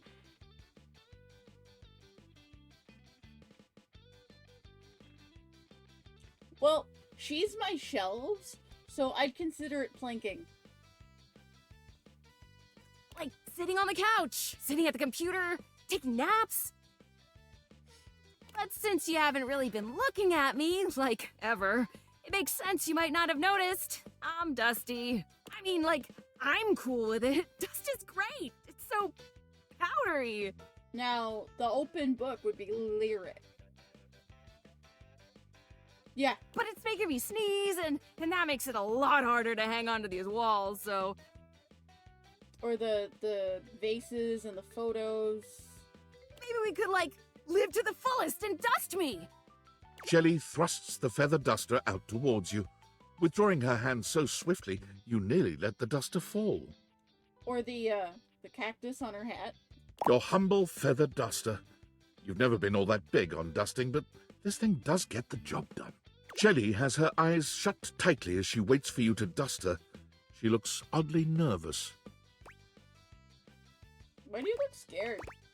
I'm not scared. I've never wanted anything like I want this dusting, Broderina! Shelley's reassurances aren't all that convincing, but you suppose a little dusting never hurt anybody? Thoroughly.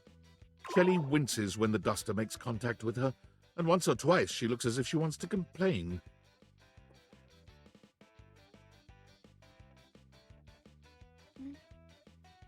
But eventually she relaxes under the duster's touch. She actually seems pretty pleased with your work.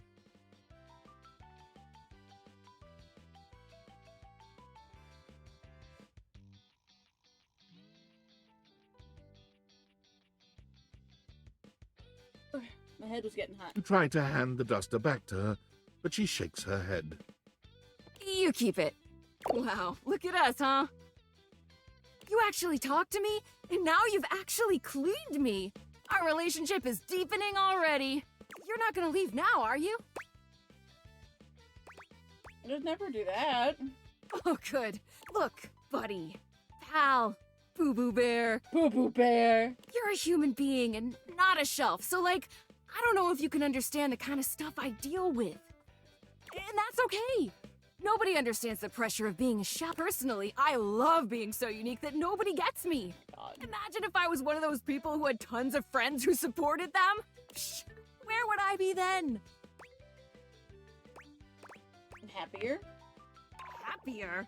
Hardly! You think just because people believe in me and support me, I'd suddenly shake off the fear of falling? Wow, I'd like to get a taste of some of that positive thinking for myself. Tell you what, pal. Why don't I show you just what kind of life I live? Next time you come back, I'll give you a day in the life of a shelf. And then you can see just how and why I maintain such an impressively sunny and positive outlook.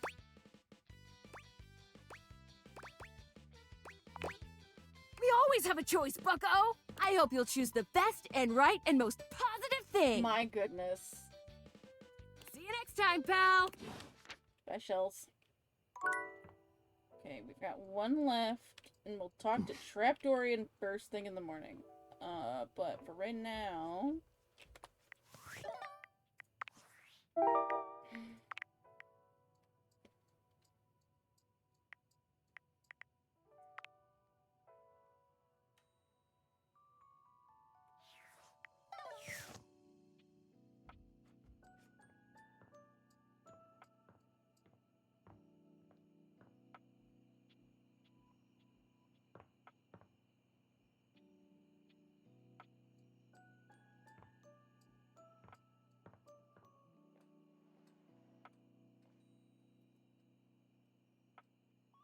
Hmm.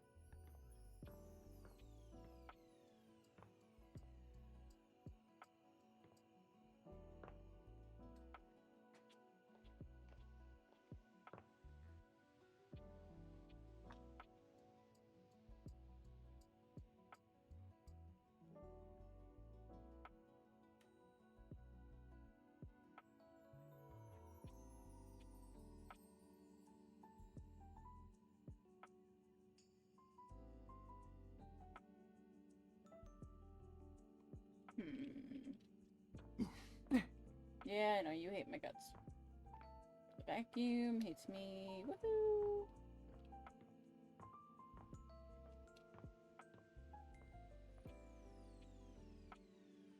Oh!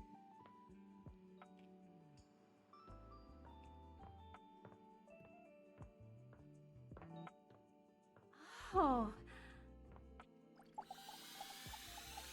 What about Mateo? Hey, you're back! That was fast. Any news on Davy?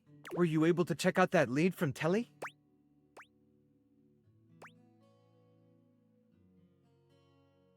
Took a look, but no look yet. Telly say anything else?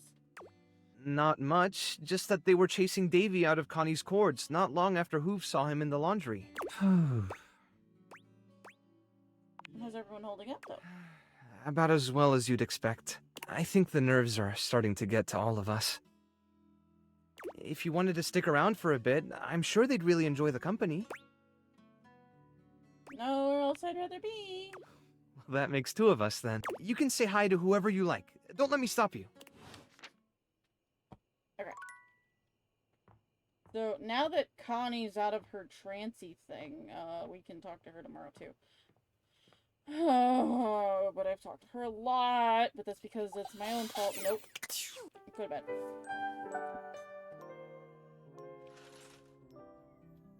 Been downstairs.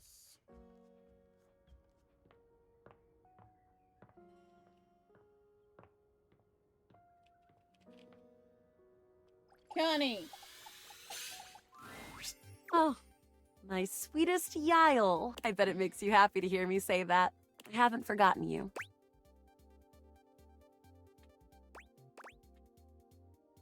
Always. Come on, let's boot up another adventure. You spend your time interacting with Connie in the most romantic of ways, and your progress has been saved.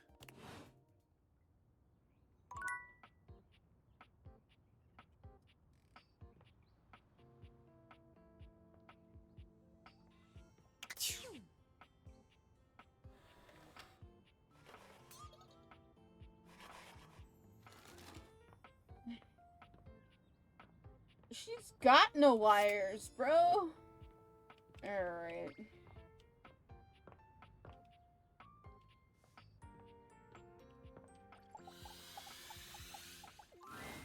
Come for a cheeky look. Dorian assumes his usual bouncer position, highlighting his sculpted arms and perfect pecs. Take all the time you need. Yep. Glad I could give you a glimpse. See you around. Okay, so...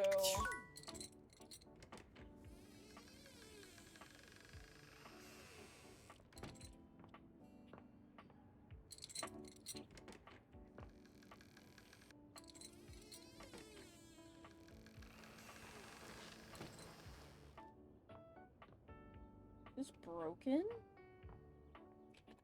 Hold on.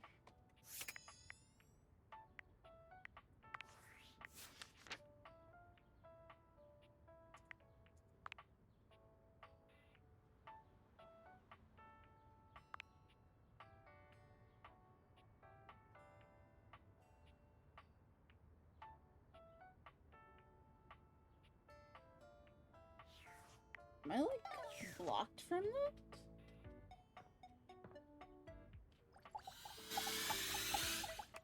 Yeah, I know. I talked to him today already.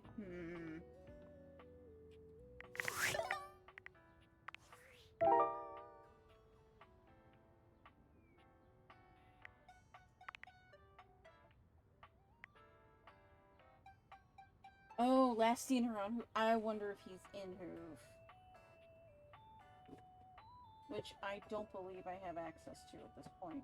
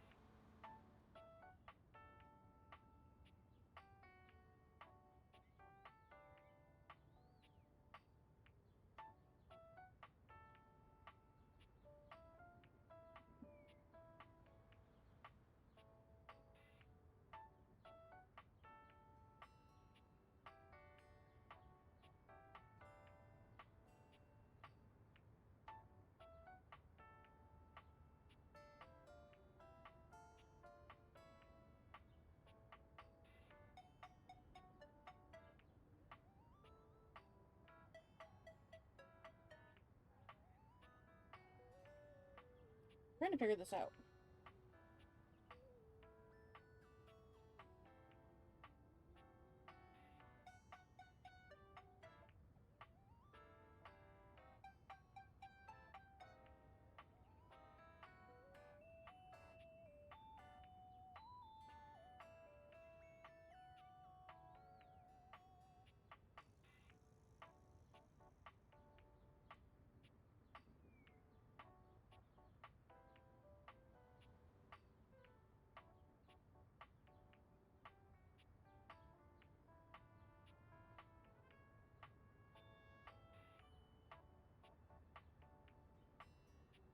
Oh, okay. So it's not.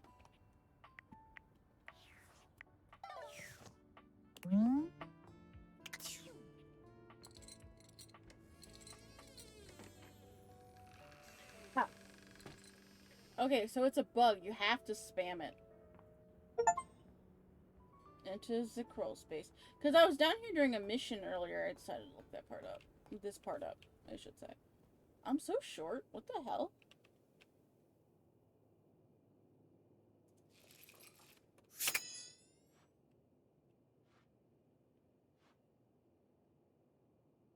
Huh. Okay. So it seems as though... Oh, there's 4 here. Okay. Because there's this guy...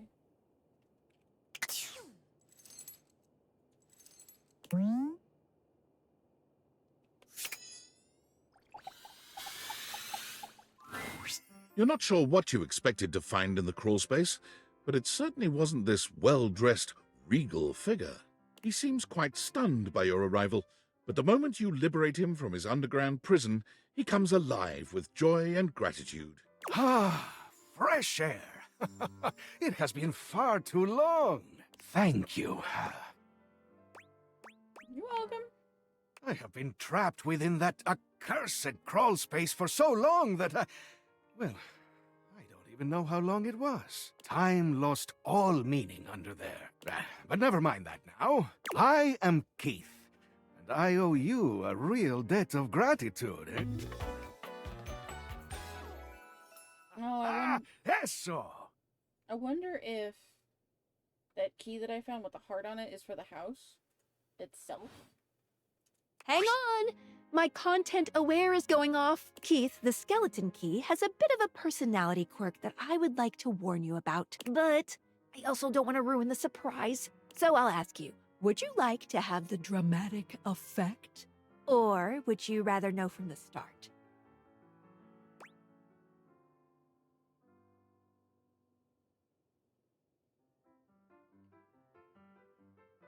This is hard because she's not telling me what his beef is or what his deal is. This is probably the only one I'm gonna break this on. You got it. Please tell me, is there anything you're wishing for that I can help you with? Actually looking for a way to get to the attic. Do you know where I'd find it? Ha ha! Do I have some good news for you? I am in fact a skeleton key. I can unlock just about anything with a keyhole in this house. And a few things without keyholes besides. That's very useful to have. I am nothing if not full of surprising talents. So, Dorian is giving you some trouble, eh? Nice to hear that some things haven't changed while I was gone. Well, fear not. Dorian and I go way back. We were practically made for each other, he and I. Makes sense. If you'll allow me the briefest intrusion into your pocket, I'll gladly accompany you. Without further ado, Keith leaps straight into your pocket.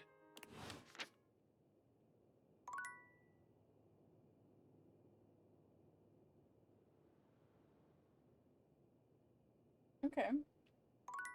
There's gonna be one thing down here that we won't get to talk to or click on, and that's okay.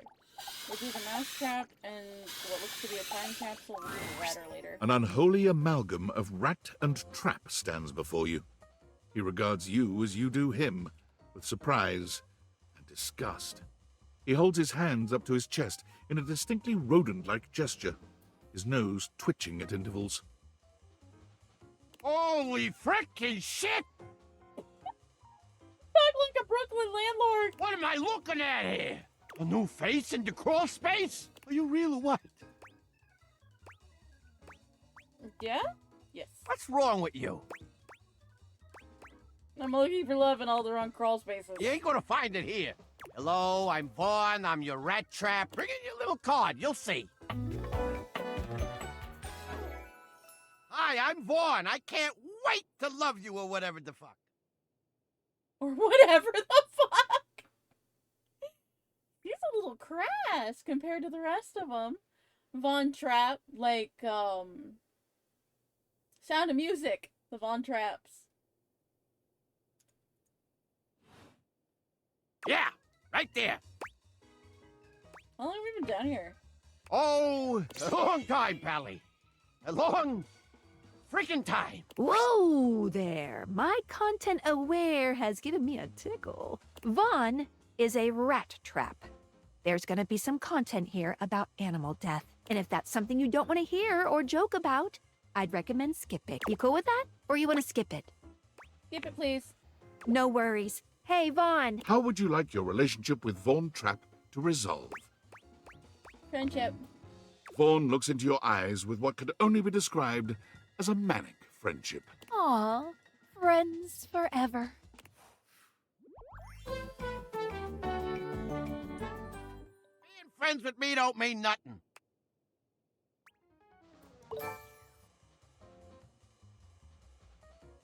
See ya out there on the next one.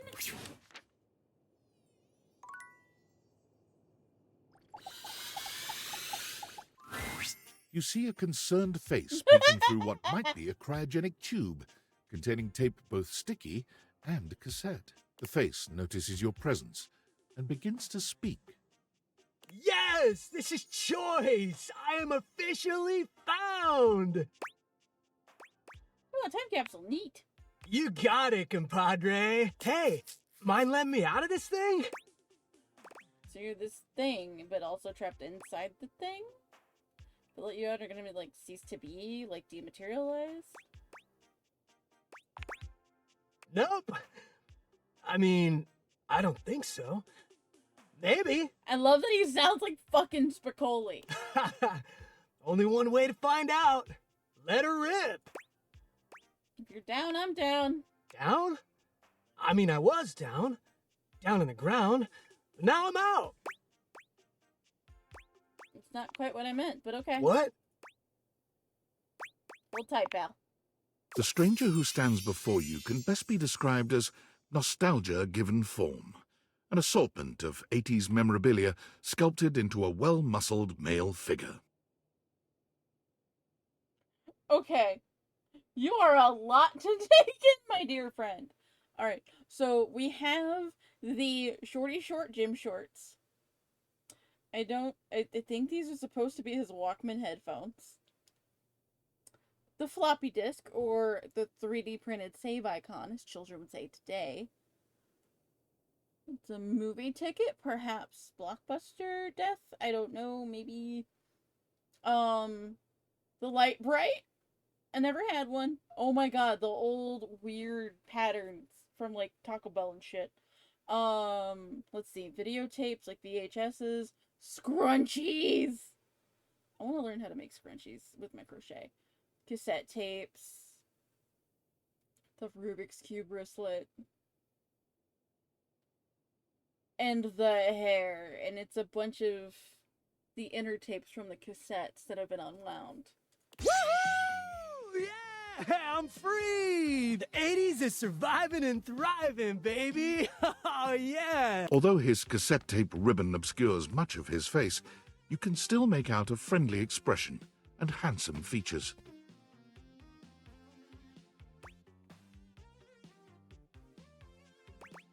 How can you be an entire decade YouTubeable junk? No, he's not junk! Well, yes and no.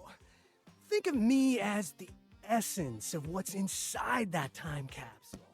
The 80s personified.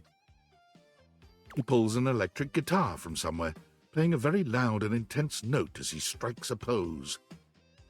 Better yet, don't think too hard about it at all. 80s fever reigns! Yeah!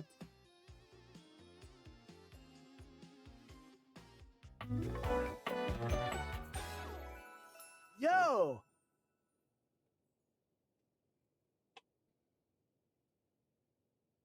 Breaker, Jesus Christ.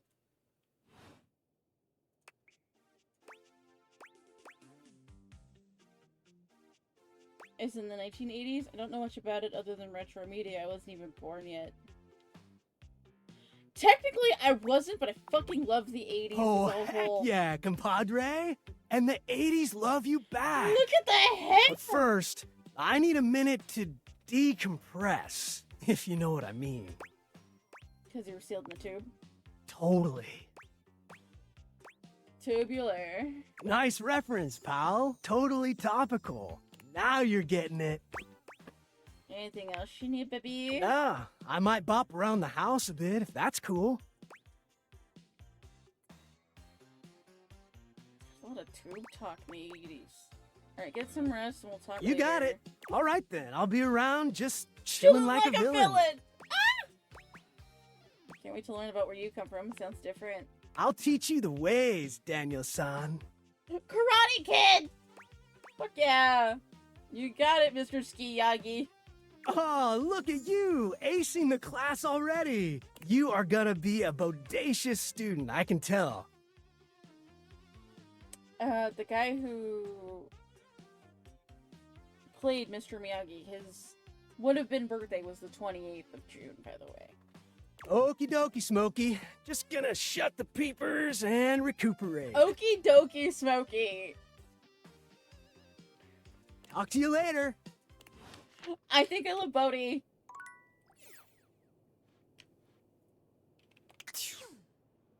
Please let me out. Okay, so tomorrow we'll talk to the ladder.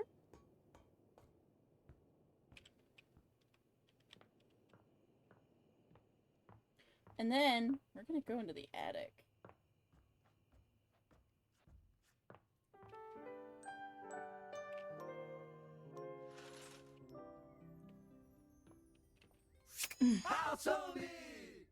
Oh, it's the Hanks. Hi, babes. I love the fucking Hanks so much.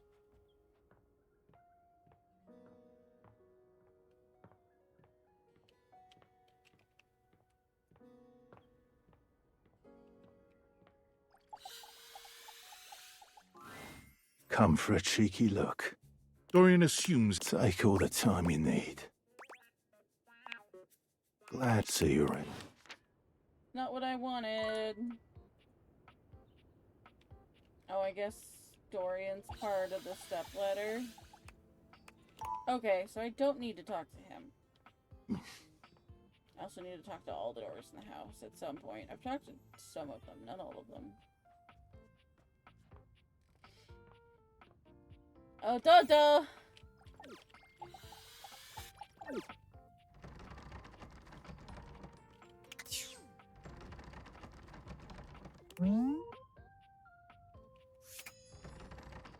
Probably need to talk to Dorian and... Fuck. I fucked it. Alright. Let's get some more out of the way.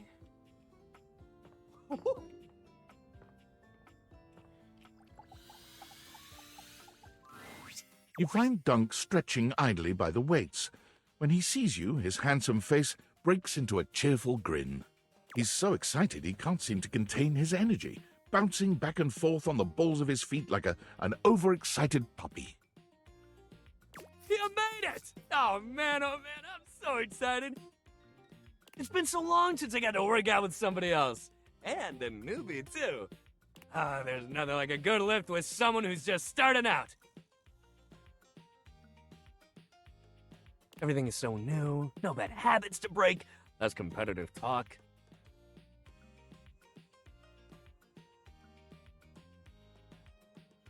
It's just gonna be you, me, and the weights. Good vibes and a great lift. A shadow falls over the two of you. A massive, blonde, and bearded figure looms over you. Do not infect them with your weakness, Duncan. I keep telling you it's not weakness, bro. And Duncan was my dad, man. Call me Dunk. Nonsense! Exercise is violence. It is driving the weakness out of your body by force. And I will call you by your name. Duncan Fool Nelson Fart Leg Love Shuttlecock the Third. Whoa! Oh, come on, Chris. You're really bringing the mood down. Kristoff glares at Dunk, then turns his exacting gaze on you. You tell him what you need. What I need? Yes, you need to have the weakness beaten out of your soft body. He pauses for a few long moments before finally adding, with exercise. You have neglected yourself for far too long. You set foot in my domain. You will do so with intention and strength. None of this real winners do their best and know their limits sentiment and foolishness. You really gotta relax, man. All of us share this room, and it's their house.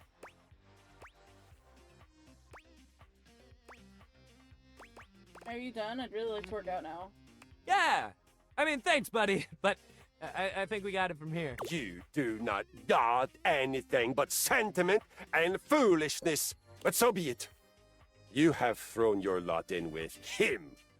And now you will reap the baby soft consequences. Do not come crying to me when you are so weak you cannot even lift a bag of chips. God damn, that cross trainer is intense. If bringing the mood down was a sport, he'd be a gold medalist for sure.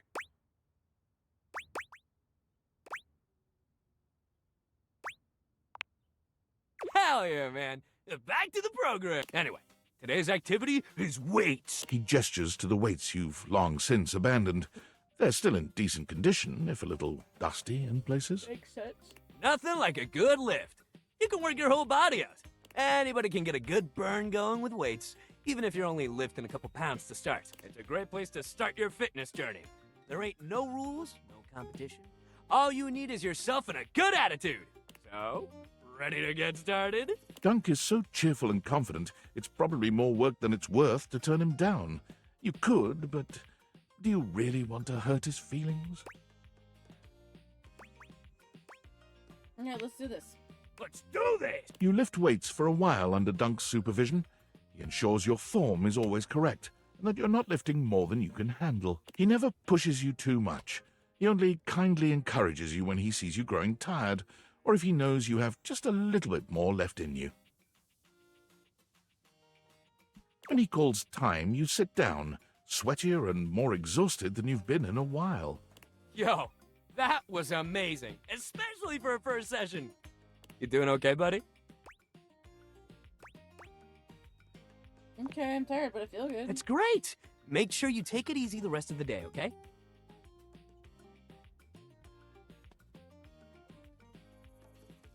Resting up after hitting it hard is just as important. If you're sore tomorrow, which you probably will be, make sure you take care of yourself.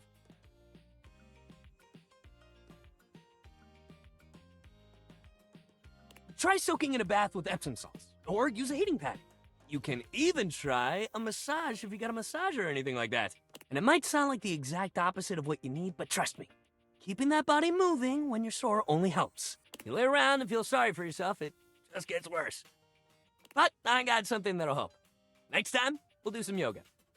I mean, it'll make you sore too at first, but it'll help you with the rest of the stuff we do. Alright. I'm down. Alright. You're gonna love it. Just wait.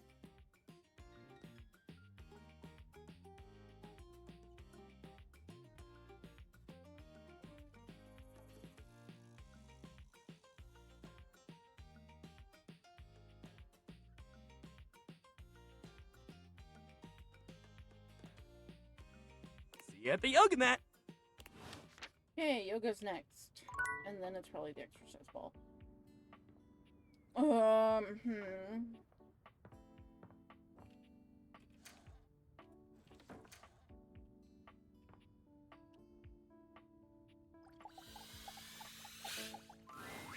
Bo seems delighted to see you after your exhilarating adventure below your own house. Hey there. I'm really glad to see you again. I wasn't sure how you'd be feeling after everything that happened down in the crawl space. A little tired, but I feel amped. Very glad to hear it. I was really hoping you'd come back.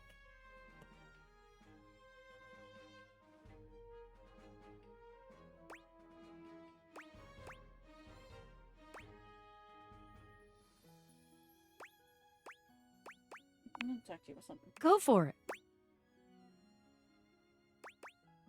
I think I have a crush on you. You what now? I mean, I get it. I'm very cool, and this outfit is doing me a lot of well-deserved favors, but... Really?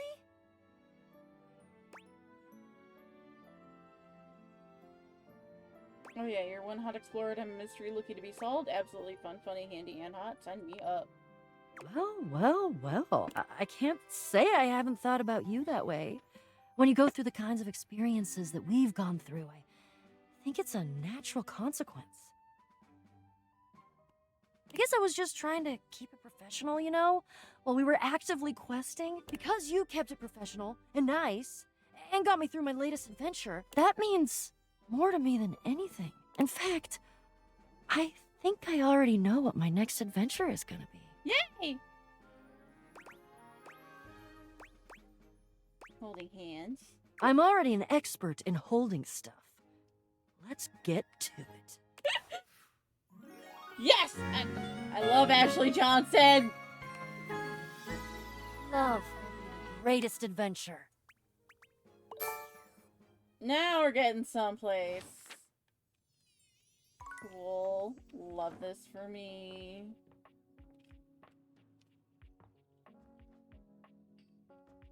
Where are all the board games and stuff? Oh, I wonder if those are in the attic.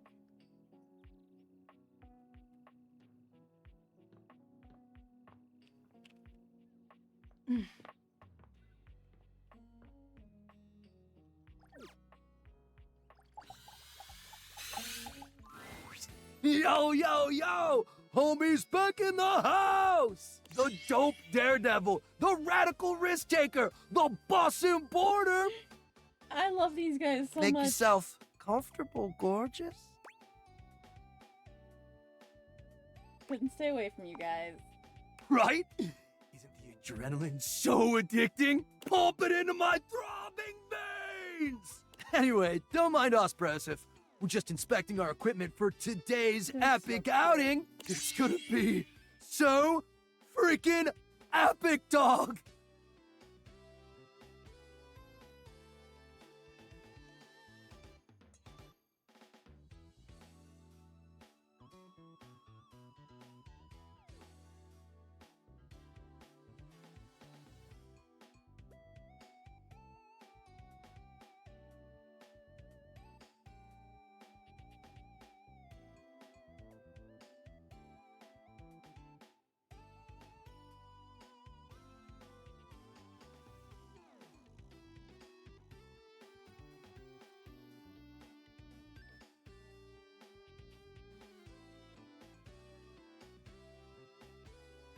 Got any equipment you need us to inspect?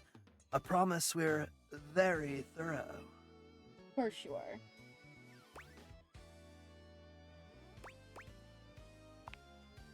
Oh, we'll be more than happy to check everything out. Don't you worry. Gotta make sure all your gear is in optimal condition. Safety slaps! Safety does indeed slap, my friend. Snap, look at the time. We better get ready ASAP if we're gonna catch the good thermals, fam. What are you up to today? Paragliding, homie. It is an exhilarating pursuit, allowing us to soar through the skies like Stickerus himself, feeling the rush of the wind as it caresses your face. It high-key slaps, dog! Sounds epic. It's gonna be totally worth it, even though we might not all come back. Like Hank number 6? No, we're definitely all gonna come back. What a kidder. Red Bull would never have us do something dangerous. Why not? Because Red Bull understands our value holistically as a team. And there's no team if something dangerous happens to one of us. We're irreplaceable! Except for Hank's number 6, and Hank's number 7, and Hank's number 8. How many were there originally? Oh, it doesn't matter, homie. You're focused on the wrong issue. Gotta stay focused, brah. Look, we don't know what kind of Discord you're trying to set up here, brah. I'm not. Mine's already made. Haha. Our sponsor would never let something bad happen to us because they value our individual contributions to this team. Well, they value something. You get what we're spitting, dog?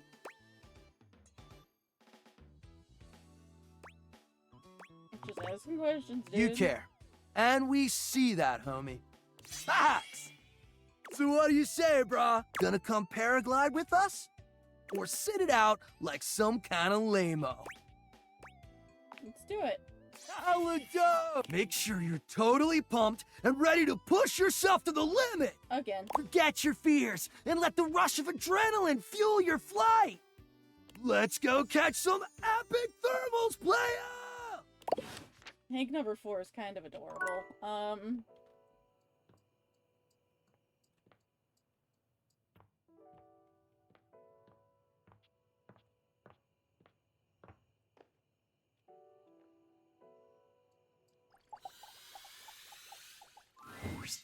You are back!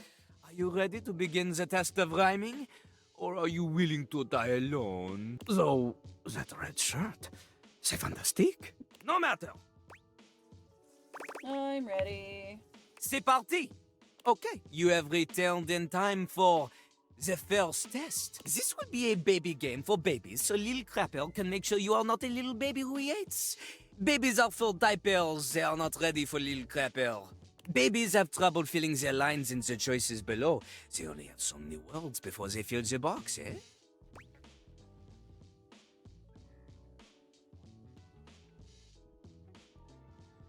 What do you mean? I have as many words as I want to fill the box. I'll never run out, right? Oh, I guess it's starting to add up after a while, and if I were to wrap it, it would be more. Oh, snap, I see what you're talking about. You're the one who's a freaking toilet-themed rapper, which is worse than a baby, according to recent reports.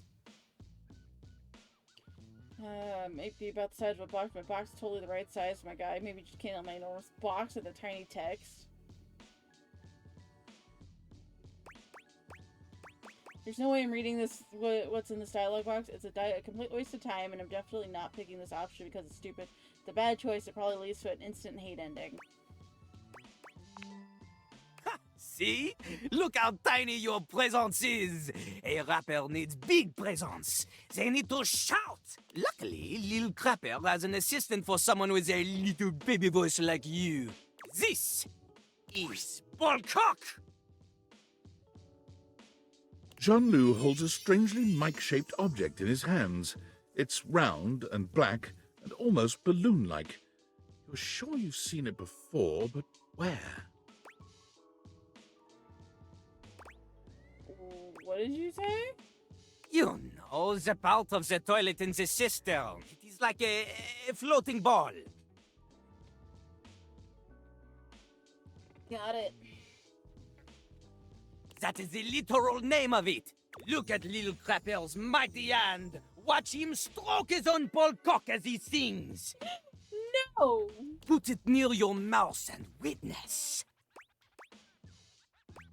I'm not doing that. I'm not doing that.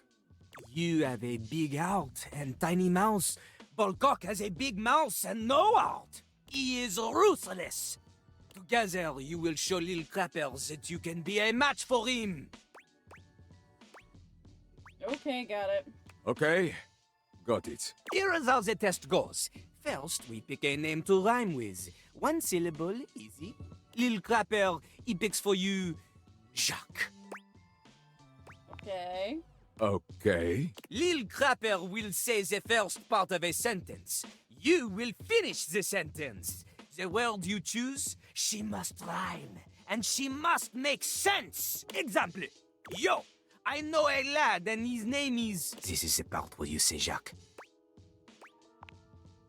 Jack.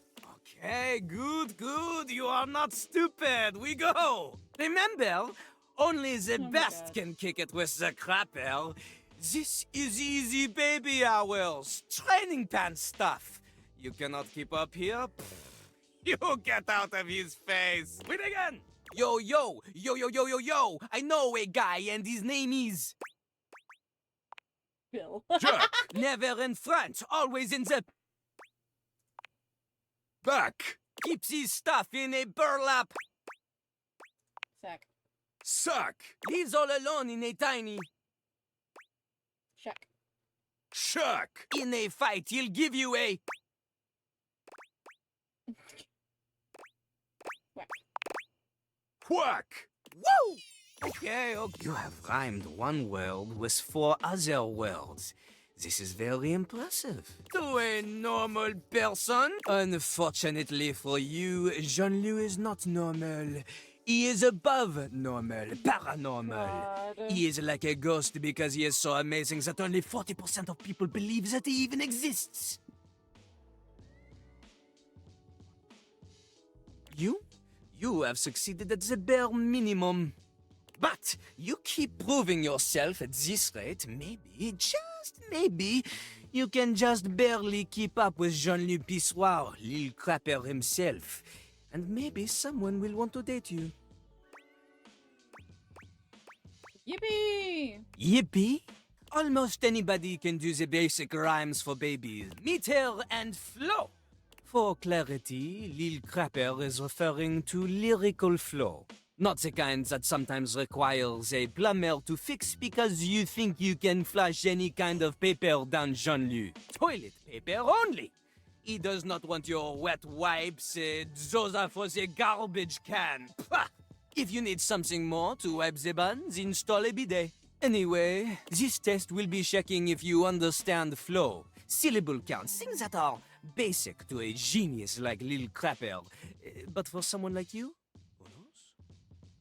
Are you ready?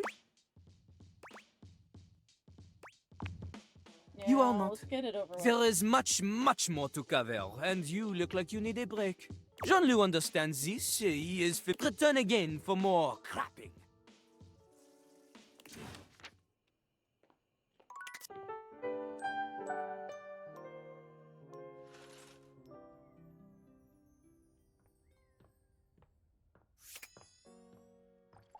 Dorian!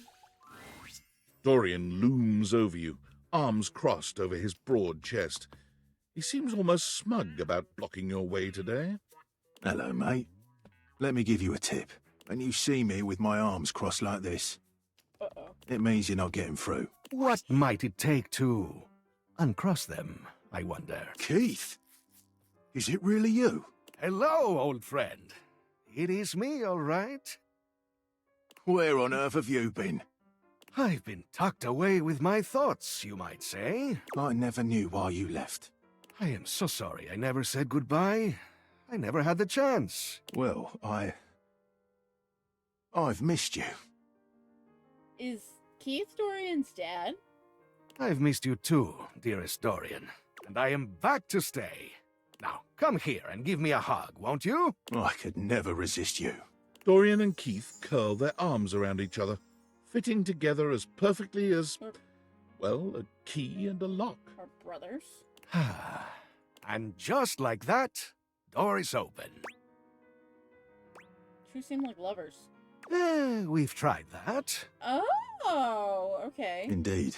It did not really work out. I prefer to cherish the fact that it led to our friendship. Quite so.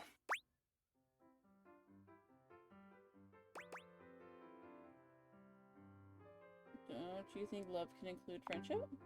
Maybe so, but it can also complicate it mightily. Call me closed off, but love tends to get messy. He's right. For us, friendship is the way to go.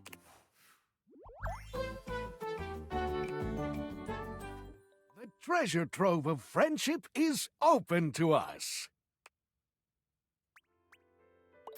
Huh, I wonder if, like, the spoiler was that, they tried to date at some point.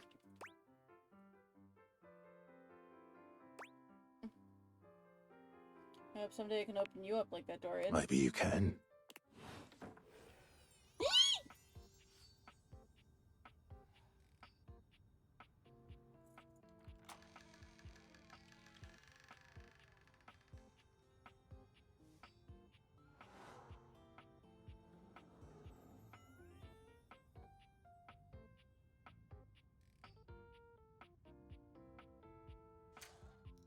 Okay, that's where you're gonna reside now. So we haven't looked at the data decks in a minute.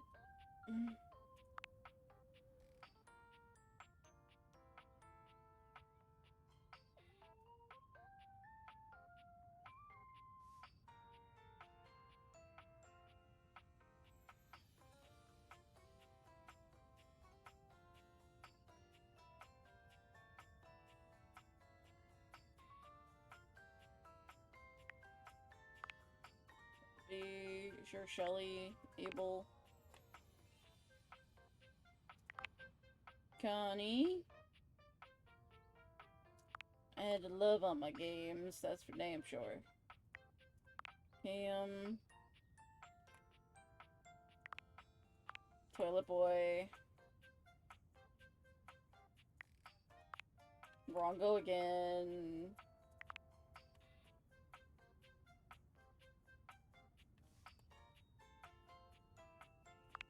The Hanks.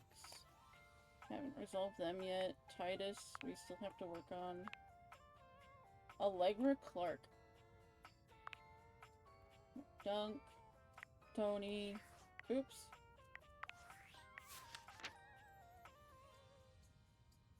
Scrolly, scrolly, scroll.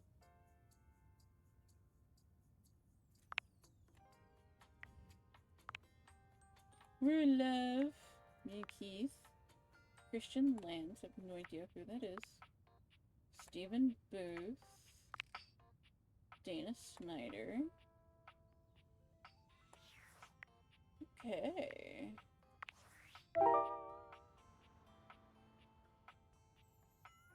Oh, okay. Hi, Blondie.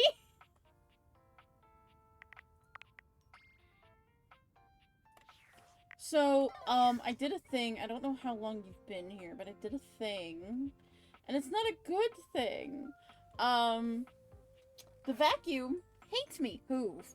So, I don't have access, I assume, to a few of the items. To a few of the datables. So, that's fun. Oh, the board game guy! Okay, he's in here. Bo's in here. Don't know what that is. Oh, it's Hector! Hector told me to not come here. Yeah. I don't know what I did to Hoove to do it wrong, but I want to do it right next time. And now we're in the attic. So this is fun.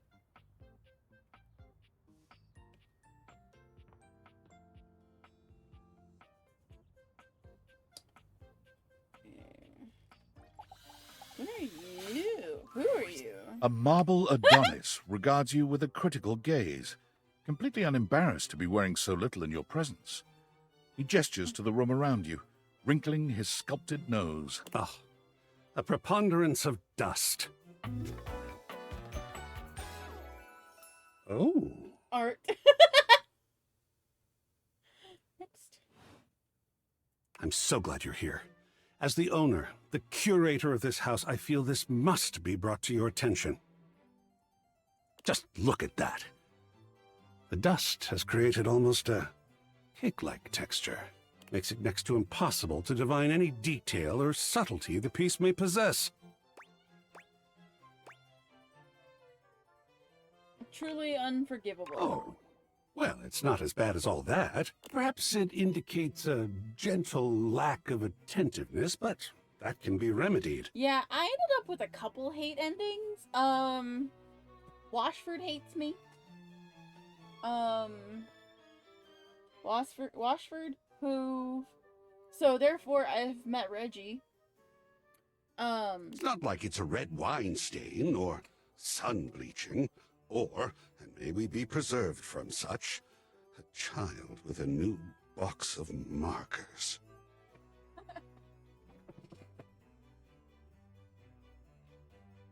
But yeah, I've got a couple hate endings already. Dust is entry level, but even so, we must remain vigilant.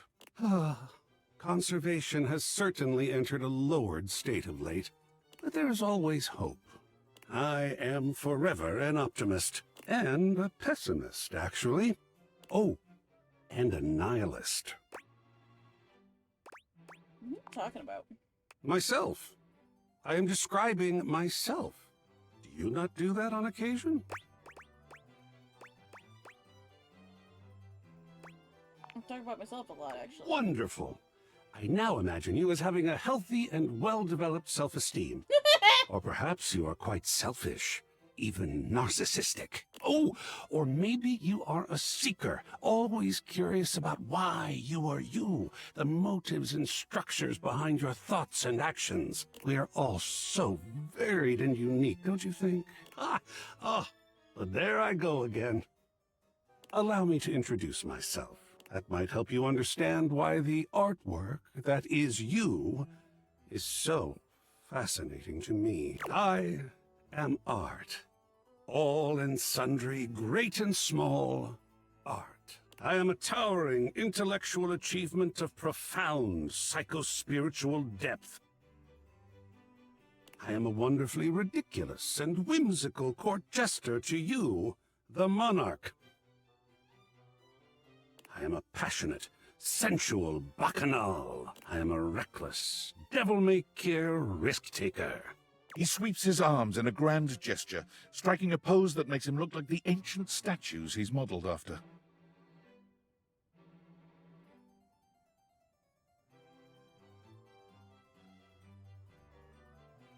I am art. sacred paint, I just love introducing myself. Wasn't that fun? A little overwhelming, but very cool. Oh, wonderful! I love being overwhelmed. There's something about losing control that is really very therapeutic. I mean, not all the time, of course. Yep. Even a Jackson Salt Lick has some structure. But speaking of overwhelm, I'm wondering if you might be interested in helping me with a project. That was a Jackson Pollock reference. I confess myself to be slightly overwhelmed by it. Pitch me. Oh, sports! Such an interesting art form, sports. But no, there are other things to speak of just now. I have fully invested myself in the project of turning this house into a gallery. It is by no means required, but for several reasons, I would love your input and assistance. Would you care to join me? Never had a co-curator before. It's my house, so I kind of have to. That is one way to look at it, I suppose. But who knows? This may turn out to be far more exciting than you seem to expect. Fulfilling, tantalizing, illuminating. I'm glad you'll be with me. I'll just go and prepare. Oh, the art of action. Oh, you are a lot, friend. Okay. Alright. We're gonna do something, and I'm nervous about it, because I kind of want to get it over with before we want to meet somebody new. Hector the HVAC is right here, and he told us not to come see him, but I'm curious. So we're doing it. You are persistent, aren't you? No, okay, you're still in I'll the be back. damned if it isn't another quality of yours I admire. It wearies me and saddens me to keep saying no. But no. Please, not here, okay? Meet me somewhere else. Anywhere else. Any of the greats in your home, downstairs from here. Come to any of them, and I will be there. We can talk there, all right? Just show yourself, Jesus. I've already told you no. I've told you what to do, how to speak with me. I will not show myself.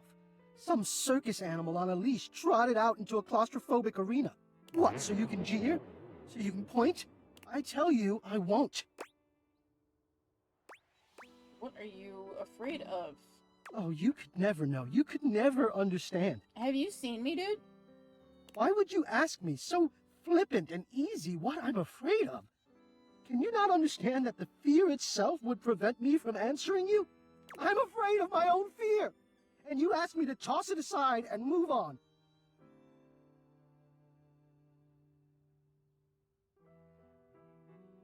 You disappoint me.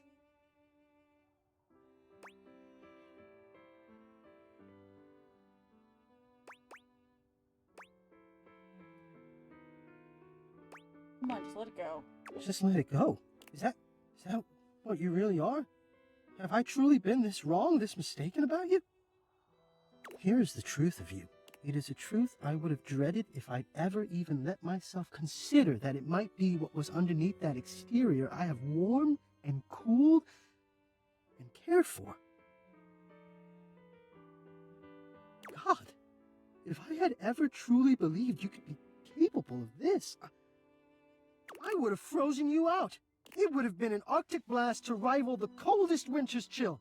The ice would have rimmed the windows to match the coldness of your heart.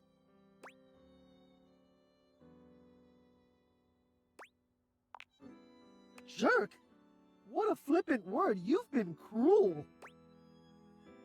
Yeah, I'm sorry. Is that an apology? I think I'm disgusted. I may just be tired. Either way, I will not do this now. Not anymore. I won't dignify this with another moment of my time. Not here. Not here where I have already told you you are not welcome.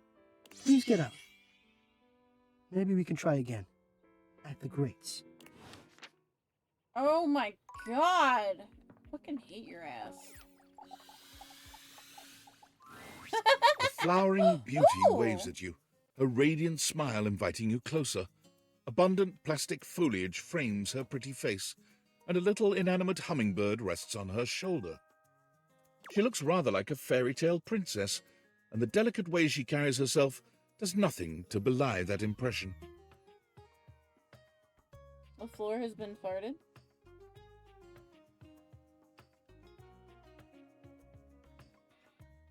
Oh my gosh, hi! I'm Prissy. You probably already know that. It's polite to introduce yourself, though. So hi! Prissy Plastique. Oh my goodness. This is so funny that you're standing there. Funny haha or funny weird? Wow. Nobody has ever asked me that question before. I guess, yeah. It's a little of both. Because I was sitting here, imagining how wonderful and helpful it would be if someone was suddenly standing there, like exactly where you are. That's gross, Immer. And then boom, here you are, like magic. My mere presence is the answer to a prayer. Sweet. Yeah. Well, no, I mean kind of. You're definitely great. Probably. But in my imagination, the person standing where you're standing also did stuff. What kind of stuff? I need you, please, to flirtalize me. What? I get your confusion. It's totally understandable. Here's the thing. I am a plant. Yes. Yeah, I know. Yeah, you look plant-like. Sure. Plant-like? I mean, what that isn't a plant looks plant-like. I suppose paintings of plants look plant-like, or those big plastic hanging privacy curtains that are supposed to look like walls of ferns, that's plant-like. Oh no. Are you telling me that I look like that? That I look fake? You know, actually, now that I've asked, I take it back because I don't want you to answer that. I already know the answer. I don't like it very much. Just in case you hadn't already deduced this, I am made of plastic.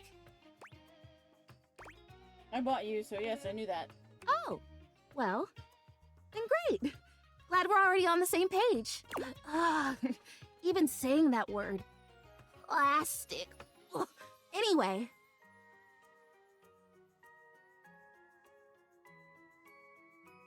No, I know, right? I am made of plastic. I would really rather not be made of plastic. I would rather be a real plant.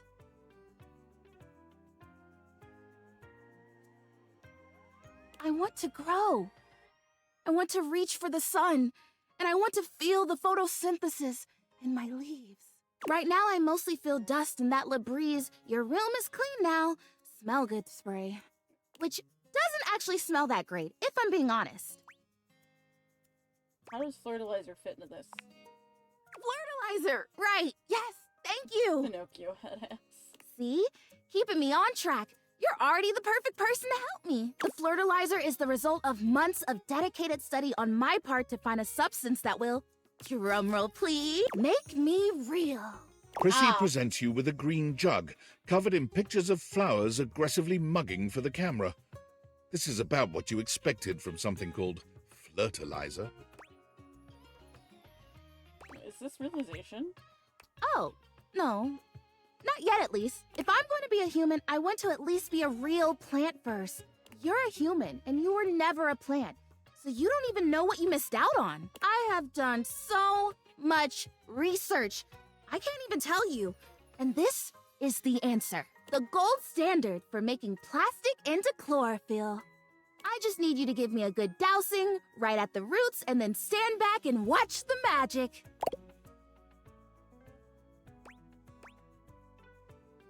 Very cool and exciting. That's exactly what I said when I discovered it. I mean, those exact words. We're so in sync. This is awesome. So you'll do it. Flirtalize me? Of course. Yes. Oh my gosh. This is the most exciting day ever. Pinocchio headass. I'm ready. So it says on the directions. Prissy reads off the back of the container of Flirtalizer. Douse liberally and with abandon. No such thing as too much. Couple each dose with a body wiggle or the recitation of a favorite herb for added potency. Perfect. I know. I love the honoring of all these magical elements. So excited. Douse me. Douse, wheel, and recite. You spray Prissy from head to toe with the fertilizer, punctuating each spray with a wiggle of your backside. When you're done, you cap it all off with a recitation of the most delicious herb you know. I think I feel it working. There's this really strong tingly sensation. Probably melting your plastic. The spell you are casting definitely gets my vines all twisted up. You take a moment to inspect Prissy. She looks a bit shinier, but otherwise the same as before. Do I look different? I don't feel different. I mean, I feel wetter, but that's probably just from all the dousing. What do you think? Do you see anything?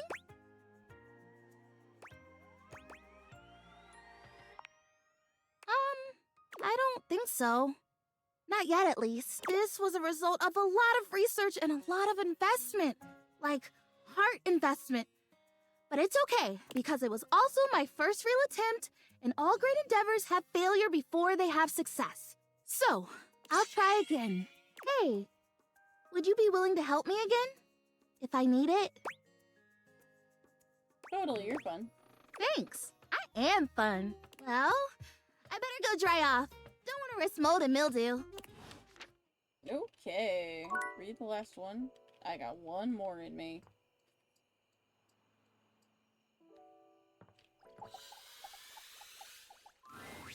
Holly greets you with a spirited wave, the bells and ornaments in her hair jingling with every energetic shake of her hand.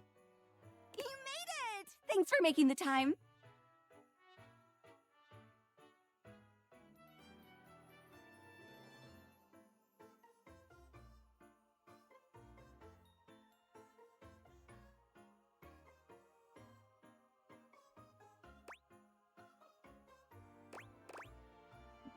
I got plenty of it. Oh, sounds like a dream. Sounds like you're always working. Almost. There's always something happening somewhere. What do you actually do? Everything. Oh, I've got a 5-page resume, which I know you're not supposed to have, but I'm secretly very proud of it. I've been a waiter, a maitre d', a caddy, an usher, a valet, a piñata, a mascot, a bartender, a line chef, a runner, a ticketer, a seat holder, an election official, a Zamboni driver, a scuba diver, a pickpacker, a mail carrier, a timekeeper, and an ice did fod judge for a local junior yodeling competition. Gig work? Oh, the giggiest. The best kind of work for me, personally. Always something new. I can't sit still for too long. Bores me to tears. I need 50 things to focus on, or absolutely none at all. Does it pay well? Nope. But I work a lot of hours. But you already knew that. It's joyful, too. Bringing joy. Someone's always celebrating something, and I get to be a part of that all the time. It doesn't even have to be a holiday for me, or about me. I just enjoy joy, you know? Better than punching numbers all day. Unless that's part of the gig. No offense to number punchers. Just not for me. My goodness, girl.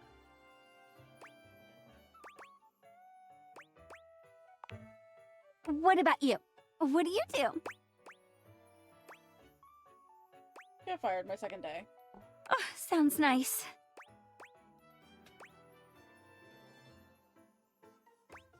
It's a good time to enjoy life. It's good to have something simple around here. There's enough crazy to go around, but you know that.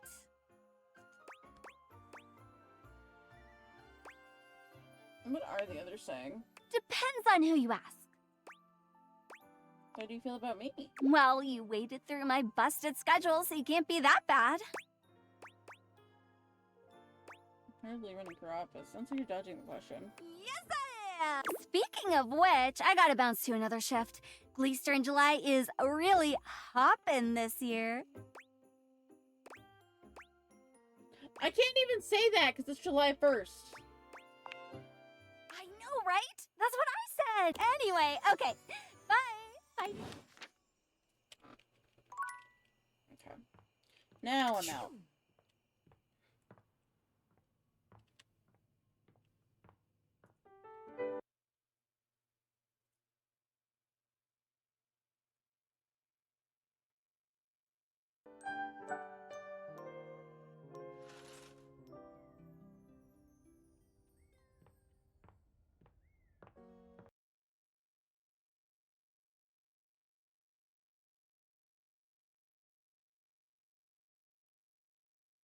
Un momente, por favor.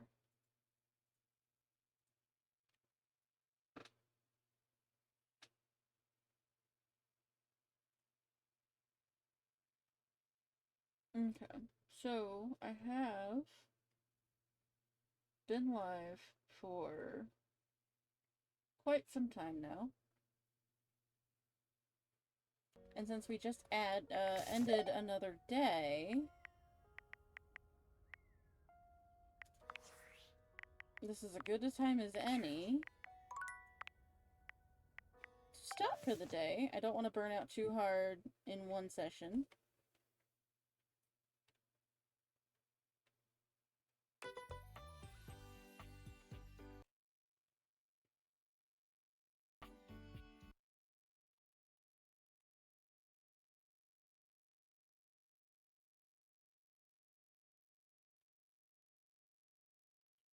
So,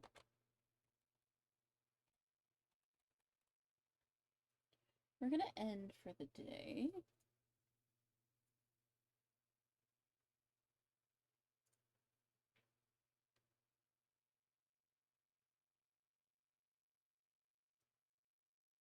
I'm gonna find somebody for us to read out to quick.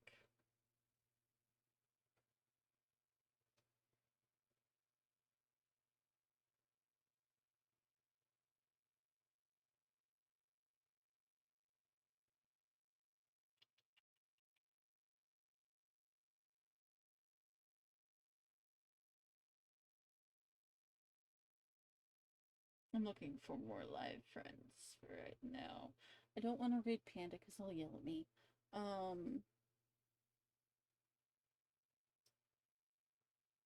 You know, fuck it. We're raiding Panderson again.